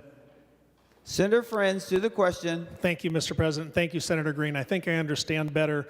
First of all, there is nothing in the bill which changes the law of eminent domain in Minnesota.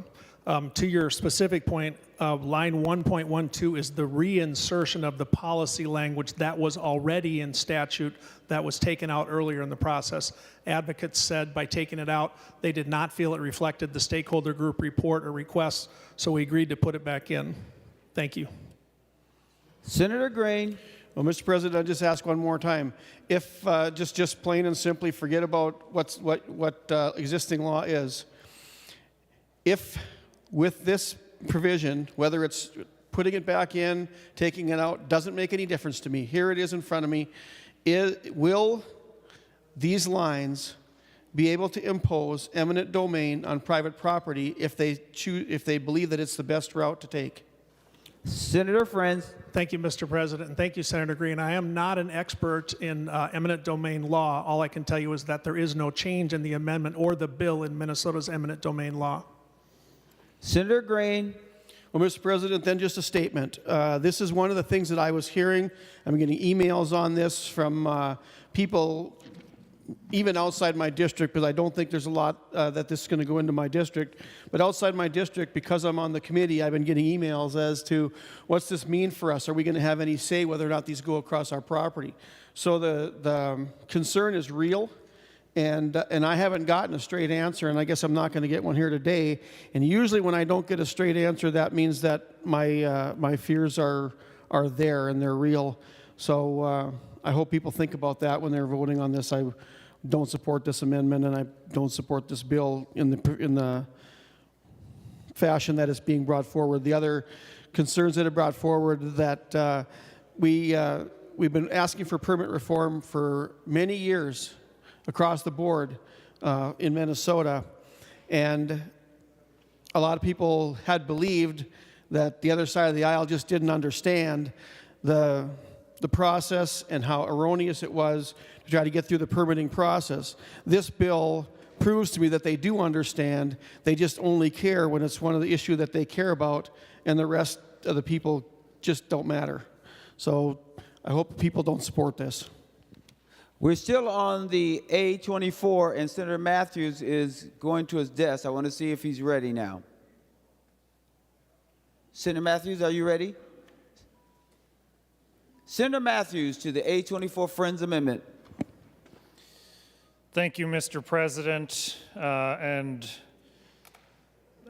President, when I first talked with Senator Frentz about this bill at the beginning of session, said there's two goals that I want to make sure that we have in this bill. Said number one, we do need to get permitting reform, and we need it to be as large as we can. We need it, in more sectors than just for renewable energy generation. And the second thing that I said is we have to protect landowner rights.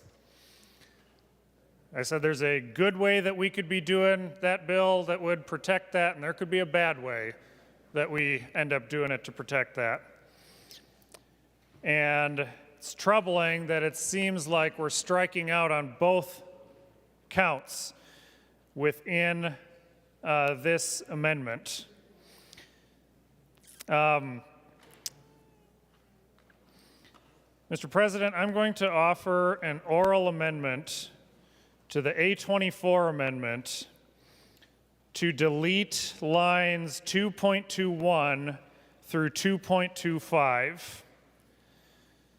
This would take care of the first part of the arguments that I made before. Senator Matthews, will you let me handle that first, and then you can go into detail. Senator Matthews offers an oral amendment to the amendment. The Secretary will report the amendment to the amendment.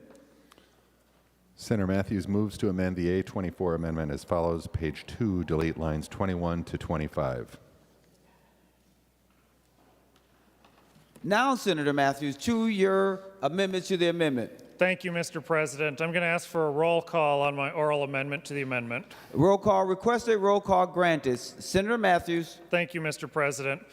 So my oral amendment is going to remove the pieces in the bill from Article 2, or it will remove any changes proposed to Article 2, Section 6 within the bill so that it remains as we have in the underlying bill. Based on what Senator Frentz said himself, he is saying that this isn't changing the nuclear moratorium. I've said I don't believe there's any universe in which that change would be deemed to have overridden the moratorium. And so that language is just simply not necessary. And it is, in fact, the poison pill in this that risks this bill going backwards rather than being the bipartisan work together for getting broader reform done in the permitting processes. I don't see why we need to clutch onto language that is unnecessary to begin with if both sides are agreeing to the fact that it's not changing what the claims by some have been saying it's changing. So I'm going to ask members to support my oral amendment. We got to pull this out of the bill. I know that the discussion is around the stakeholder process, what they talked about and agreed to, and I understand that the stakeholder work, that is valuable, and we take that as counsel, but members, ultimately, we are the elected members that make the decisions here in this body, and we definitely have appreciated the work that they do. But based on that counsel, I've wanted to try to take this one small step further. And most of my caucus, to my understanding at least, holds the same view that we do need to take this just a little bit further. And just having this limited to renewable energy resources is not the best policy that we could put forward. We could even put a stronger bipartisan policy forward that has broader permitting reform than what the underlying bill was purporting to do. So I'd ask for members' support of my oral amendment. Thank you. Members, we're on the amendment to the amendment. Senator Frentz. Thank you very much, Mr. President, and thank you, Senator Matthews. I would ask members to vote no on the Matthews oral amendment. Members, it's not just the stakeholder group, it's Minnesotans. On your desk are letters of support for the bill as it stands from the 100% campaign, from Laguna, from Clean Energy Economy, from the Department of Natural Resources, from MPCA, from Clean Grid Alliance, from MCEA, from the building trades, from the Minnesota Chamber of Commerce, from investor-owned utilities, from the Energy Forum, and none of them, repeat members, none of them are asking for changes to this bill relating to the nuclear moratorium. I would ask members to vote no on the oral amendment. Thank you, Mr. President. Members, we're on the amendment to the amendment. I want to see if there's anyone else that wants to speak before we go to the author of the amendment to the amendment, if he wants to say any final words. Seeing none, Senator Matthews, final words before we vote on the amendment to the amendment. Thank you, Mr. President. All the groups that we read off are just fine. But Mr. President, we're here about the underlying policy. The bill is not changing the nuclear moratorium, and so the underlying bill meets the criteria that those groups appear to be asking for.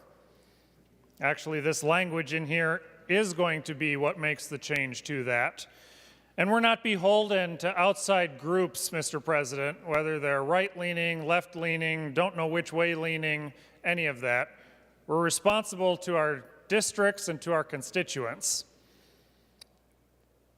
And the way that this permitting reform piece seems to be going is starting to run into, it's even going backwards from where we tried to see if we could get it from partisan to less partisan along the committee process. I was hopeful today that we could get it to even less partisan here on the floor. And this amendment's appearing to slide us backwards. And that's a shame, Mr. President, because we had a superb opportunity here in front of us. If you support and vote for my oral amendment, you'll help keep the bipartisan work that we've been able to do in the bill thus far. So I urge members to support my oral amendment. The Secretary will take the roll on the amendment to the amendment.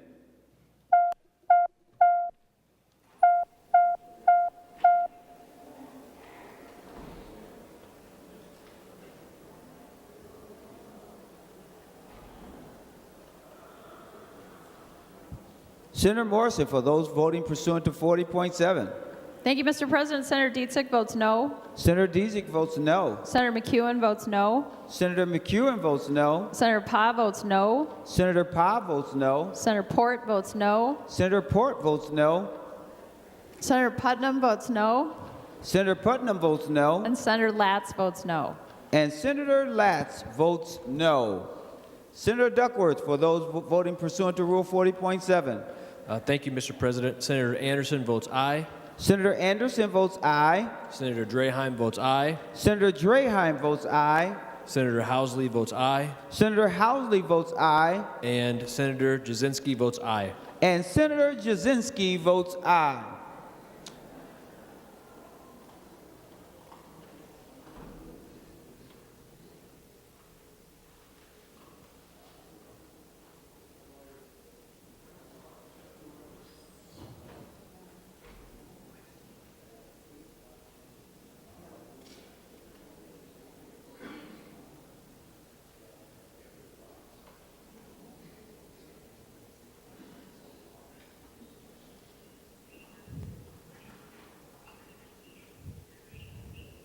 All senators having voted who desires to vote, the Secretary will close the roll. There have been 32 ayes and 35 noes. The amendment to the amendment is not adopted. Members, we are on the underlying amendment. Any other discussion on the underlying amendment? Senator Rarick. Thank you, Mr. President. And as was just stated a moment ago, we have letters here in front of us supporting the underlying bill. Mr. President, this amendment changes that underlying bill. Vote no. Any other discussion on the A24? The last voice that you will hear is the author of the A24 if he has anything else to say. Senator Frentz. Thank you, Mr. President. Thank you, members. I ask for a yes vote on the A24. The Secretary will take the roll on the A24 amendment.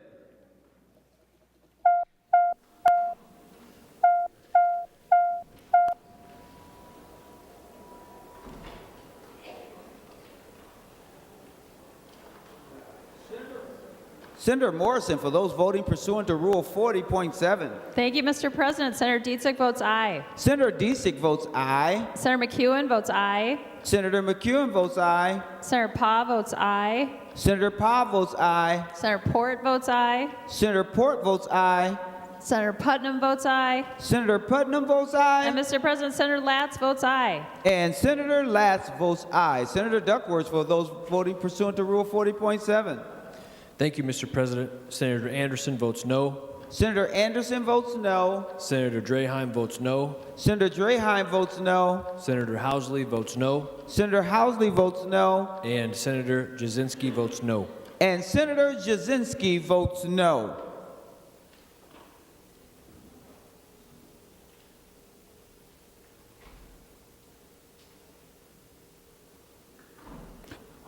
All senators having voted who desires to vote, the secretary will close the roll. There being 34 ayes and 33 noes, the A24 Friends Amendment is adopted. Members, any other discussion or amendments on Senate File 4784? Senator Matthews. Thank you, Mr. President. I'd like to offer the A23 amendment.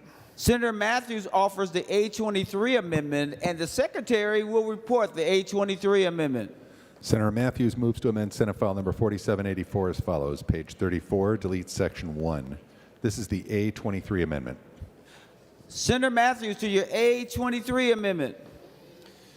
Thank you, Mr. President. The A23 amendment is the full piece of the Chamber's permitting reform bill that has bipartisan authors on it, 3 from the majority party, 2 from the minority party. This is the direction that we should be going with the permitting issue here in Minnesota, to make it broad, to make it wide-ranging, to allow for many of our existing utilities, builders, manufacturers, the ability to have a more streamlined process for getting through the permitting requirements here in the state of Minnesota. This amendment would replace Section 1 and 2 of Article 4 with the entirety of the contents of Senate File 4876. It will limit the extensions for water permits to no more than one 60-day extension. It will establish a coordinated project plans for environmental review and permitting to ensure efficient review and state action at the DNR. This will go through, help to maximize the coordination, effectiveness, and transparency of multiple regulatory agencies that are in Minnesota. This meets the goals that we have stated with this bill.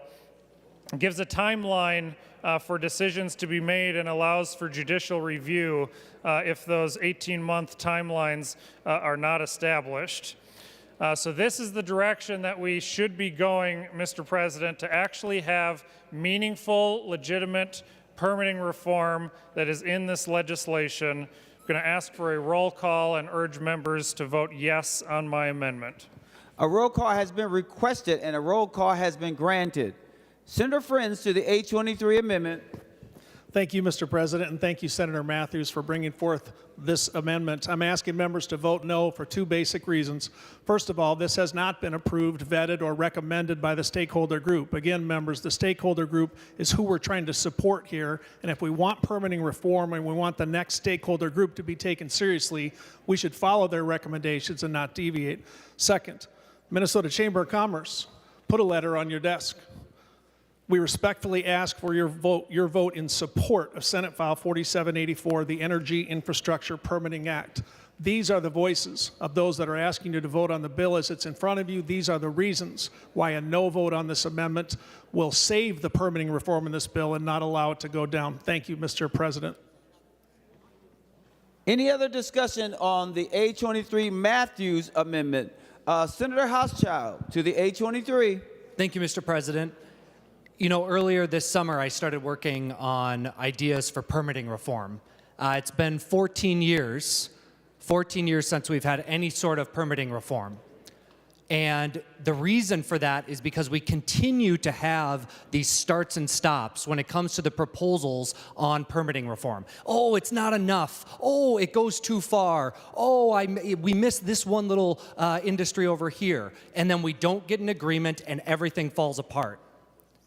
So earlier this summer, I got together with stakeholders, I talked to industry, I started working with the Chamber on their proposal with the Chamber Foundation, and I met with the agencies, the DNR and the MPCA, to figure out what it was that we could do that would actually get us a step in the right direction on permitting reform. The bill that I had last session and that we worked on as an amendment to the Senator Frentz bill is a bill that Senator Tomassoni carried for years. An amendment that was carried by folks who cared deeply about supporting industry, supporting mining, supporting moving in the right direction, and they couldn't get it across the finish line.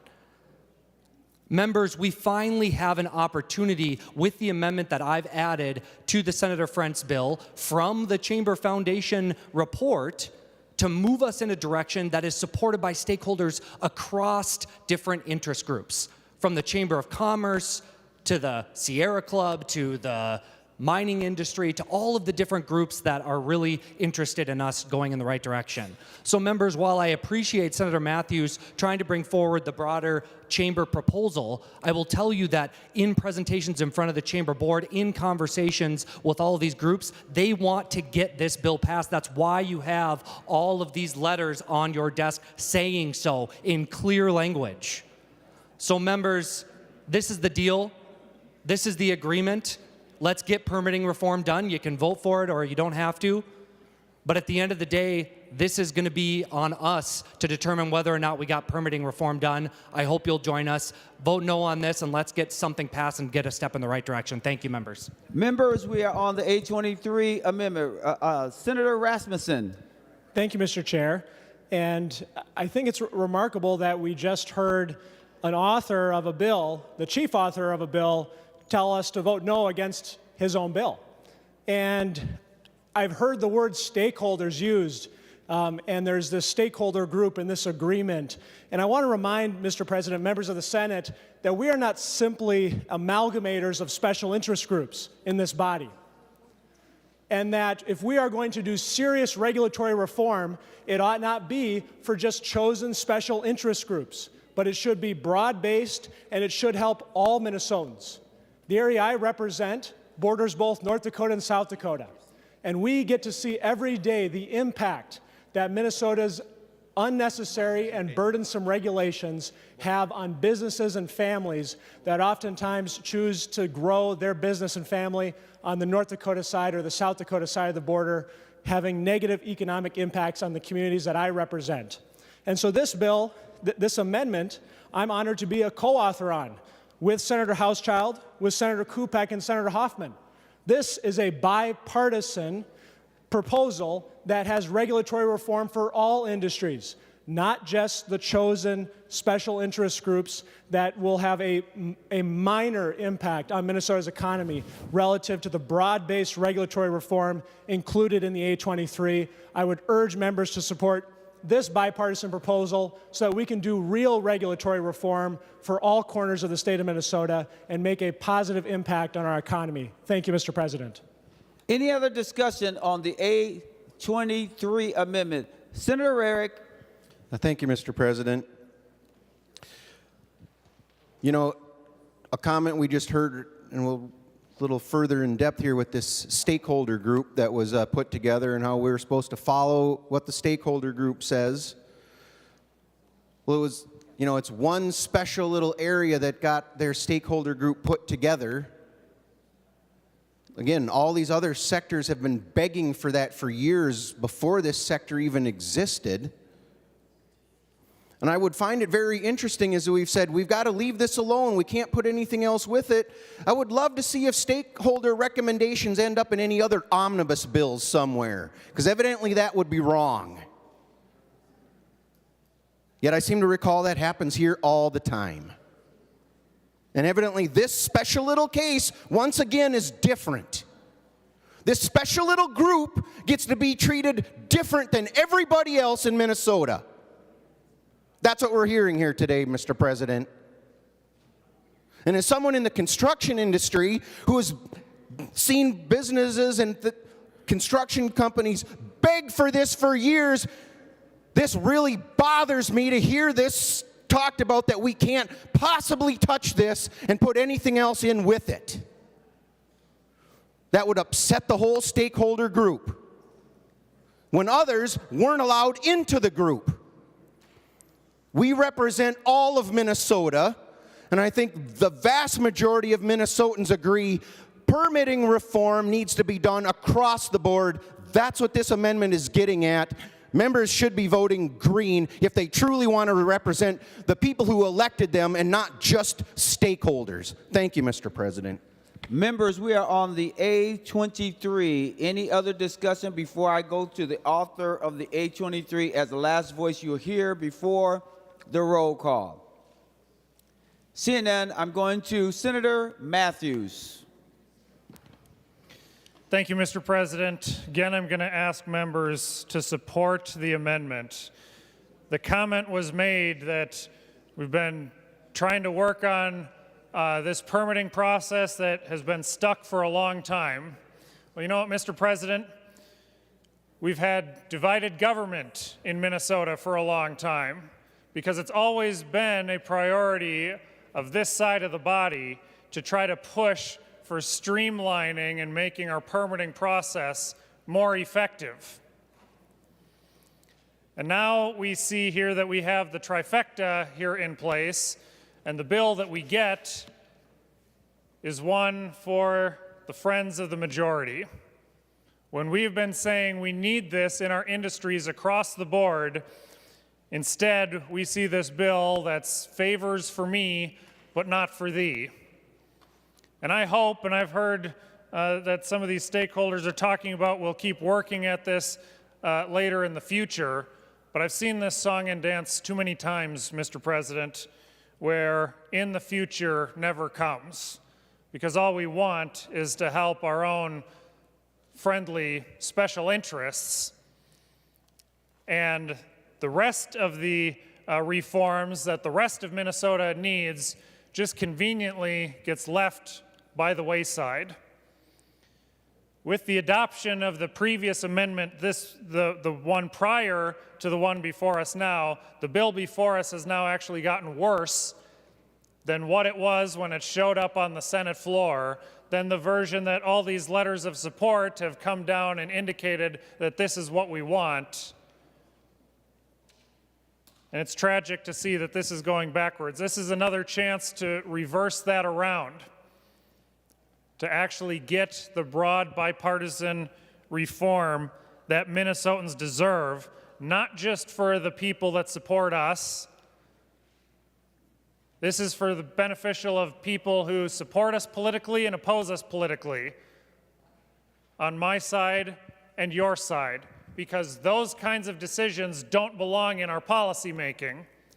We don't decide what's right and wrong based on who's supporting us and who's not supporting us, Mr. President, because those politicians are a dime a dozen around here these days. We're sent here to come and stand on principle, to do what is right, to uphold our constitutional values, and based on those values, set good policy for all Minnesotans across the state of Minnesota. I urge one member sitting behind me. I don't need the whole swath of the chamber behind me to jump on. I need one member who's willing to stand up and do what's right, to join us in the bipartisan work that Minnesotans need, the permitting work that Minnesotans have been asking for, and to help bring the needed reform not just to one side's friends or the other, but for all Minnesotans and the jobs and the industries that we need. Please vote yes on the amendment. The Secretary will take the roll on the A23 Matthews amendment. Members, please vote.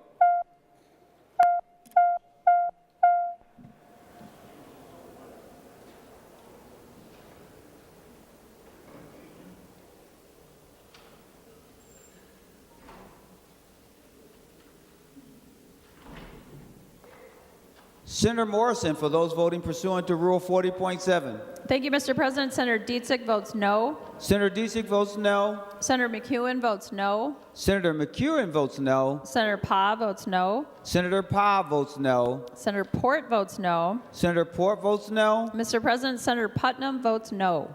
And Senator Putnam votes no. Senator Duckworth, for those voting pursuant to Rule 40.7. Thank you, Mr. President. Senator Anderson votes aye. Senator Anderson votes aye. Senator Draheim votes aye. Senator Draheim votes aye. Senator Housley votes aye. Senator Housley votes aye. And Senator Jasinski votes aye. And Senator Jasinski votes aye.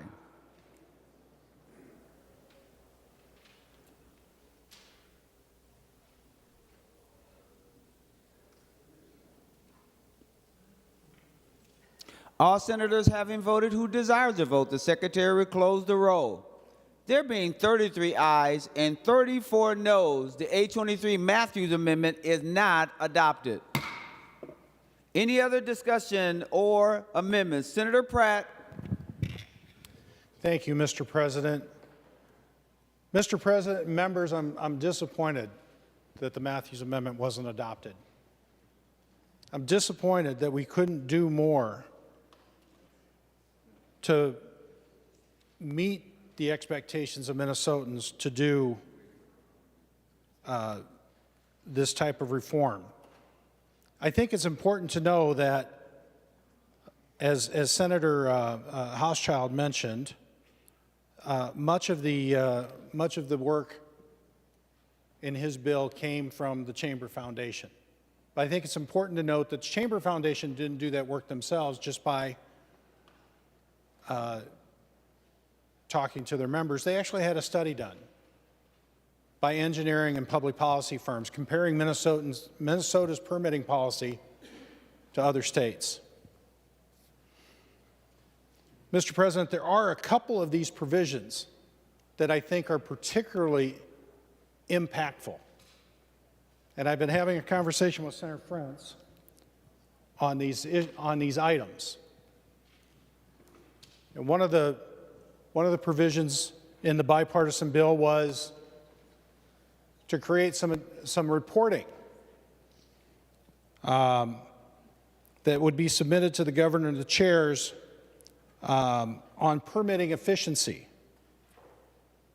There was a provision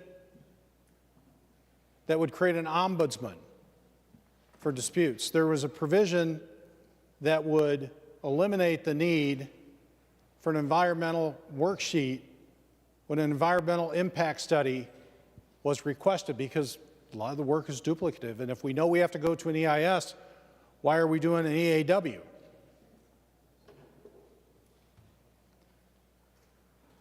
And Mr. President, there was another piece in the bill that, I'm drawing a blank here,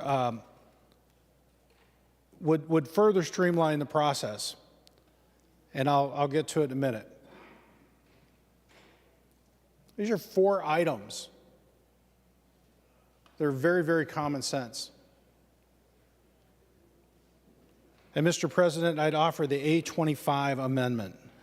Senator Pratt offers the A25 amendment. The Secretary will report the A25 amendment. Senator Pratt moves to amend Senate File 4784 as follows. Page 37 after line 31, insert. This is the A25 amendment. Senator Pratt to your A25 amendment. Thank you, Mr. President. Mr. President, this takes 4 of the main provisions in this bill. Creates reporting to make sure that our permitting is efficient. It puts some real teeth behind the 150-day deadline. That was the piece that I was drawing a blank on just a second ago. Creates an ombudsman and streamlines the process so that we don't have to do an EAW when an EIS is required. Mr. President, I've spoken to members of the building trades. They support this amendment. I've spoken with the chamber. They support this amendment. Mr. President, we as a chamber should support this amendment. And I encourage members to vote yes. Any other discussion on the A25 amendment? I see Senator Frentz. Thank you, Mr. President, and thank you, Senator Pratt. And I want to also thank you, Senator Pratt. Talk about bipartisanship. We did share this amendment. I appreciate you discussing it with me this morning. Would Senator Pratt yield for a question? Senator Pratt, will you yield? He will yield. Senator Frentz. Thank you, Mr. President. Thank you, Senator Pratt. In this amendment that you've brought forth, the A23, did you speak with and get encouragement to bring this amendment with EDF Renewables, NextEra, Apex Energy, Clean Grid Alliance, Fresh Energy, MCEA, CEEM, LIUNA, Operating Engineers, Great River, Minnesota Power, XL Energy, Otter Tail Power, Connexus Energy, Rural Minnesota Energy Board, Association of Minnesota Counties, Coalition of Greater Minnesota Cities, Minnesota Association of Townships, Minnesota Farm Bureau, Minnesota Farmers Union, Soybean Growers, or Minnesota Corn Growers. And by the way, Mr. President, I realize now that you did mention a couple of those groups. My question, Mr. President, Senator Pratt, that's the list of the stakeholders. How many of them told you to bring this amendment today? Senator Frentz to the question. I'm sorry, Senator Pratt to the question. Thank you, Mr. President. Well, as I said, I talked to representatives of the building trades in the chamber, and I think if we were to add this amendment onto the bill, we could continue to get the support or modify the amendment in such that it meets the stakeholder threshold that Senator Frentz has listed out. I did not have a list of all the stakeholders that were on this. I shared this amendment with Senator Frentz last night, and this morning he ran down the list of about 30 or so stakeholders that he's got. I have not had a chance to reach out to all, but I've reached out to some, and every one of them I've talked to has been supportive of this effort. And so, Mr. President, I would encourage members to vote yes. Let's send this to conference committee. Let's continue to work with the stakeholder group. I'm not trying to bypass the stakeholder group, Mr. President. I'm just simply trying to get some language that we can continue to work on and make real permitting reform. And Senator Pratt, just so I'm clear, did you request a roll call vote or you did not? Okay, thank you. Senator Frentz. Well, thank you, Mr. Chair and Mr. President, and thank you, Senator Pratt. I do appreciate the spirit of what you're trying to do. I'm asking members to vote no on the A25 amendment. Again, members, if we want these stakeholder groups to convene and put their time and expertise into these efforts, and I have the funny feeling this chamber is going to want to do some additional stakeholder groups on permitting reform in the near future, then we have to respect the work they do. With that, Mr. President, I ask for a no vote on the A25. Senator Rasmussen. Thank you, Mr. President. And I know that the bill author was able to rattle off a list of organizations and groups who have lobbyists here at the Capitol, but I did not hear an argument against the merits of this amendment and against the merits of having broad-based regulatory reform pass off the floor of the Minnesota Senate. And that's the choice that we have yet again with the amendment that's been offered by Senator Pratt. And again, Minnesota has a problem here. We've actually heard from the governor that Minnesota has a problem here, and he has talked about regulatory humility. Unfortunately, we have not seen many proposals from the governor's agencies that would demonstrate regulatory humility. But what we have seen, Mr. President and members, is billions of dollars in announced capital investments in Minnesota get canceled because of our unnecessarily long and uncertain regulatory process. And my constituents get to see that every day, and the impact when we have an ethanol plant that's considering expanding, when we have a new entrepreneur in a business who wants to open up a light manufacturing plant in town, and when they talk to the regulators and ask how long it will take to get their permits, the answer is, we don't know. Maybe 1 year, maybe 2 years. If you fill out something wrong, maybe it'll take an extra year. And what this amendment does is it provides regulatory certainty to a whole wide set of industries that are looking to do business here in the state of Minnesota. And that is the choice on this amendment. And I would just ask, Mr. President, that if members are asking us to vote against this amendment, that they argue to the merits of the policy that is before the body. Thank you, Mr. President. Senator Matthews. Thank you, Mr. President. Maybe I'll try to answer the question that Senator Frentz posed to Senator Pratt, because we had some discussions between us as we were trying to work over this bill. Senator Frentz read off a large list of groups and asked, who told you to bring this amendment? I know from firsthand experience, Mr. President, that Senator Pratt is the one who directed Senator Pratt to bring this amendment, because we don't act at the behest of special interest groups of who's telling us to bring and offer what. We had discussions about what kind of policies make sense with this underlying bill, this underlying amendment. What should we try to add to it that would make it a better bill than what it was earlier this week before this became a worse bill on the floor today? Senator Pratt and myself and some of our staff had discussions on what pieces work on that and make the most sense. And then after the idea that we generated, we started talking to some of these other groups. And we have yet to find one that has said, no, that's a bad idea, don't do that. I heard a lot of these groups that said, yes, that would be a great idea. We support what was in the bill, some of the ones from the letters that we had. We would also support even more if you got that idea onto the bill. I think we just saw an exposure of how much there is the mindset here of when some group says jump, the response is how high. That's not how we act as legislators, Mr. President.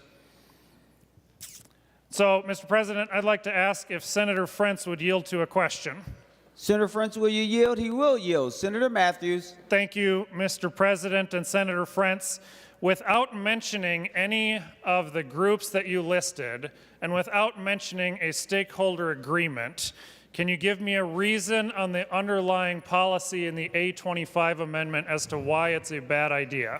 Senator Frentz to the question. Thank you, Mr. President. Thank you, Senator Matthews. Line 818 calls for an ombudsman at deed. That's a cost that's not contemplated. Lines 10.8 ask for rulemaking. Those are both things that are not only contrary to the spirit of the bill, but to the merits of the amendment, and obviously not vetted properly in any committee of this Senate, and that are the two main reasons I would say it goes for that. Mr. President, I also would like to ask for a roll call. Roll call requested, roll call granted. Senator Matthews. Thank you, Mr. President. Well, if we're killing this over it's not been vetted, this was a bill that your members offered and your members run the committees. We definitely would like to see things like this vetted. If it's about ombudsman, you want to shoot down a whole permitting reform proposal over an ombudsman clause. Over rulemaking, Mr. President, this majority has passed a whole chock full of rulemaking in the year and a half so far. So yeah, maybe we found a couple of lines to quick point to here, but nothing at the merits of why this permitting reform piece for a broad swath of Minnesotans is a bad idea.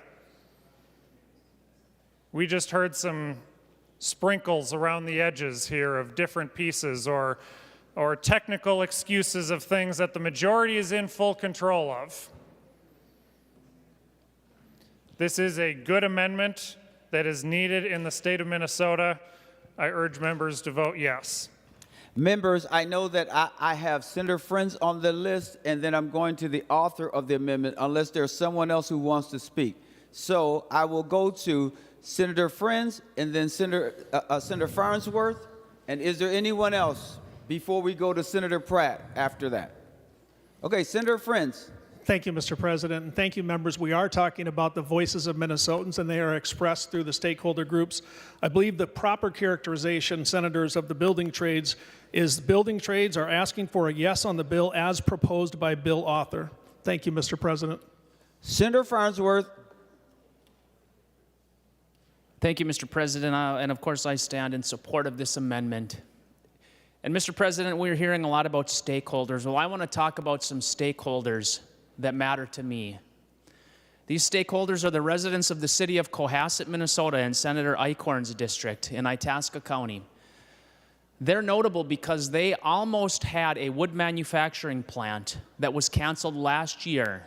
It would have provided 400 jobs, Mr. President, in a county that has diminishing tax revenue, in a county that is scared because they have a huge coal electric plant that they know is going to close eventually. And Mr. President, this wood manufacturing plant would have replaced some of those jobs that they're afraid they're going to lose. So those are the stakeholders that matter to me. Mr. President, I'm going to tell you about some other stakeholders in the city of Calumet, Minnesota. They could have a new operation there with 600 jobs. They're going to get maybe 100 of those jobs. The rest of the jobs are going to get shipped to North Dakota because, you guessed it, permitting in Minnesota is ridiculous. Mr. President, I'm going to tell you about Tamarack, Minnesota. They should have 600 new jobs at their new plant.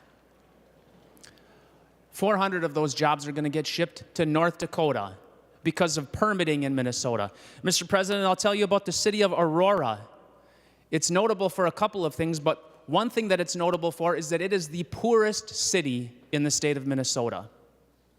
That happens to be on the eastern end of my district, right on the border with Senator Hochschild's district, right next to the city of Hoyt Lakes. They were devastated 20 years ago when the LTV mine closed, and they've been waiting for 20 years for the new mine to open up to provide the jobs that the poorest city in our state needs. Those are the stakeholders that matter to me. Those are the stakeholders that should matter to Senator Hochschild, because that project is in his district. He should vote for this to make sure that PolyMet gets the jobs that we need for Aurora and for Hoyt Lakes. He should vote for this because the city of Ely, that has lost half of its population in the last 20 years, needs that project that's going to provide 850 direct jobs and thousands of indirect jobs. This bill is a slap in the face. This is trimming around the edges of permitting reform. And we need to do it right, and we need to do it for every single industry. So those are the stakeholders that matter to me, Mr. President. Senator Hochschild, and then we're going to, unless no one else wants to speak, then we'll go to Senator Pratt, who is the author of the A25. Senator Hochschild. Thank you, Mr. President. Thank you, Senator Farnsworth, for your comments. You know, it's interesting to hear you talk about these various projects in our region. I've been working on permitting reform all interim. I've been working with the chamber. I've been working with our mining companies. I haven't seen you at many of those meetings or many discussions about the broader implications of some of these bills, but happy to continue those conversations now that on the floor you seem very interested in exploring them. What I would say is the amendment that I have gotten onto this bill is precisely for the very things that you just got done talking about. The Huber project would have benefited enormously from a coordinated project plan with our agencies. The project that you mentioned in my district outside of Hoyt Lakes would benefit greatly from this, which is why they're supportive of my amendment and supportive of this bill. The Tamarack mine, they're supportive. In fact, I know they're texting both of us right now saying they support this bill. So let's stop with the theatrics. This is permitting reform. This is the agreement. This is supported by our industries in northern Minnesota. We're going to get this done finally after 14 years of everybody else trying. And I hope you'll join me in supporting the underlying bill because it's what our industries are asking for. It's what the chamber is asking for. It's what the building trades and all of our union brothers and sisters are asking for in northern Minnesota. Come on, let's do it. Vote against this amendment. Let's get this bill done and get some permitting reform going in the right direction. Thank you, Mr. President. Any other discussions? So now I'm going to the author. He will be the last voice that we hear before we vote on the A25 Pratt amendment. Senator Pratt. Well, thank you, Mr. President, and thank you, members, for the discussion. And I thought it was a good discussion. I sent this language to Senator Frentz last night and heard back from him this morning, but didn't hear the concerns about the financial impact of the bill. And being the ranking member on the Finance Committee, I'm certainly sensitive to that, Mr. President. And so, Mr. President, I make an oral amendment to strike lines 8.20 to 9.27. Senator Pratt offers an amendment to the amendment. The Secretary will report the amendment to the amendment. Senator Pratt moves to amend the A25 amendment as follows. On page 8, delete lines 20 to 33, and on page 9, delete lines 1 through 27. Senator Pratt, to your amendment to the amendment. Thank you, Mr. President. Well, I certainly don't want to increase the cost, and if Senator Frentz is concerned that the ombudsman language would increase that cost, I'm happy to take it out and move forward with the other common sense provisions in this amendment. And so, members, I encourage a yes vote on the amendment to the amendment. We are on the amendment to the amendment. Senator Frentz. Thank you, Mr. President. Thank you, Senator Pratt. While that does address the ombudsman cost issue, I still ask members for no vote. Members, we're going to have to decide whether we want to move this permitting bill forward with its best in 40-year improvement in permitting and energy transmission, or we don't. No vote on the amendment to the amendment. Any other person that wants to speak to the A25 amendment to the amendment? Senator Frentz. Mr. President, I did want to request a roll call on the amendment to the amendment. Roll call has been requested. A roll call has been granted. Any other discussion? Senator Pratt, anything else? The secretary will take the roll on the amendment to the amendment. Members, please vote. Senator Morrison, for those voting pursuant to Rule 40.7. Thank you, Mr. President. Senator Dietzig votes no. Senator Dietzig votes no. Senator McEwen votes no. Senator McEwen votes no. Senator Pa votes no. Senator Pa votes no. Senator Port votes no. Senator Port votes no. And Senator Herr votes no. Who was the last one, Senator Morrison? Senator Herr. Senator Herr votes no. Thank you so very much. Senator Duckworth, for those voting pursuant to Rule 40.7. Thank you, Mr. President. Senator Anderson votes aye. Senator Anderson votes aye. Senator Draheim votes aye. Senator Draheim votes aye. Senator Housley votes aye. Senator Housley votes aye. And Senator Jasinski votes aye. And Senator Jasinski votes aye.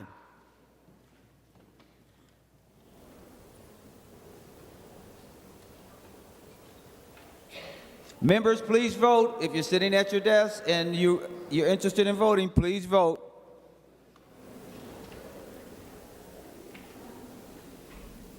All senators having voted who desires to vote, the secretary will close the roll. There being 33 ayes and 34 noes, the amendment to the amendment is not adopted. Members, we're now on the underlying amendment.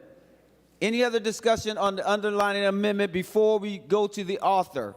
Because once we go to the author, that will be the last voice that you'll hear before we vote. Seeing none, Senator Pratt. Thank you, Mr. President. Would Senator Frentz yield for a question? Senator Frentz, will you yield? He will yield. Senator Pratt. Thank you, Mr. President.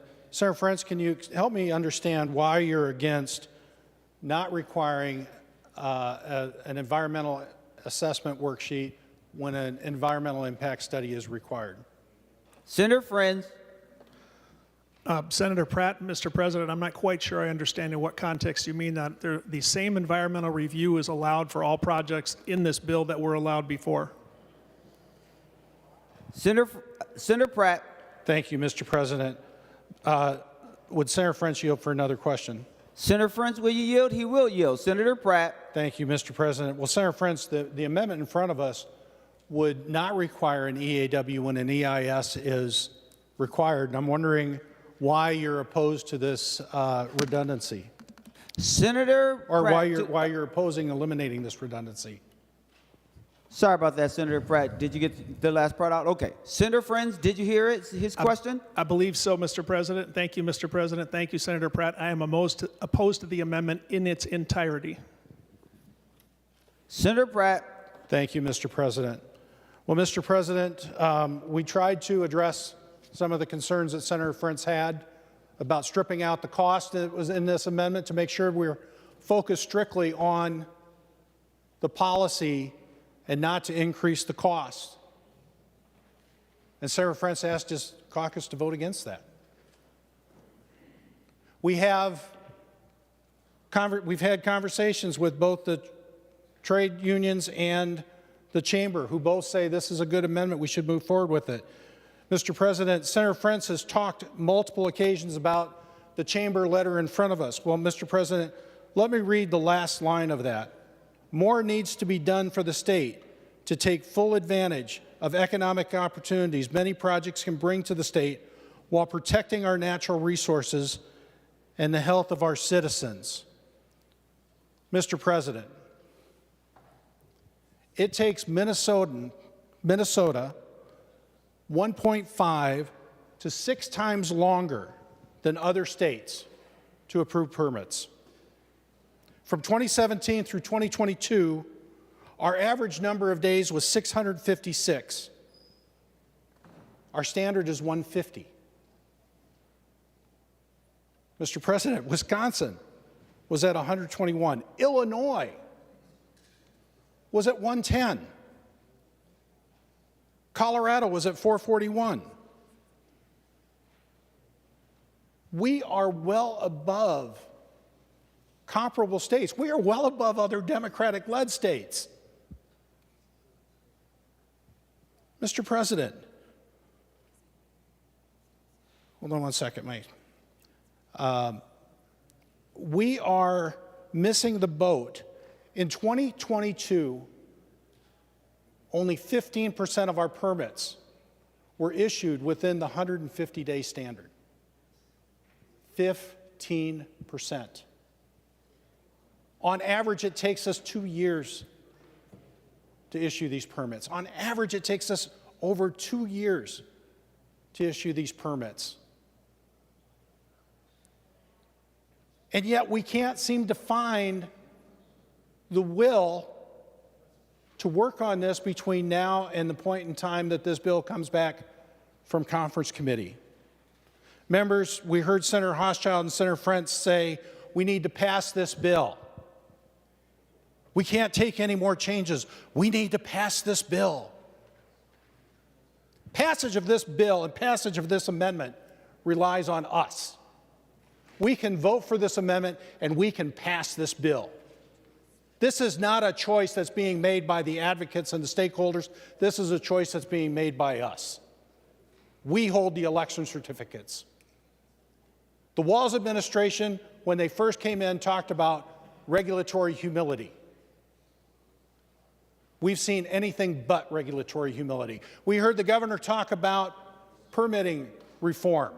We've seen nothing from the administration on permitting reform. I signed on as a co-author to this bill because in the Legislative Energy Commission this year, we were talking about transmission and how long it took to get these permits approved. And members, the timeline to approve these permits has not shortened, and we have made absolutely no progress in getting new transmission lines approved since I first joined the Energy Committee in 2017, since Senator Frentz and I first started talking about carbon-free energy. So, Mr. President, I urge members to vote in favor of the A25. This is common sense reform. This is reform that should have been taken to the stakeholder group and reviewed. And don't be bullied into saying, if we take this amendment, this bill will fail. If we take this amendment, this bill could pass. That is our choice, members, our choice as legislators. And so I encourage a yes vote on the A25. The Secretary will take the roll on the A25 Pratt Amendment.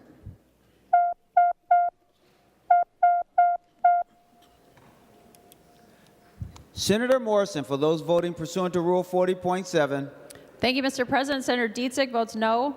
Senator Dietzig votes no. Senator McEwen votes no. Senator McEwen votes no. Senator Pa votes no. Senator Pa votes no. Senator Port votes no. Senator Port votes no. And Mr. President, Senator Herr votes no. Senator Herr votes no. Senator Duckworth, for those voting pursuant to Rule 40.7. Thank you, Mr. President. Senator Anderson votes aye. Senator Anderson votes aye. Senator Coleman votes aye. Senator Coleman votes aye. Senator Draheim votes aye. Senator Draheim votes aye. Senator Housley votes aye. Senator Housley votes aye. And Senator Jasinski votes aye. And Senator Jasinski votes aye.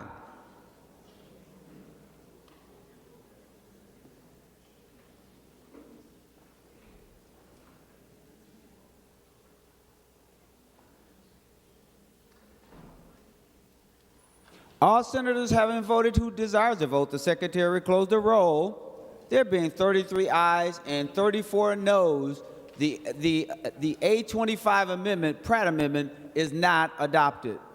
Any additional amendments? Seeing none, the Secretary will give the bill its third reading. Senate File Number 4784, a bill for an act relating to energy establishing the Minnesota Energy Infrastructure Permitting Act. Third reading. Any other further discussion on the bill before we vote and allow the author of the amendment to have the last words? Senator Grutenhagen. Well, thank you, Mr. President. Yeah, I followed the discussion and the amendments, and to say that I'm disappointing is probably an understatement. You know, one of the things I think we all need to understand, and what I have done a certain amount of research on, is that, the problem with government is government should actually be a referee. They should make sure the playing field is level and people compete to see which is the best solution. And members, I just did a quick little study on that, and or a quick little review on the internet.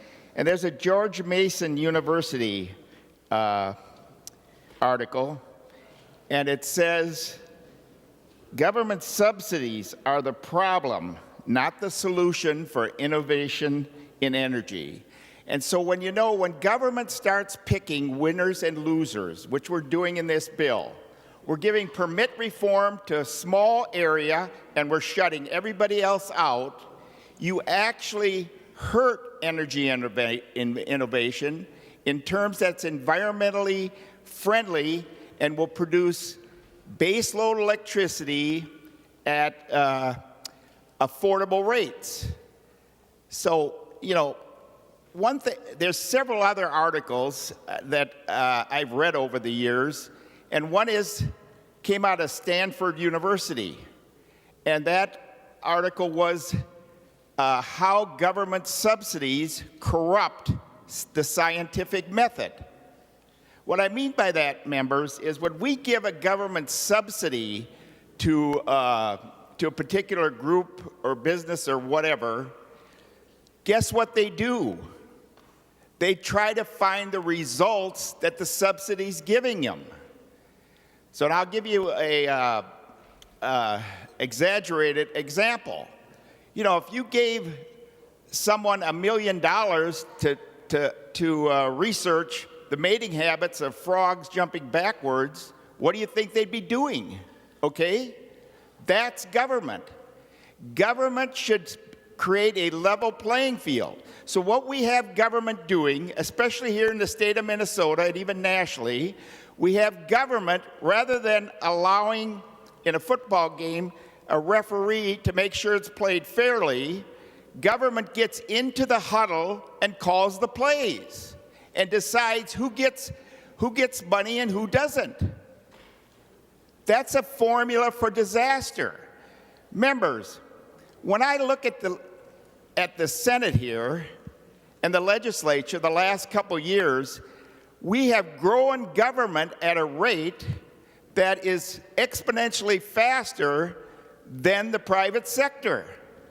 So between tax increases, regulatory increases, and then coming along with subsidies and promoting an energy policy that, number one, undermines baseload electricity. And members, do your research. The Star Tribune, NPR, and others. Minnesota is at the highest rate, the MISO area, for rolling blackouts. Is that what you want for your citizens and for your businesses and even for yourselves? And yet this bill, and I know Senator Frentz has to walk a fine line to try to get the support he needs. This bill is another step, unfortunately, especially with the voting down of the amendments that were offered, in the wrong direction. Do we really think higher energy costs, no baseload electricity with current technology, and just blindly going down this path is going to produce a better economy and better opportunities for our children and grandchildren? And I'm talking about both sides of the aisle. We all want a clean environment. We all want clean air. I go to dozens of meetings over the years, and once in a while I ask, how many in here want dirty air? Nobody raises their hand. How many people want dirty environment? Nobody raises their hand. And yet we have agencies up here who create a regulatory and problems believing people want to do that. Again, we need government to be the referee, not get into the huddle to call the plays and call winners and losers. There's enough research on it to show that when government picks winners and losers, everybody loses in the long run. It corrupts the scientific method. So members, I look at this bill, and unfortunately, I have to recommend vote no, and let's get a bill that lowers cost, creates baseload electricity, and actually helps the people of the state of Minnesota. I am not a religious disciple of global warming, climate change, or any other anti-science nonsense. And one of our presidential candidates calls it a hoax, and I agree.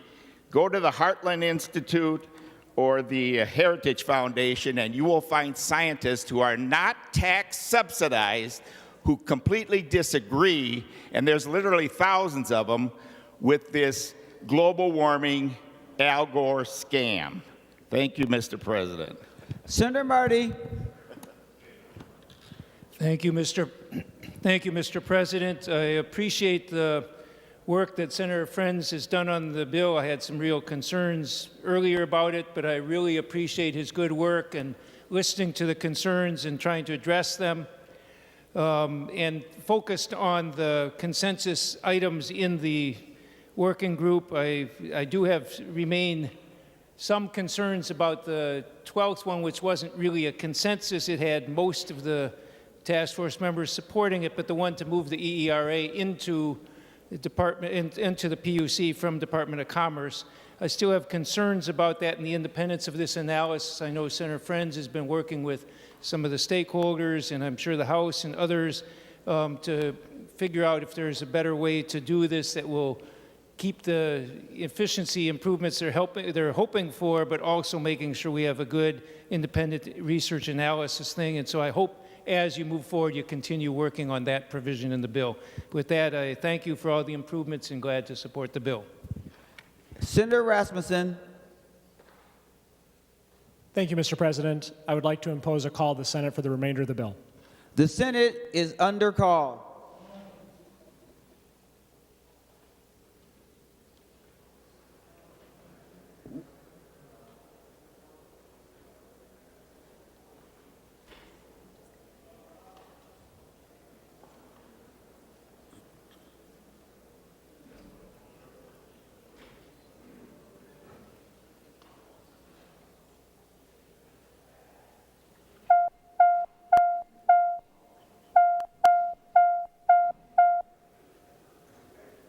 Members, this is for the call of the Senate. This is not us voting on the bill.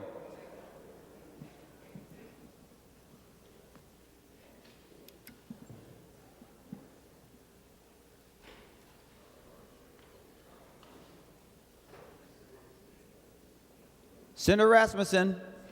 Thank you, Mr. President. I move that further proceedings under the roll call be dispensed with and the Sergeant at Arms be instructed to bring in the absent members.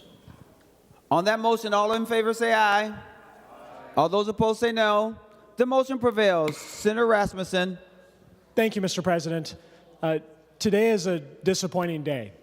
I think when we started this session and we started talking about regulatory reform, when we started talking about permitting reform, there truly was a lot of bipartisan interest in improving comprehensively our regulatory burdens here in Minnesota. And today, what did we witness? Republicans brought amendments that were chief-authored and co-authored by Senate Democrats, and we then watched those Democrats who co-authored and chief-authored those bills vote against them. And to me, it's really disappointing that the only amendment that was adopted was one that apparently, according to a letter that was distributed, appeased a left-wing environmental group. And so the bill before the body is not regulatory reform that helps out Minnesotans who are looking to grow and expand businesses across the economy.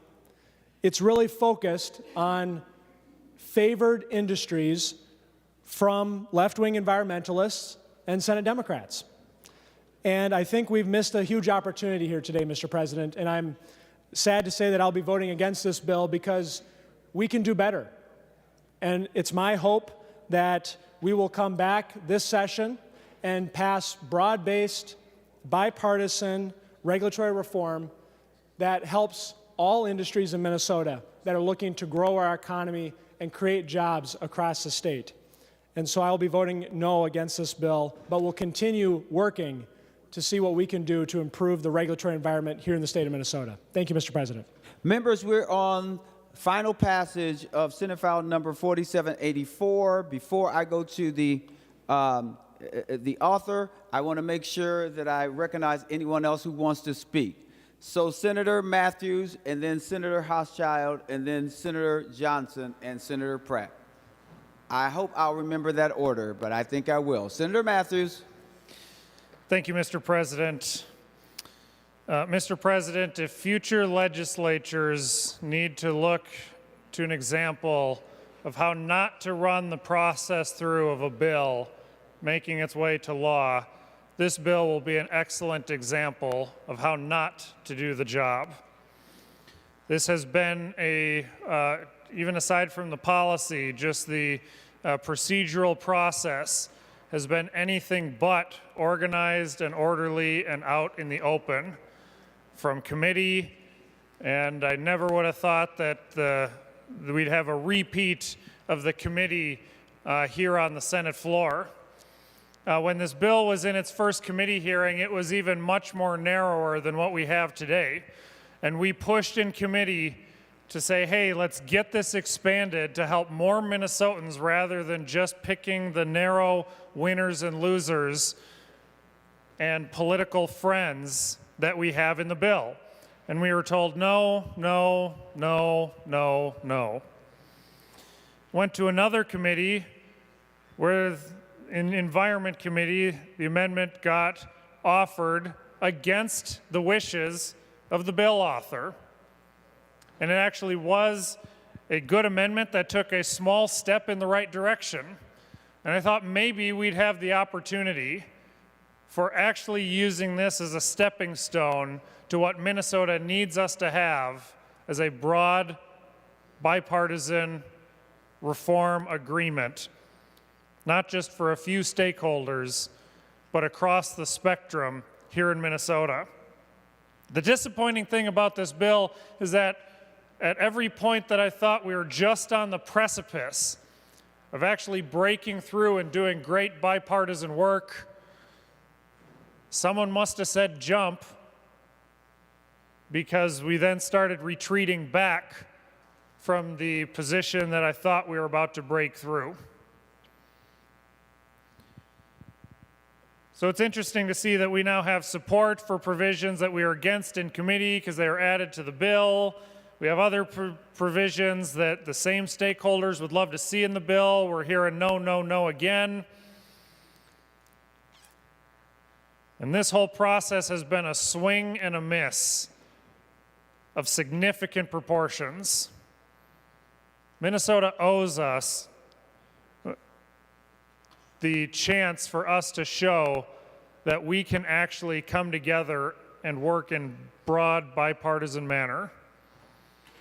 And we are up front from the very beginning. When I had my first conversation on this topic at the beginning of the year, I went, we need to have this broader for a large spectrum of Minnesotans, and we need to have this protected for property owners. We do not have assurances on either count as we have this final piece before us. I was up front with the majority from the beginning. Here's what it will take. This is a good idea in concept. Here are the things we need to have in order to get a big agreement that all of us can be proud of. And we tried to keep pushing for that each step along the way. And the final product that we have here falls woefully short and got worse on the floor here today. So I am going to hold out hope that we do come and try to work on more of this afterwards, that we work on more permitting reform. As I said, I've always been skeptical because we've gotten a lot of promises about what we do in the future that never panned out. And while I do appreciate that we have a couple of small steps here for permitting reform in this bill, which is a good thing. This falls woefully short of what it could have been. And so I'm going to ask members to force this body to actually do the work for Minnesotans that we need to do, to send this bill back to the drawing board and seek for efforts that will actually get large amounts of votes from both sides in this chamber. We were this close, Mr. President. We were this close. And instead, the majority retreated and took this bill backwards to appease some special interest groups and leave a lot of Minnesotans on the outside looking in this process. I urge members to vote no on this bill. We still have a few more weeks of session. We have time to fix this, do it right, and present a good bipartisan product to the people of Minnesota. Members, we're going to Senator Hochschild, and following Senator Hochschild, I am going to have Senator Pratt. Just so everyone knows, I always believe that the last speakers should be before the leaders and then the bill author, just so that we are clear on that, because I like to make sure that we are respecting our leadership as well. With that being said, Senator Hochschild and then Senator Pratt. Thank you, Mr. President. I want us to all imagine if we let perfect be the enemy of the good. If we voted against everything, if it wasn't 100% of what we wanted. This place would be chaos. Nothing would get done, nothing would happen, no progress would be made. It sounds a lot like our U.S. Congress, which Americans despise. That's not what the Minnesota Senate is, that's not what the Minnesota legislature is. We're a deliberative body who comes together to compromise on the things that we can get done. People have been working on permitting reform for over a decade. And you know why it hasn't happened? For that exact reason. Because there was some disagreement about it not being the perfect reform that was needed, because some felt it went too far or others felt it didn't go far enough. And that's a shame, because it means for over a decade, we have had businesses and industry and tradespeople and unions and communities dying for reforms to help them get jobs created in their communities. All because people couldn't agree on the perfect bill for permitting reform. They let politics get in the way. They thought, I don't want that person to get credit for what's happening here. This is our opportunity to take the step in the right direction. Did I introduce the Chamber Foundation's bill because I thought it was a good bill? Because I agree 100% with what they're saying? Yes, of course I did. And I worked on it. I worked with them. I worked with the other stakeholders. I worked with the trades. I pushed that bill. I spoke in front of hundreds of business owners about the importance of that bill. And then you know what I did? I went to work with the agencies, and I figured out how we could make that work without impacting the fiscal note on this bill. We got to a place where the governor, where the agencies, and where the chamber and the trades are all in agreement. This is the step in the right direction that our state has been yearning for, that our communities have been yearning for. It's not perfect. It's not going to be 100% of what I want. If I was a dictator, I'd do things differently. That's not what I am. I'm a senator in a deliberative body where I have to compromise with everybody. We're going to get permitting done because we worked on a compromise that I think works for everybody. The group supporting this bill, you know, I heard a lot of talk about left-wing environmental groups, and that's right, there's a lot of them that support this bill, but we have the co-ops, utilities, the building trades, the Chamber of Commerce, all asking for yes votes on this bill. If you think those are left-wing groups, then I don't know what I am. So members, join me in taking a step in the right direction. Let's show Minnesota that we can get some reforms done to help our businesses expand. Thank you, members. Vote green. Members, there's a slight revision of the list. We are going to Senator Pratt, and then we're going to Senator Rarick, and then we're going to Senator Johnson. Thank you, Mr. President. Mr. President, I signed on to this bill as a co-author because, having sat through the Legislative Energy Commission meetings, I believe we need permitting reform. We're going to see our energy demand increase over the decades that are approaching. We passed 100% 20 by 40 renewable energy bill last year when we really needed to be focused. If you believe in carbon-induced climate change, we should be focusing on clean energy, carbon-free energy that includes carbon sequestration, which includes nuclear, which includes renewable natural gas, which includes hydrogen, which includes new large hydro, all of which were left out of the bill last year.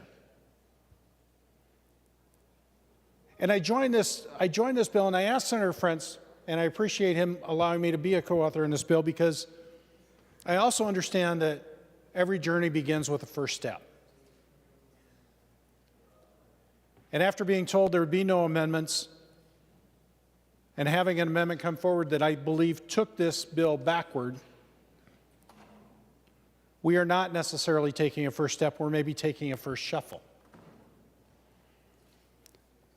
You know, it's interesting because Senator Hochschild talked about our inability to compromise. Members, it takes two to compromise. It takes two to compromise. And for the last 2 years, the Democrat trifecta has pushed through an all-or-nothing agenda. Republicans have been here trying to compromise. I tried to compromise with Senator Frentz last night. It was rejected. I tried to address Senator Frentz's concern with my amendment yet today.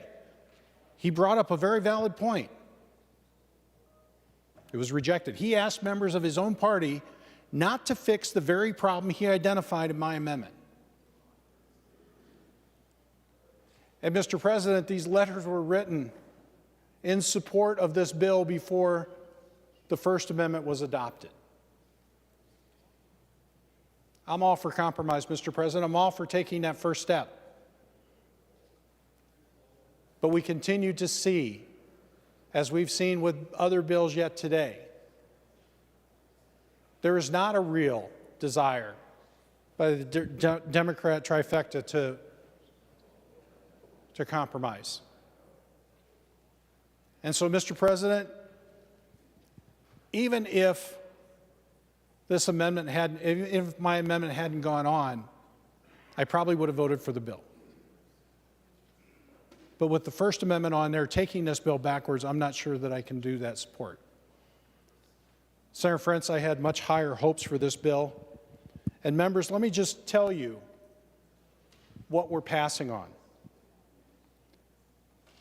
If we saw permitting reform that was more like Colorado, a very environmentally conscious state I know well, Minnesota would see an increase in economic activity of $260 million a year.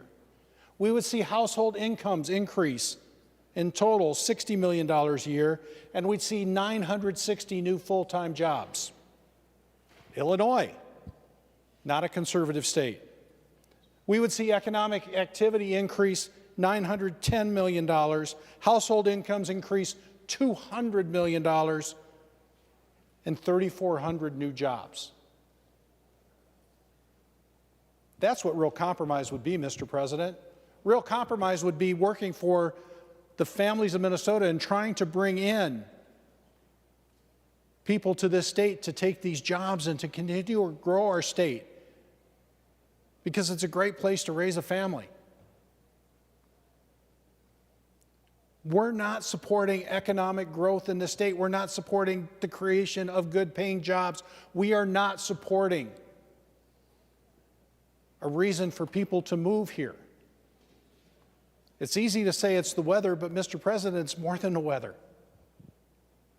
We could do things today.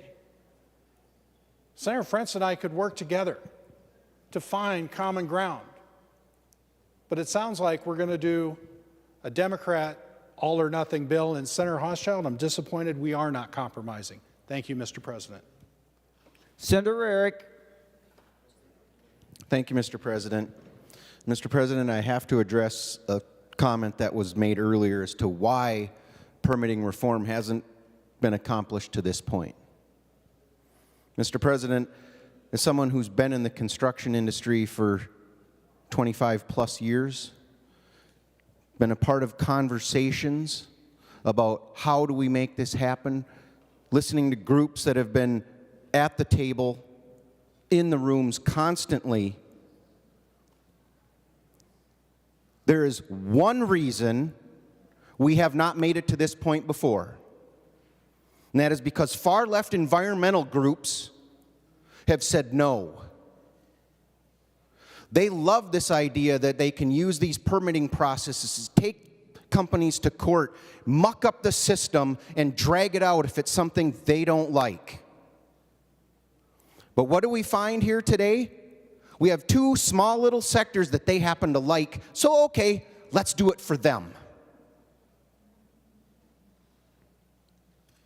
Mr. President, it's time to consider everyone in Minnesota and not just some special interest groups. That is why we have never made it to this point before.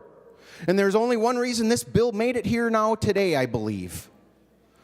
Because a backroom deal was made to bring a far-left environmental group on board.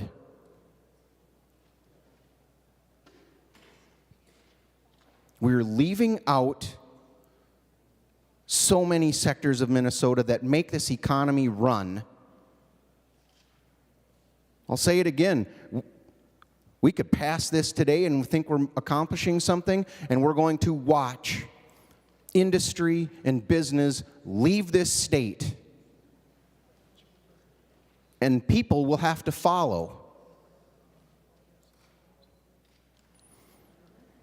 Mr. President, we're missing an opportunity,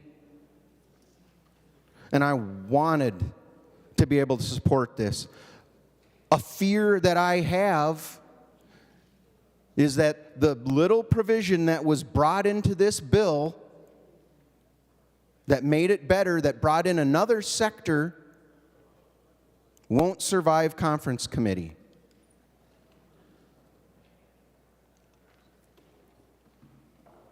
That's what we experienced last year when the Senate made provisions to try to make things better. Wasn't accepted by the other bodies, stripped out.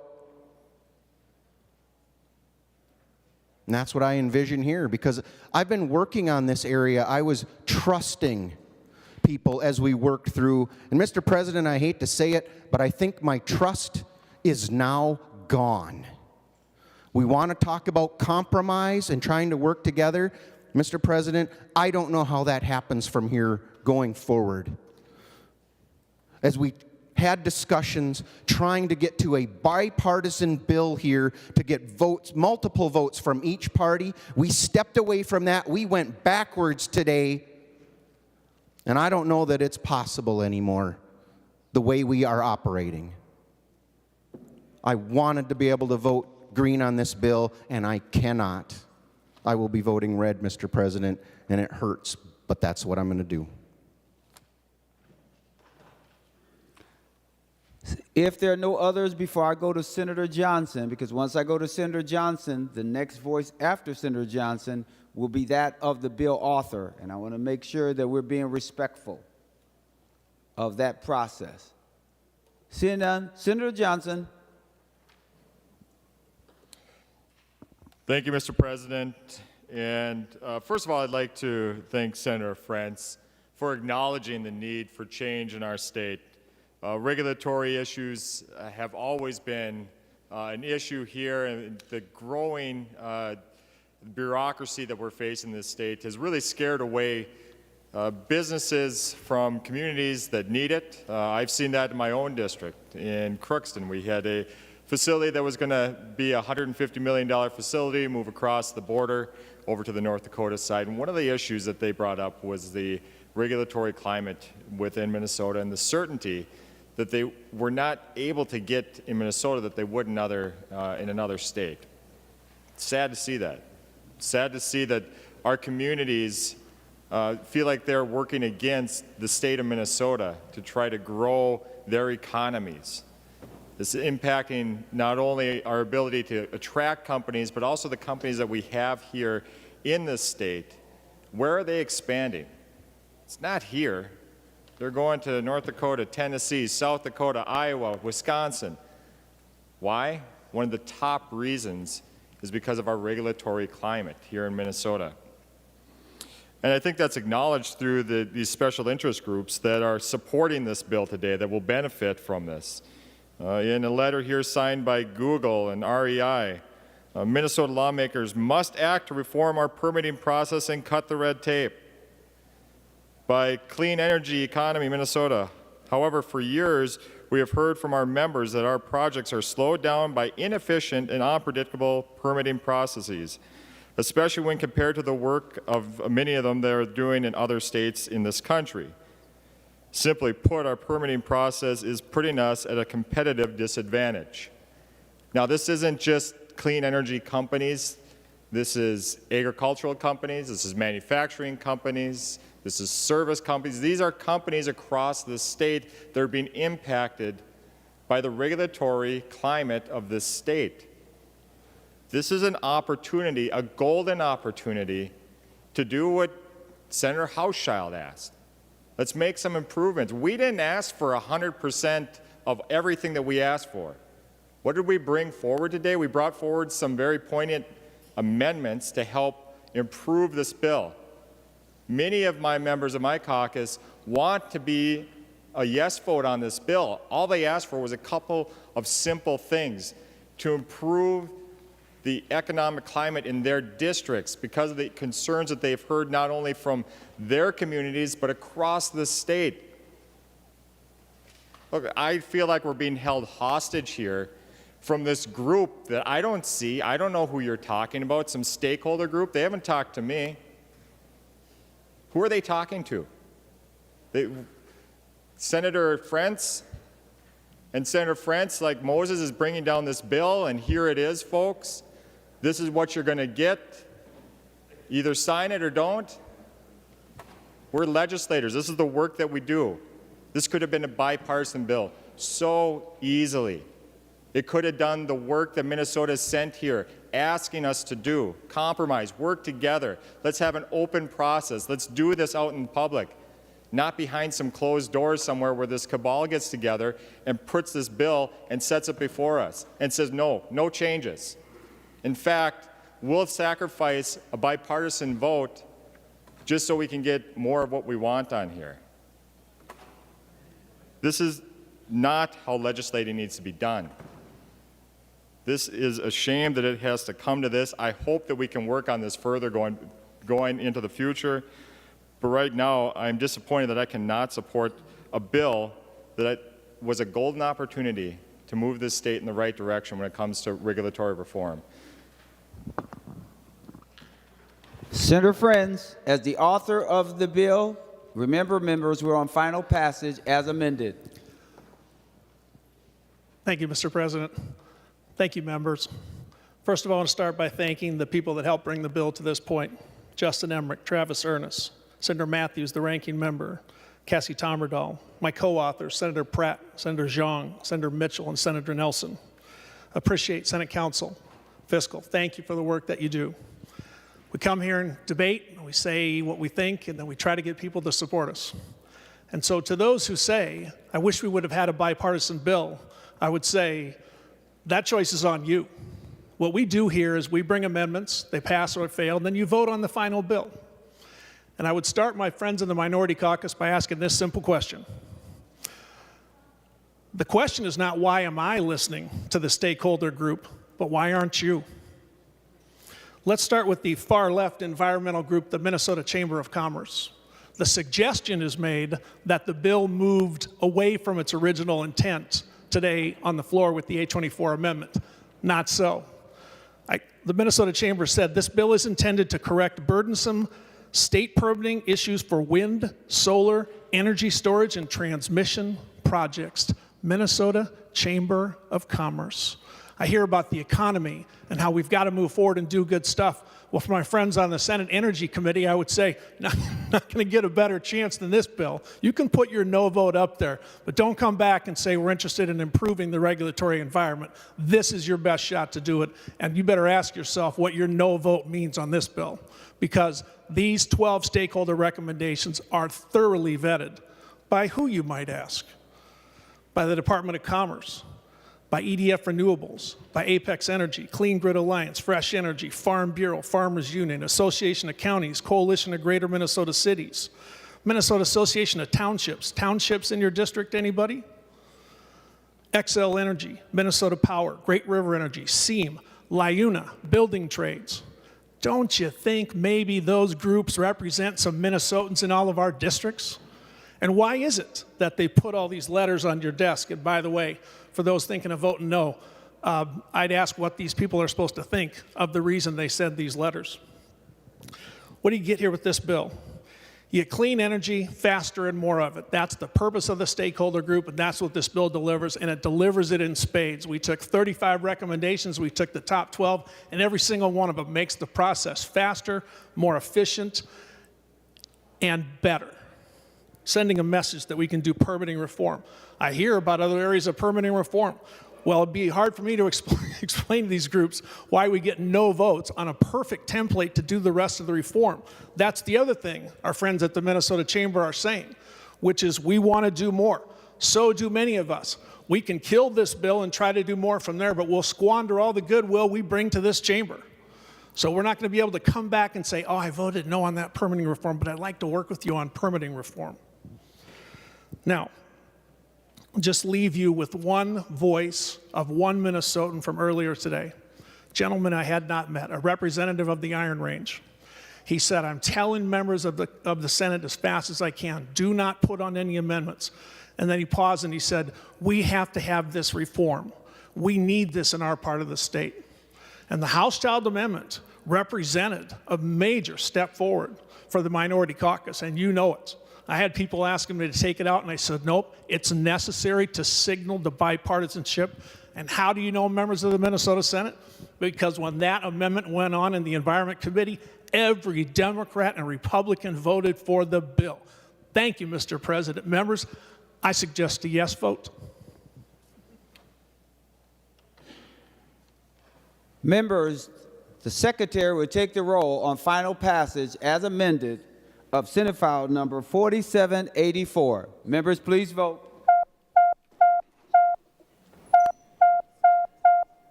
Senator Mitchell.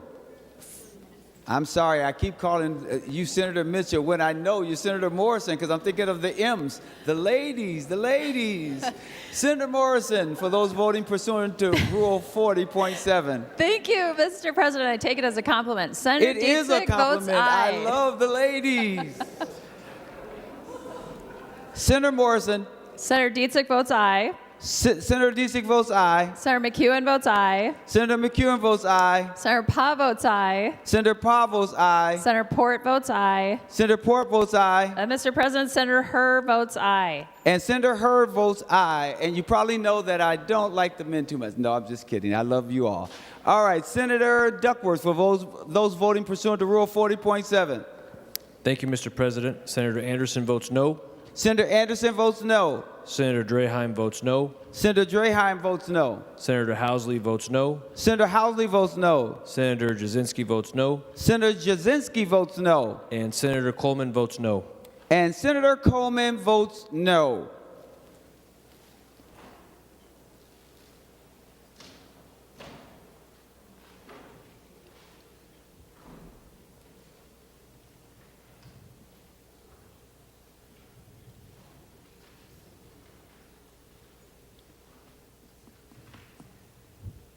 Members, please vote, or we're going to close the board.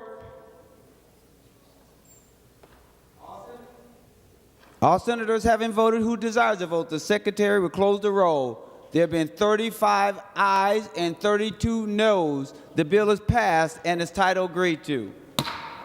Members, I just want you to know that I was just playing Senator Morrison. I certainly know who you are, and I want to make sure that I didn't say anything in jest disrespectful. Anything else? Members, we will now go to House File 3925. Senator Limmer for property insurance for guaranteed beneficiaries of transfer on death deeds authorization. Mr. President, a point of inquiry. Please inquire, Senator Limmer. Before I make my presentation, I just wanted to ask, is this bill the last bill on special orders today? It is, Senator Limmer. The last bill. Thank you, Mr. President. House File 3925 addresses the transfer of death deeds. This was brought to us the courtesy of the Minnesota State Bar Association that updates laws relating to this subject. These are commonly known in the trade as TODs, T-O-D-D, transfer on death deeds. TODs enable property ownership to be transferred to named beneficiaries without having to go to probate.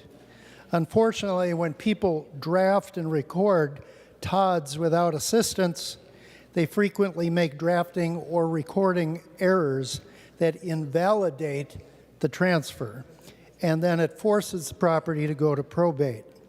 Section 1 of the bill makes technical clarifications and allows TODs to remain valid despite drafting or recording errors. This will greatly help parties who can't afford or choose not to use an attorney.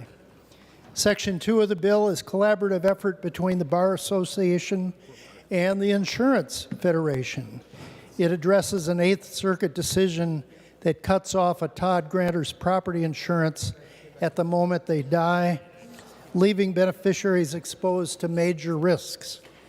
Section 2 allows a grantor's property insurance to be extended for 30 days after the death of the grantor, which will provide time for beneficiaries to secure insurance coverage. In closing, I believe this is a good bill. It strengthens the consumer, and it will provide better protection for many Minnesotans who use transfer of death deeds. I'll stand for questions, Mr. President. Any questions of Senator Limmer on House File 3925? Senator Latz. Mr. President, members, it's a good bill. Vote green. Any other discussion on House File 3925? Seeing none, the Secretary will give House File 3925 its third reading. House File Number 3925, a bill for an act relating to real property, providing for property insurance for grantee beneficiaries of transfer on death deeds, etc. Third reading. Any other discussion on House File 3925, where we're on final passage? Senator Limmer, any final comments, or you want us to go forward and vote? Senator Limmer. Mr. President, I know when I'm ahead, so I have nothing more to say. The Secretary will take the roll on House File 3925. Members, please vote. Senator Morrison. Mr. President, Senator Dietzig votes aye. Senator Dietzig votes aye. Senator McEwen votes aye. Senator McEwen votes aye. Senator Port votes aye. Senator Port votes aye. And Mr. President, Senator Herr votes aye. Senator Herr votes aye. Senator Duckworth, for those voting pursuant to Rule 40.7. Thank you, Mr. President. Senator Anderson votes aye. Senator Anderson votes aye. Senator Coleman votes aye. Senator Coleman votes aye. Senator Draheim votes aye. Senator Draheim votes aye. Senator Housley votes aye. Senator Housley votes aye. And Senator Jasinski votes aye. And Senator Jasinski votes aye. Senator Morrison, do you have one more?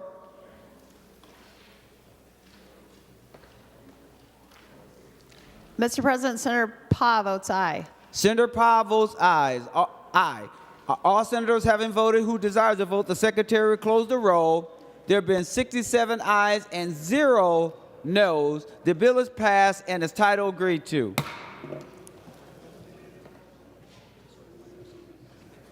Members, I'm going to go to Senator Murphy for a motion for a brief recess. Senator Murphy. Mr. President, I move a brief recess for the purpose of appointing conference committees.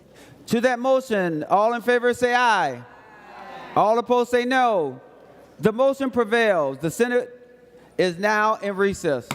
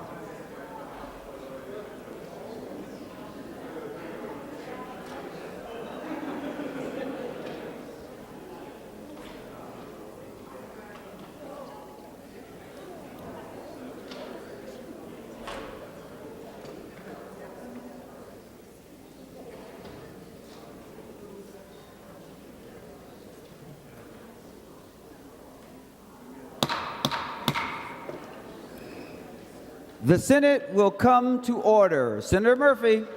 Mr. President, is there a privileged report at the desk? Yes, there is, and the Secretary will read the report. Senator Murphy from the Subcommittee on Conference Committees recommends that the following senators be, and they hereby are appointed as a conference committee on Senate File Number 4097.